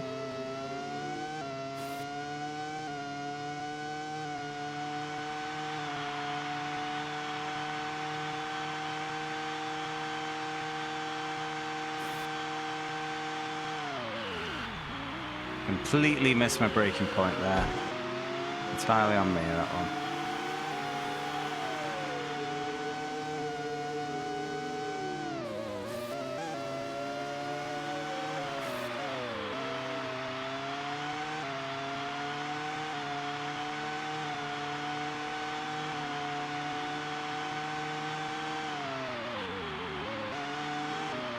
Why is Frenson only 14th? Come on, lad, we got constructors to win. It's not shifting its weight. Off to arrows for you.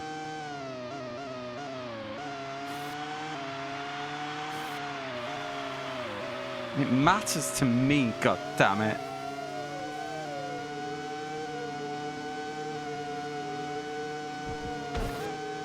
Frenson!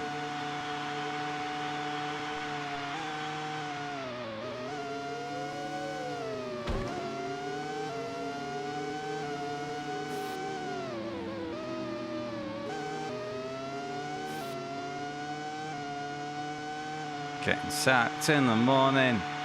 Sacked in the morning.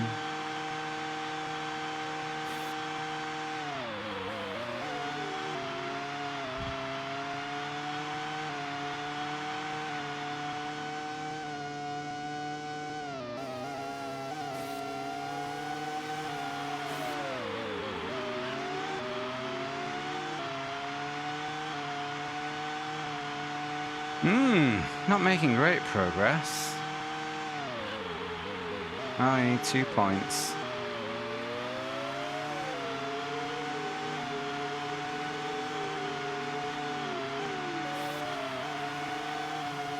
It's a strange thing though with the AI, because remember in arcade mode I was complaining about being overly aggressive on defense. But here, they're just kind of stuck on the racing line. They don't defend at all.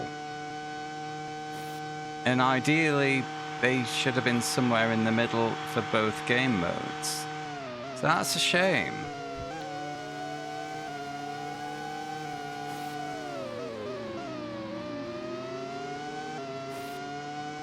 Of course, I won't expect them to defend that because that was a ridiculous send from a million miles away, but yeah.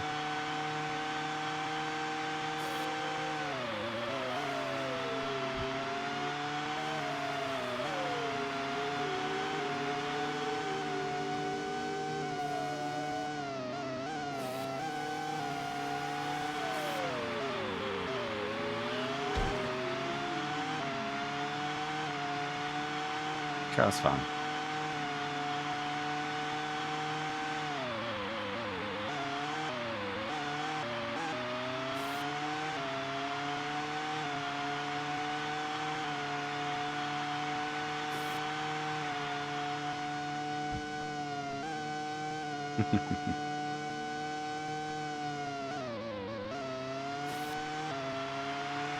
Yeah.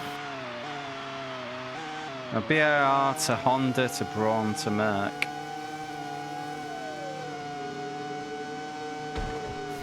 Hello, I'm here. Dick knows. Get fucked, beanbag. Stop! 10 seconds! Stop and go!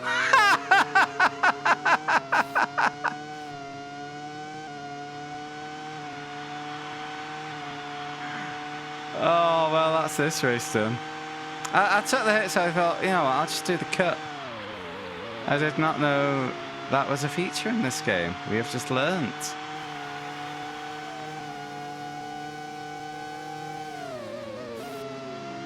I think I can still get points out of this one. I'm only just getting into the points pre-penalty. Let's try. It'll be fun. Oh, wing's gone. The wing is gone.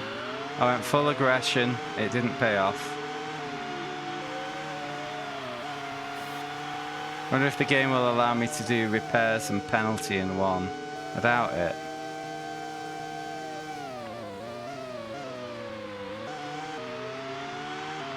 Oh, should we do a Schumacher and going for the penalty on the last lap?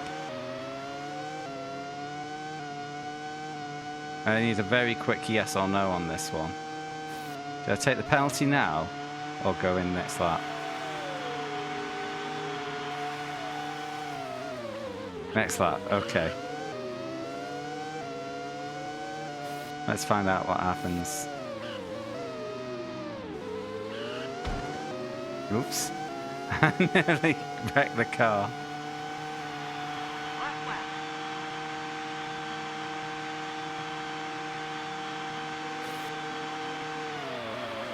Oh, I can't turn. It doesn't matter anyway because I'm not in the points. As long as it doesn't kick me out of the championship.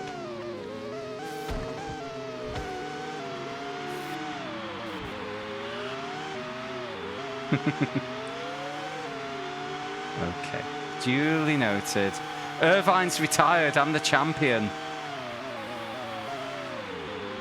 I thought about making that joke, Beardy, but I thought it might be just a touch tasteless.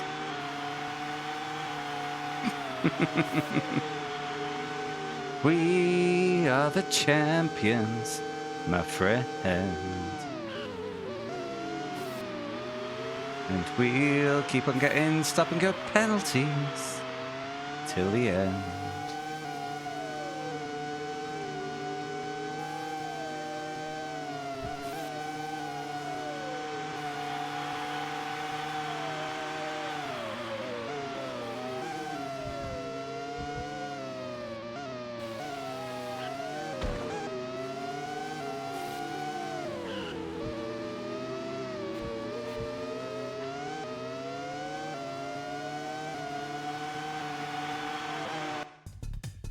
Huh.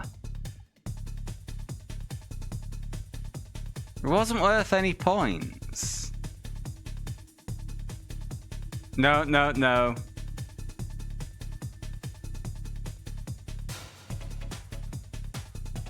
We got bumped from 7th to 15th there. We got a penalty. The Schumacher didn't work.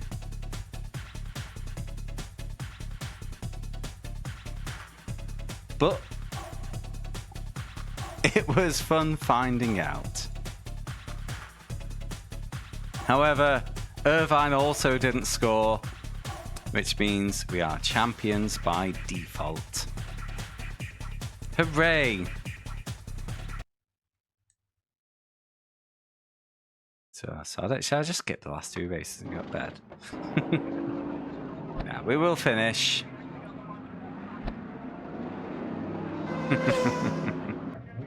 But no more qualifyings.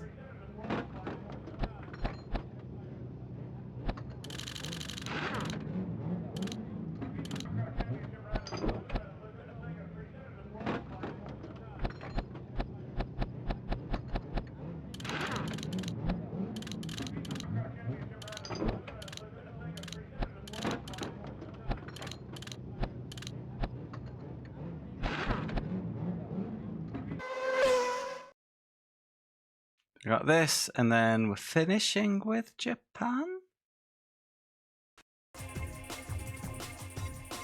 Didn't... No, it was 1997 where they had the triple tie. Is it? That's true.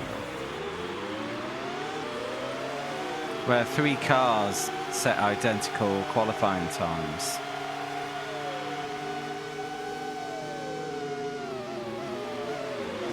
Yeah, because that's when Frentzen was in Williams with Villeneuve.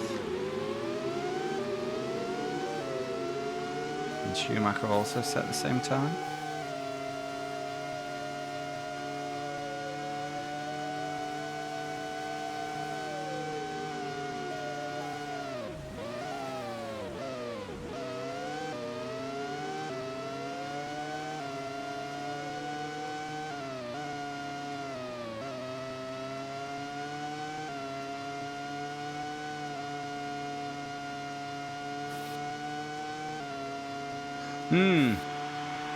There is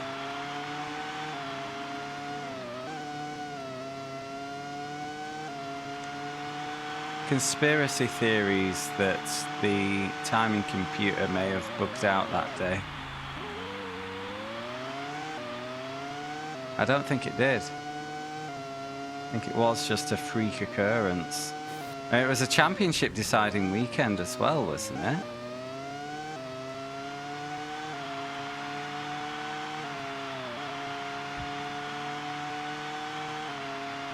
What they do in that situation is the first person to set the time gets priority.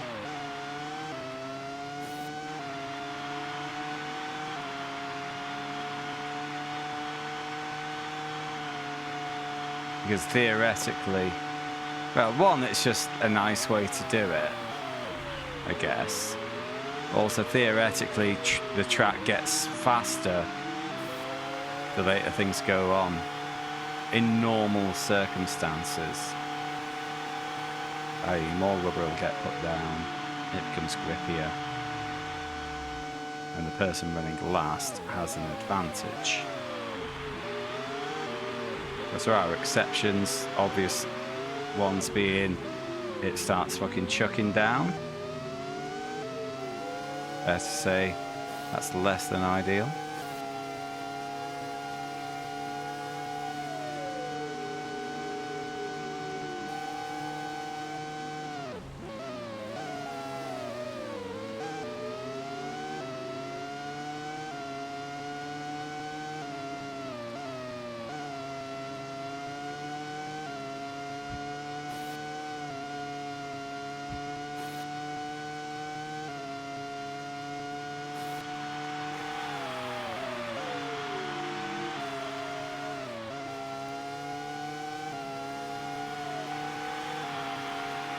Right, 2009. The weather.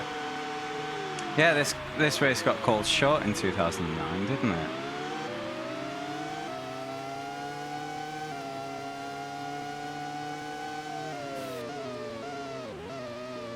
Indeed.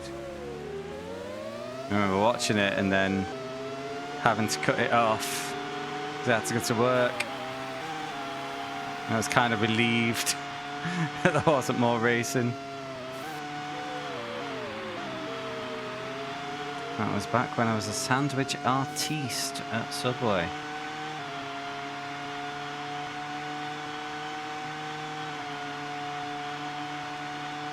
It's having to work on a fucking Sunday. Suspension damage. Yeah, it wasn't a great time in my life. Shit job and paid badly.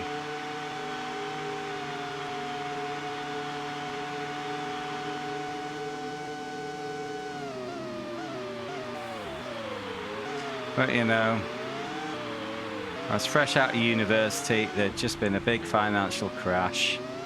Work opportunities were not at a premium back then.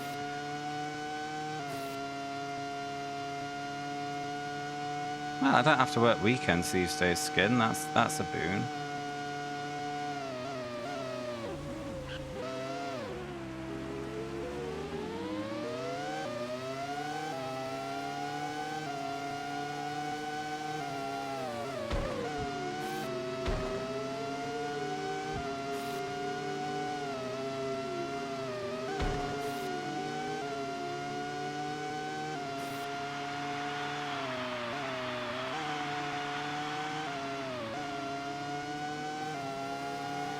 Damn it, Frenson, you are not pulling your weight for this fucking Constructors Champo, young man.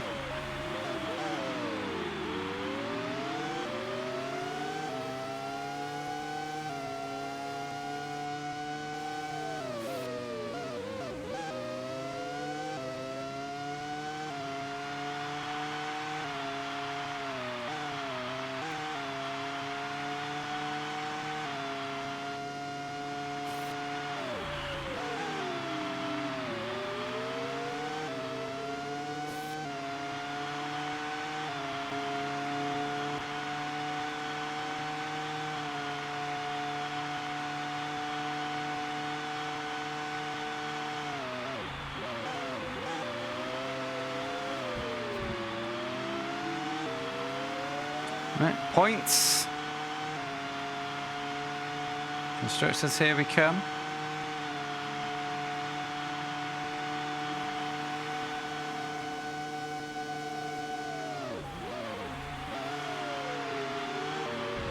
Who is the main constructors rival? It was Ferrari, wasn't it?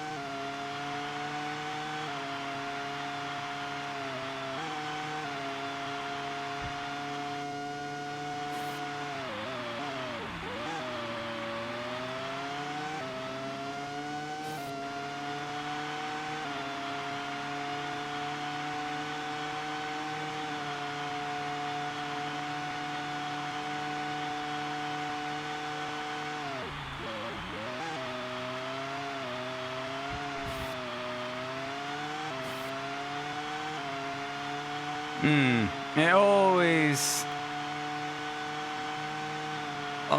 tastes bad as a spectator when you see obvious team orders like that.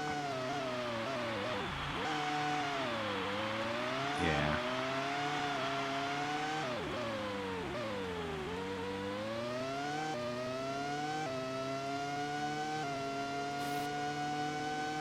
Unfortunately,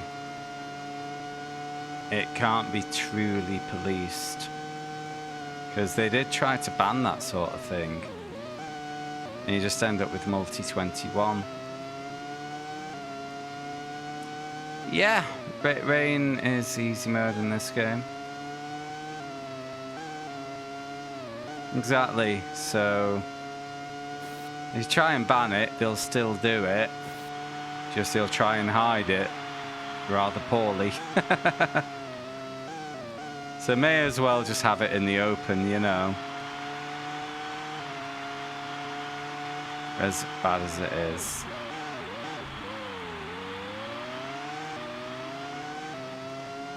Or remember, Fernando is faster than you. Yeah, they made that a bit too obvious, didn't they?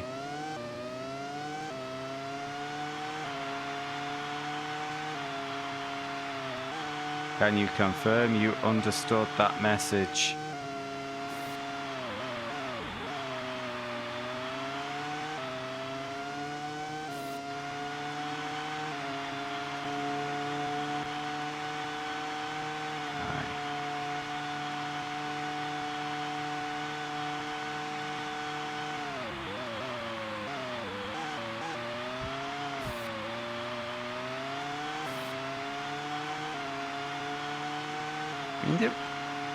Smedley and Massa were clearly really good mates,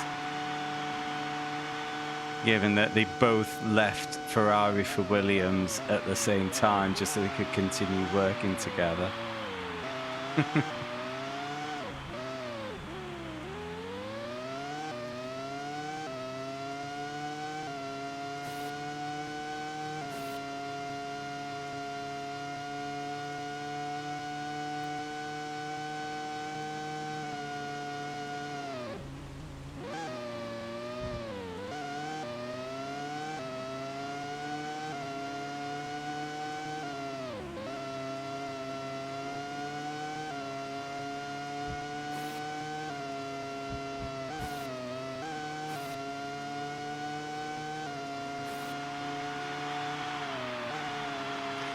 The Fernando is faster than you is so sad though, with hindsight, because Massa never won another race. His entire career could have been different if he'd had that win to kind of reinstill his confidence after the horrible accident he had in 2009.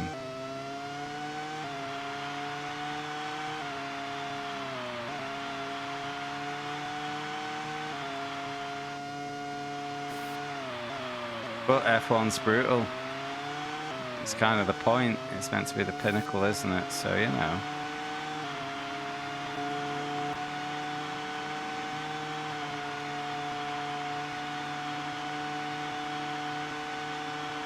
It's all well and good being sympathetic, but yeah, it's a Shark Tank. It's meant to be.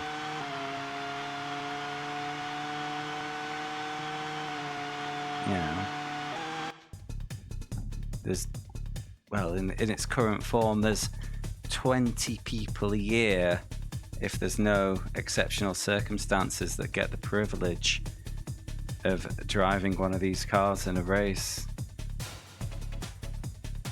So there's no room for it to be a finishing school, or for it to be a, oh, I'll just have another go next time. Even though they do tend to get that, they kind of shouldn't.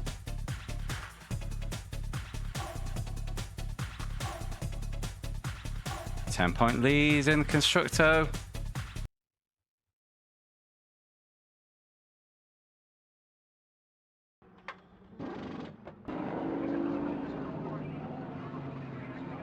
Five laps of Suzuka, then game done. And it's sunny.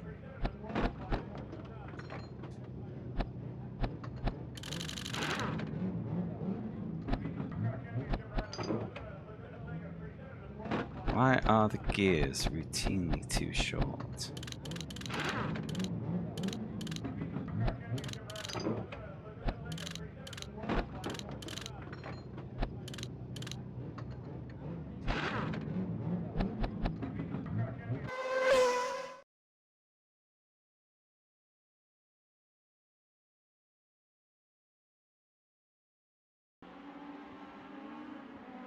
Oh, teammate on pole.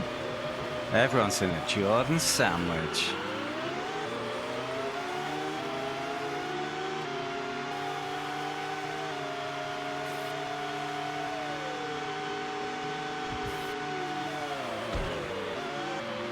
Okay.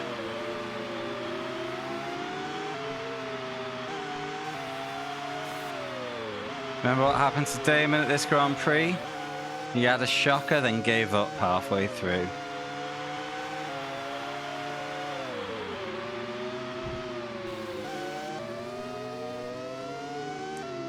Terrible way for an F1 career to end, but at the same time, it leaves no doubt for both him and us that it was time for his career to end. Oh yeah, he checked out halfway through, and he says in his book that like Jordan kind of kept him up on the hook for the rest of the year through contractual obligations, but he was ready to finish.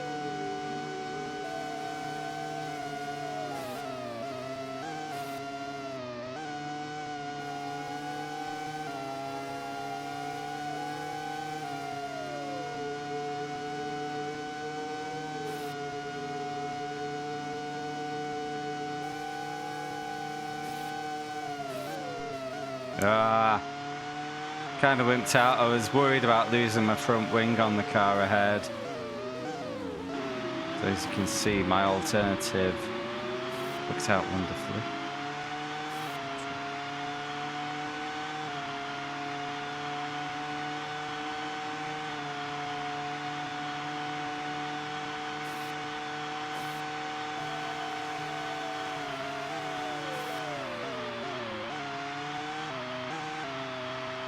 Don't think, I'll double check after the race, but I don't think we're due a wheel spin tonight.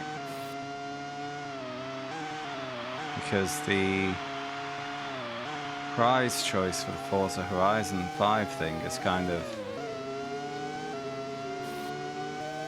affected the schedule slightly.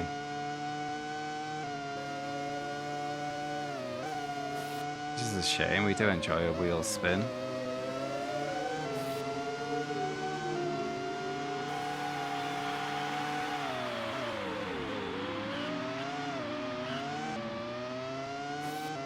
So, yeah, absolutely, it remains a very dangerous sport.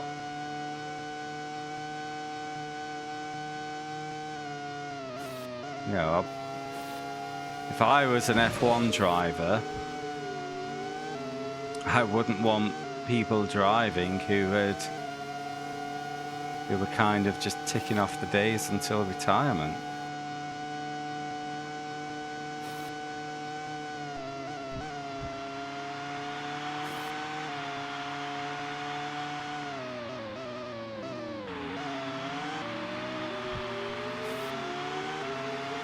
AI's slow through the final chicane. Duly noted.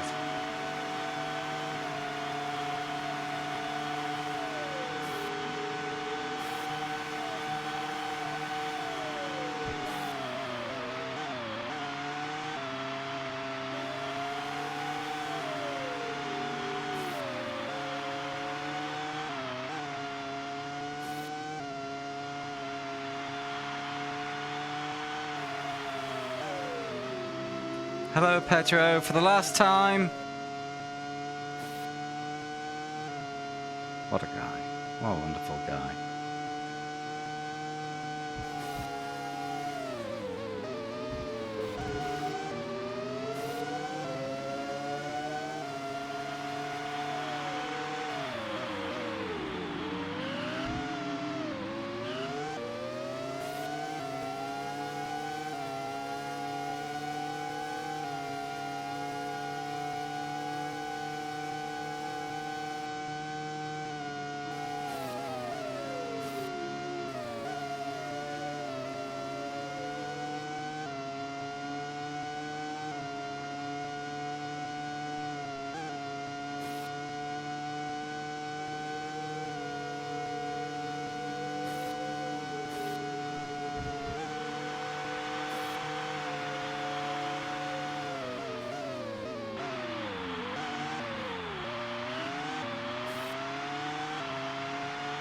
Okay, Hakenen's not that far away then.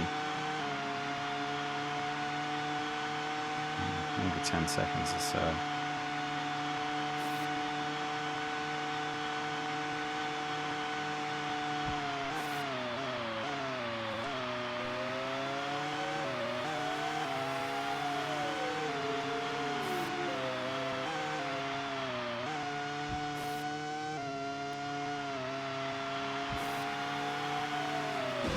Bums! Ah, fucked it. I fucked it. I'm gonna end this game Damon Hill style.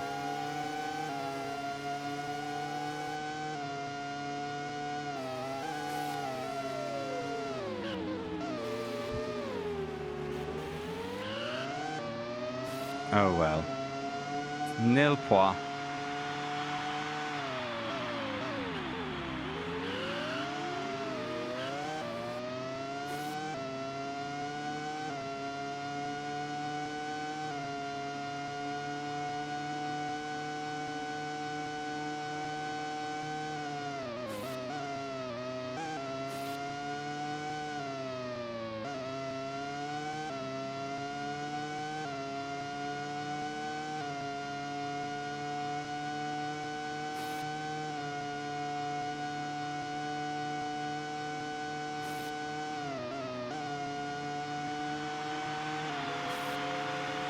On 30R was flat out with a fully functioning car.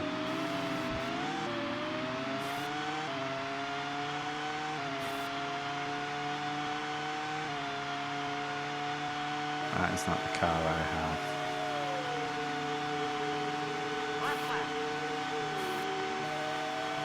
Oh well, bringing it home.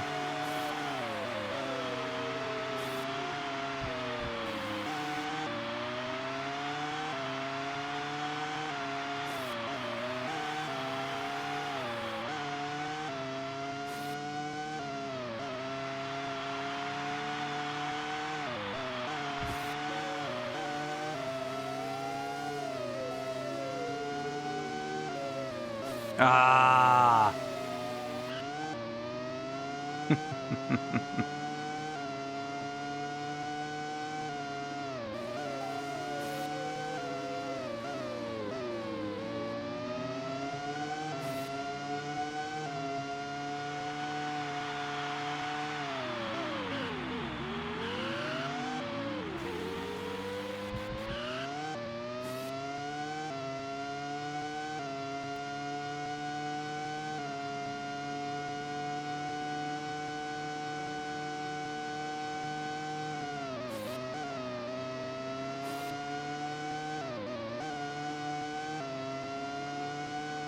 Ah. Pesky understeer. Oh, go on, Pedro. Let you have it. I will defend. I'll keep Zanardi behind. Just for you, Pedro.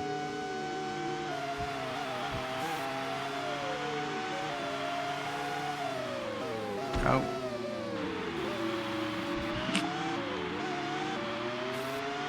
There we go. A bit of a damp way to end it.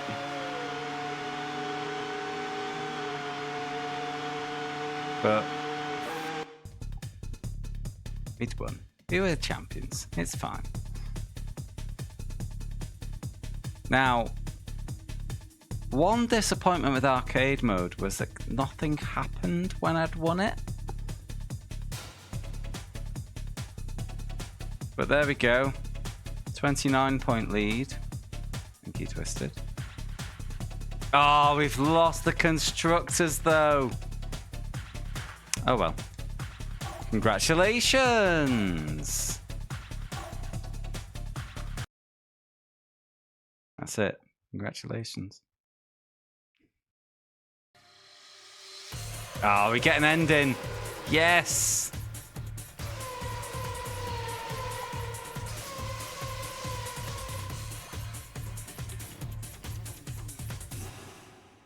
Well, that's not me.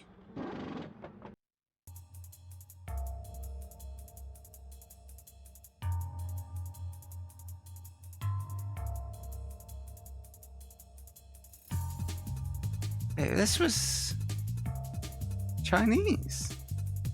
Well, half Chinese game. Gosh. Yeah, it is. Mostly Chinese. Interesting.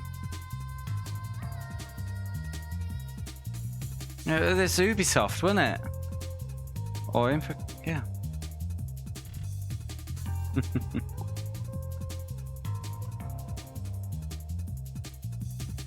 I just wasn't aware of this level of video game outsourcing at the time.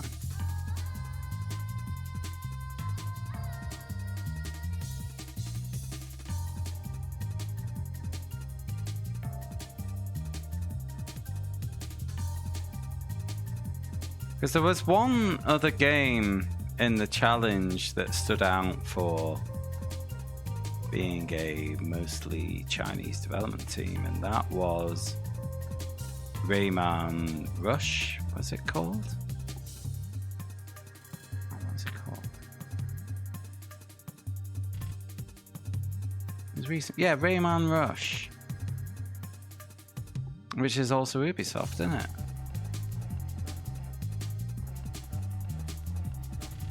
Oh, but you know what? Hats off to the guys. They've done a decent job with that. And me. Ah. I told you there was garbage in the bloody intro movie. Called it.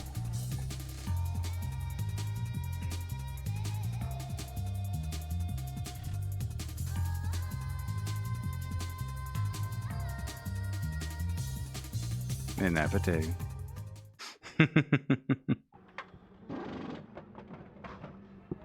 Right, game done. 9 hours and 29. So allow me to pause that. I'll pop on some tunes.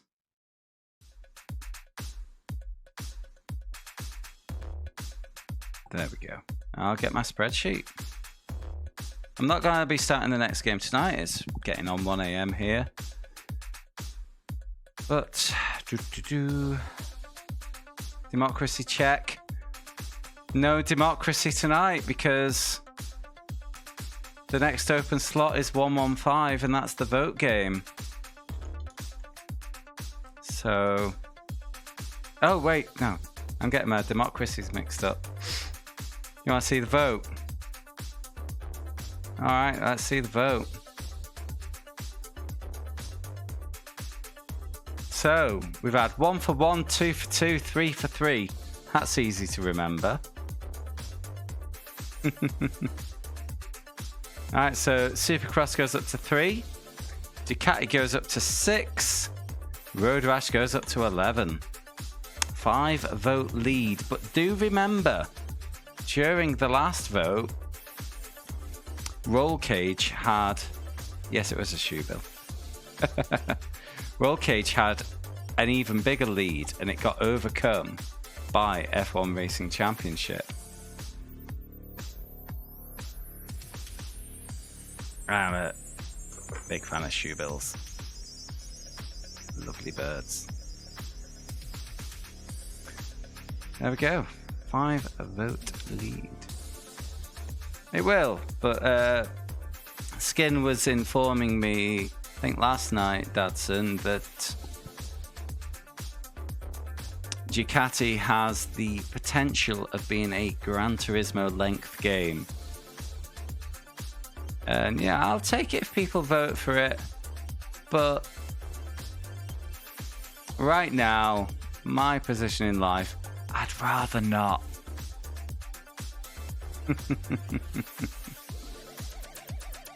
Okay, what's the date? It's the 5th. What's my finishing hours? 9:29. Whoops.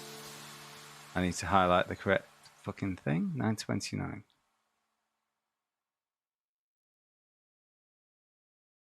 And yeah, 22. 68322. I know it's just popped to 23, but you know, we're not playing it, so shut up. Road Rash has a trick to make crashes less torturous. If it wins and you want to know it, we'll cross that bridge when we come to it. And sounds like you're sounding pretty assured that that 5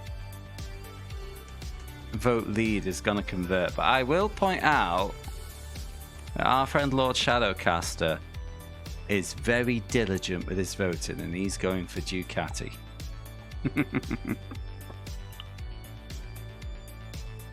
He always picks the shittest one because he just seems to hate me for some reason. Just hates me. Right, I need to review F1 Racing Championship. I think it's pretty good. Graphics are decent, the handling's good. The tracks are, yeah, here, there, and everywhere from a realism perspective. You know, they only kind of, you know, the sequence of corners is correct, but they're not the correct tightness. Things like that. But, yeah. There's the big criticisms. Monaco's a pain in the arse. Like, when you get right close to a fence, you noticed some weird clipping. But on the grand scheme of complaints during the PS1 challenge, that's quite minor. Right, decent. Yeah, and the game wasn't particularly frustrating at any point.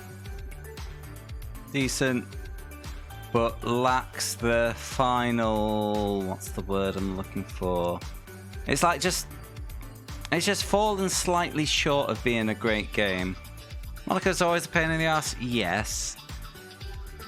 It was like, I just kind of gave up on it on the career and the season, but in arcade mode, what I was finding is the blocky AI that was exclusive to arcade mode, it turns out, was very frustrating. And just the clipping with the wall, like, you know, in a damage off mode, if you hit the wall Ideally, you should kind of bounce off it and have a bit of a slowdown.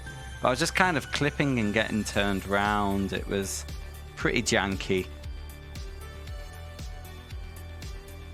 So, right, I'm going to say it's decent but lacks the final bit of polish. So, you know, that covers things like how accurately the tracks are rendered, AI behavior, things like that. There was no major bugs or anything. I'm giving it a 7 out of 10 because it was generally pleasant to play. So, best F1 game so far in the challenge. Yeah, what must I say? The AI was a funny one, and I pointed that out towards the end of simulation mode, where in arcade they were ultra blocky, like the dirtiest racers you can imagine racing against. You know, if you even show your nose to the inside, they would move to block. Super dirty. But then in simulation mode, they were just kind of wedded to the racing line. And as I said, ideally they should have landed somewhere in the middle of those two behaviors, and neither of them achieved it. It was weird. Right, what are my plans for the weekend? So normally I stream on Fridays, but I'm not this week because I'm out at a gig tomorrow. Saturday is an unlikely maybe. I say that because I've got Saturday free, but I do need to do the second challenge review video. You know, I need to do a video to cover games 51 to 100. Like, I'm already done up to 110, so that's getting kind of urgent. But I might stream, who knows. But I will be back on Sunday with more PS1 Racing Challenge, if not on Saturday. The next game on the list is Side by Side Special 2000, as chosen by Nabas for him winning the Forza Horizon 5 challenge. So we'll check one more thing. Nope, no raids. I really need to like some more channels so I can start raiding people again. But that's me for tonight, guys. Thanks loads for hanging out. If you haven't already followed, why not? There's lots of good PS1 games. There's lots of shit PS1 games. And I also do sim racing too. And there's also, if you haven't yet, we also have the Discord where we like to hang out. Yeah. Have a great weekend, guys. I hope to hang out with you again soon. Good night.